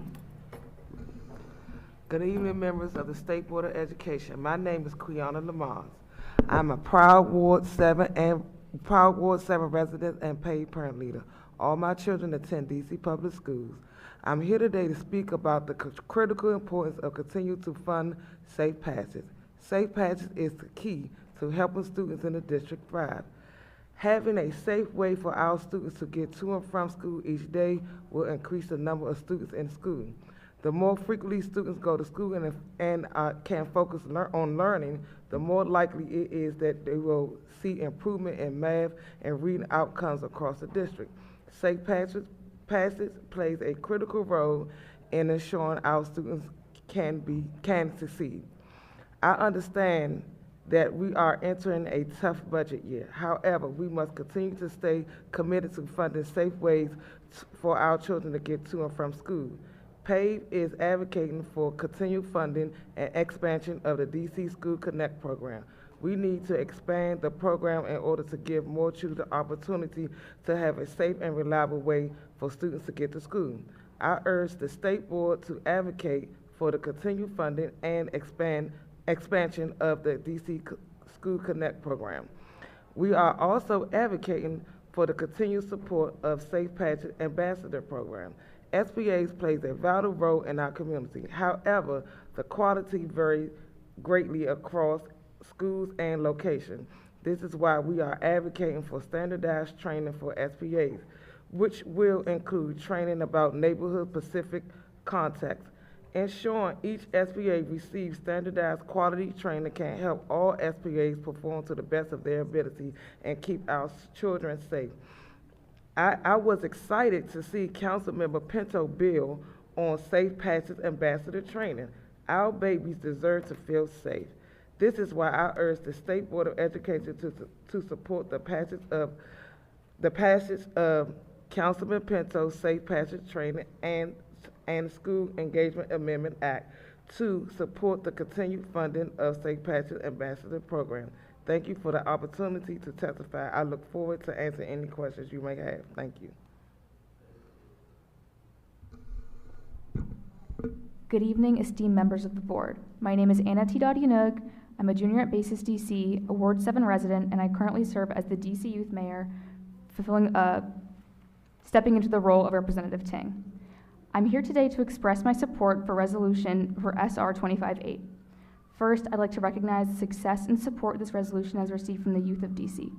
Although not all of them can be here today, students from all over the city showed their support for SR 25-8 this past April, with it passing by 97% on the Youth and Government ballot. The youth of DC has shown how important PCSAA funding is to them and how they're willing to show their support for it. Beyond this resolution and the scope of youth and government, and on a more personal note, as a Basis DC student and member of the Basis DC girls varsity soccer team, I've witnessed just a fraction of the work that Coach McNinch puts into running the PCSAA. Even from that limited perspective, I can confidently testify to the profound impact she is making. I've been involved with Basis soccer since I was 13, and that time, both on and off the field, has had a one-of-a-kind impact in my life, and that impact is something that fellow charter students deserve. More funding for our athletic programs takes stress off of parents, students, coaches, and athletes, and levels the playing field of DC sports. As a figurehead of the DC Youth and Government program, I'm here to pass on the support that SR 25-8 has gotten from the young people of DC, and I ask you to consider that during the vote. Thank you. At this time, we will have our final round of member questions. Representative Mayer. Thank you all so much for your testimony tonight. Mr. Jones, I'm curious if you've seen instances of successful restorative practices in DCPS and what they've looked like and how we could expand those across the wider school system. I've seen successful attempts at it. I've seen a small number of people who have the knowledge to implement it to a vast majority of students, especially when we have a school with a number of administrators that have no clue what to do with it or how to use it, because they pass it on to the dean of students. So overall, what I'm saying is the dean of students build much more of a community and a culture with the students than the rest of the community, the teachers, because they don't have the specific specialized training to even in a moment's instance clearly understand restorative thinking, restorative practice, and implement it in that moment to help redirect that student in their classroom. Nah, they send them to the dean. There have been successful attempts at it. I've seen it. I've been a part of it. Thank you. I yield my time. Thank you, ma'am. I'm going to take over for our director real quick. Representative Ting. I would like to also thank you guys for your testimony today, and also echo T-Rod's point. In addition, I received feedback regarding the PCAA thing, and there's a possible misinterpretation of the words in the resolution, so I will be making a motion to lay that on the table later, just to make sure that it's clear that it's optional for charter schools to participate in the PCSAA, which I thought was clear before. Yield my time. Thank you, Representative Ting. Representative Goulet from Ward 3. I want to thank you all, and I apologize that I missed your name, ma'am, with the red sleeves. What was it? Yvette. Thank you. Yvette. So I was really touched by your testimony, and I've heard this over and over again from parents. And I want to talk about restorative practices. I think how it can be really effective, and then how it's harming our kids right now. So, if you get two kids who get in a fight, no one gets really hurt, rather than suspending kids, rather than punishing kids, sitting kids down to understand what each other may be going through, I think that's a real value to restorative practices. An issue where a kid may be acting out, where they may bring a contraband to school, that's an issue we should be using restorative practices to solve, rather than suspending, trying to get to what the bottom of the issue is, gaining understanding.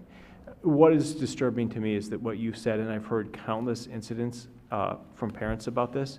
In fact, not countless, I can count them. I mean, I could probably go back through my email and conversations and come up with at least 24 from the last 2 years on this, where families who have a kid who's being relentlessly bullied are being forced to sit in a room due to restorative practices. And the force is not that they're required to, but students, when administrators say, you need to do this, they feel compelled to. They don't feel like they can say no. So we're going to take action at the next committee meeting. I'm going to put a stop to this, because what is really disturbing to me is students have to be victimized twice by restorative practices here in the city. So what happens is, first, they get bullied, they get harassed, and nothing gets done about it. Then they have to sit with the bully, and the bully then doesn't take it seriously, and the student then has to be told, oh, you need to understand why this person is bullying you. You need to understand what they're going through. No, the student who's being victimized doesn't need to understand why the bully is tormenting them. That is not the role of that at all. In fact, they shouldn't have to do this at all. So what I'm going to propose in the next committee meeting is that no student who is being bullied or harassed has to participate in restorative practices unless they get signed parental permission. I mean, this is literally ludicrous that we have students, and a lot of it is our LGBTQ plus community, who are relentlessly tormented by peers, who are assaulted, and then are told by administrations, it would be a good idea if you participate in restorative practices with the person who is going to torment you. And then what I hear from parents is the bully doesn't take it seriously, and then the next day it just escalates further. This is ludicrous, and we need to put a stop to it right now. Kids who are being bullied need a safe space. They don't need to be put in further harm by DCPS through the misapplication of what could be a successful program, but is being used to harm our kids. So I'm looking forward to making that change at the next committee meeting. And we need to start using common sense again in how we discipline children in schools. We need to set accountability. We need to not be overly punitive, but we also need to protect victims and stop protecting perpetrators. Thank you. Is that a question? No, there's no question. I'm out of time. I'm out of my time. My time is up. So I'll be glad to talk to you afterwards, though. If you want to talk about restorative practices, I'll talk afterwards. Representative Goulet. Representative Henderson. So we have heard lots of testimony about restorative practices. We had a panel February 2024 and heard some positive examples of it working at a school in Ward 5, Sojourner Truth, where they have made efforts to have, all faculty trained, and so it's not just a dean of students, for example. And we have heard stories like yours, Ms. Selby, of like just what you described and what Representative Goulet has talked about. And so I'm curious if I may, I don't want to like put you on the spot, but you were speaking very positively about restorative practices. How would you respond? Like, is what Ms. Selby is just describing a misapplication of it, or is it, how do you see it? The misconception of its its ineffectiveness comes from its misappropriation, poor execution, and lack of fidelity in practice. I love your passion, but there's a small portion of what you've experienced with people who are piss poor with the knowledge of restorative practice and how to implement it, and the way it was implemented there was sad. As a parent, I've taken parenting classes because I wanted to and because I had to. So that was a whole nother layer of learning how to parent, because I'm pretty sure no parent in here has the common sense to parent, because common sense isn't common for everybody. It's based on what you know. And when you learn it properly and you implement it properly, just like all of the other parenting skills, triple P parenting, common sense parenting by Boys Town, effective black parenting, you notice that they have a base practice that comes together uniformly, that's spread out, but overall, back to your question, it's the piss poor appropriation of it and the misuse of it and the buzzword and their lack of knowledge and how to implement it. All right, thanks. That's helpful. Ms. Selby, any reaction to that or any thoughts on that? So I do feel in both instances, if that's what they were calling restorative justice, both what happened to my son 15 years ago, to go sort of squash a beef with somebody who's 11 and then 2 5-year-olds, that I know re-traumatized my son to the point because the boy had actually threatened them. But the teacher did not do enough research to determine that was the case. And I think in this other situation, which is right now, there's really no excuse for saying come into a meeting, a child with a concussion, come into a meeting to try and understand the other point of view as part of that safety plan. Excuse me. Representative Thompson. I'm glad that Ms. Selby and Mr. Jones ended up on the same panel. It is a helpful conversation. I both appreciate Mr. Jones flagging for us like what restorative justice should be and the promise of restorative justice, and what happens when we just are happy to name things and say it's good because we have this thing, but we're not actually doing the practice. Because Ms. Selby, what you're describing can't possibly be restorative justice because part of restorative justice is reducing harm. So those things actually do not go together. And I appreciate both of your testimonies in conjunction with each other as far as how we should be supporting safety and belonging in our schools. We have heard great testimony around the sports, so thank you for adding your voice to that. And I cannot remember your name, but this is the first time I think I've seen you in person in front of us. You're normally online, but I appreciate you coming in with us today and reminding us to keep our eye on the ball because the budget is dropping soon. So not only should we encourage, as we as the board have encouraged prior to this bill, similar to the restorative justice, that the training needs to happen, that we should be implementing these things with fidelity, but also we want to make sure we see those things in the budget so that we can implement with fidelity. I have no questions, only appreciation at this point.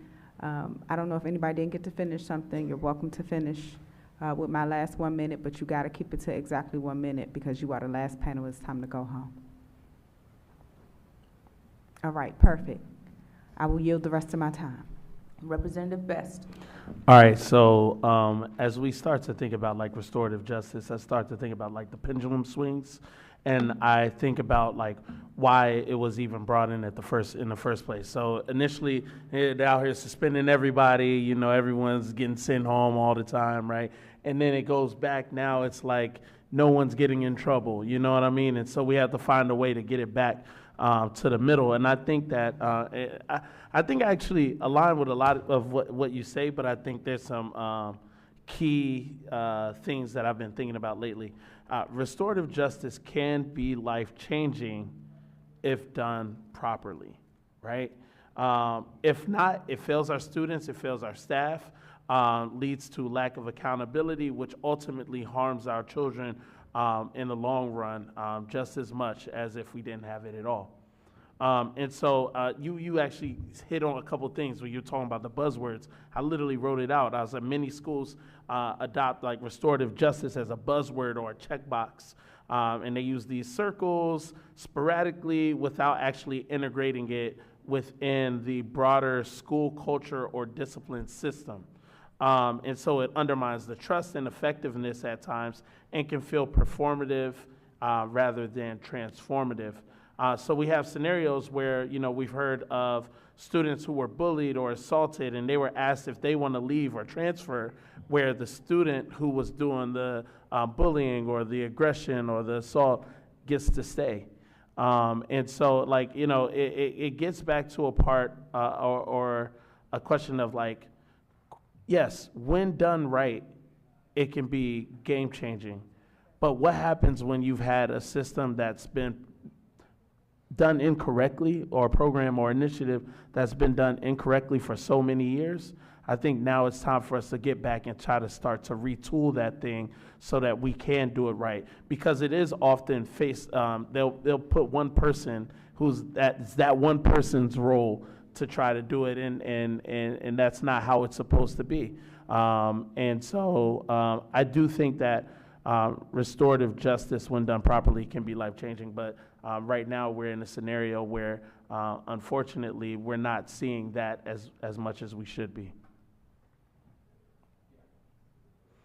No question, but I'm done. But if you want to respond or anybody wants to respond, feel free. If not, The time is. I still had 30 seconds. I did. They just changed it, though. I graduated from high school like 33 years ago. Yes, sir. Zero tolerance was the thing then until almost 10 years ago when they switched over to restorative practice, restorative justice. You're right. Suspending everybody doesn't work, and the buzzword doesn't work. But we need fidelity. We need to make sure that everybody has a strong sense of how to use it, implement it properly. And it doesn't mean bringing two people together that fought. That means having separate conversations to make sure that they can get in touch with themselves. Thank you, Okay. Mr. Cool. Representative Chang. Appreciate you all coming out tonight. No questions at this time. Thank you. Representative Colson. Thank you all for your testimony. Thank you to the Purple Team as well. I think Representative, Lord, names escapes me. Representative Best and Representative Thompson touched on what I was going to say. Ms. Lamont, so happy to see you here in person. I think that, again, Representative Best spoke to it. I remember in 2015, City Council changed policy on school discipline. We moved to restorative practices. And to your point, the other people's point, it's really not supporting our students. Our school culture is not helping. And I think rather than swinging all the way back to the other end of the pendulum, we need to find that sweet spot. I'm with you, sir, with restorative practices. It must be done with fidelity. It must be done school-wide. So we need to look at that. Representative Goulet talked about proposing something new, and I think that we need to reassess and look at our policies because our policies are not serving everyone well. So thank you so much for your testimonies. Vice President Williams. Thank you all for your testimony. I was preoccupied outside with the situation. Have you all submitted your testimony as well? Yes. Thank No. you. But it's coming, though. Wonderful. I heard you start talking about restorative justice, so if you could send the rest, I would love to read it. Yeah, what you're gonna get on paper is not gonna actually be what I came from the heart. So you'll get something. Thank you. I'm happy to talk to you about it personally, too. Cool. Yeah, I have no questions at this point. Thank you all for being here. President Patterson. I'm going to be very, very quick. As you've seen me move about and stuff like that, there is, as I said, there was an incident that happened. So we're going to have to clear this room pretty quickly. And what I'm trying to do at this particular time is to handle as much business as I possibly can before we have to clear this room, okay? But I don't have any questions for this panel, okay? Thank you. I look forward to, young lady, supporting you on that particular issue, okay? Following up with PAVE, as they always do, about the issues that you guys are talking about, the bullying process. Representative Goulet has briefed me a whole bunch on it, and so we look forward to following up on that particular. But at this particular time, I'm going to end our panels and public testimonies, and we're going to move to administrative business. Yes, Representative Thompson from Ward 7. I'm going to ask, given, I guess, the emergency, that we amend the agenda. I'm asking that we move the CRs as a consent in block first, and then I'm asking that we table any other business before the board, because we will not have time to discuss. Well, actually, no, I'm gonna amend that. I'm gonna ask that we move the two CRs and the funding for charter schools as a consent agenda. And I'm asking that we table any other business. Thank you, I appreciate that. Can I get a second? I'd like to speak, since that is a motion that is debatable.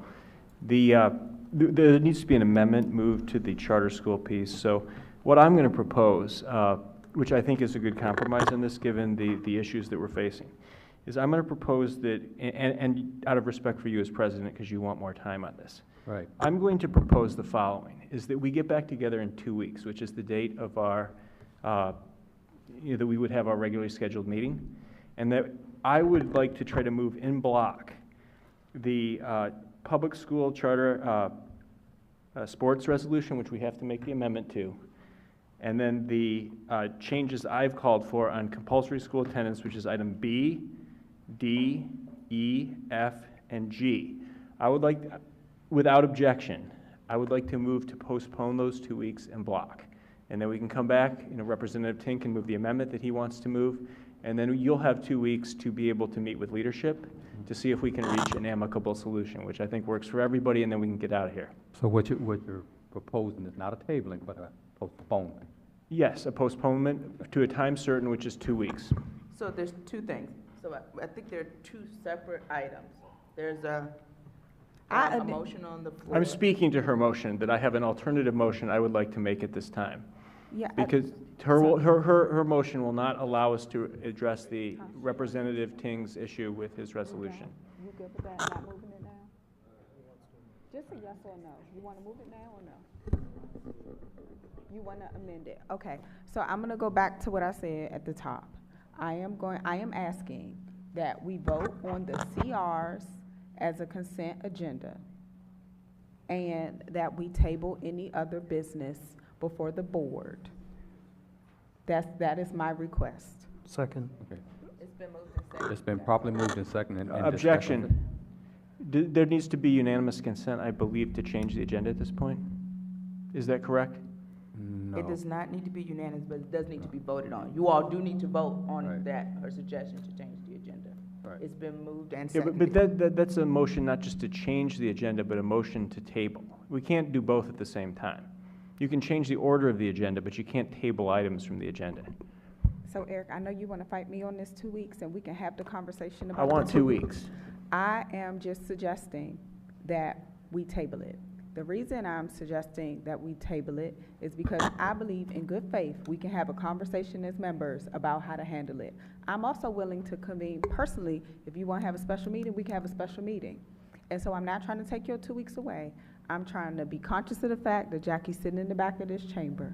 I'm also trying to be respectful of the fact that we have been asked to vacate even though I don't agree I with it. appreciate that part. And so we can have that conversation, but I believe if we vote on this right now, it is still open to everything you want, and I'm not trying to restrict you from that. And so I'm asking my colleagues if that is amenable, all of my colleagues. And if we want to open it up for discussion, we open it up for discussion, we have to vote, because we have to get out of here. So I appreciate Representative Thompson's voice. There's been a motion, there's been a second. I am ready to call the vote. Representative Mayor. Aye. Representative, there we go. Ting. Aye. Representative Best. Aye. Representative Chang. Aye. Representative Colson. Aye. Representative Goulet. I just object out of principle. It's not an order. This is not something that Robert's Rules allows you to do, to simultaneously change the order of an agenda and to table items. So I just object. I vote no. I don't think it's in order. Representative Henderson. Representative Thompson. Yes. Vice President Williams. Present. Wait, President, not yes or no? Okay. Point of clarification. We're in the middle of the roll. Go right ahead. Finish. No, go President read the roll. Patterson. Yes.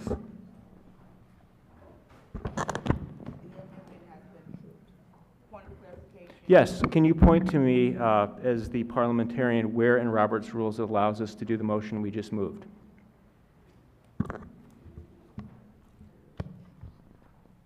I will gladly get you that information or find it. Right now, we have been asked to vacate the building.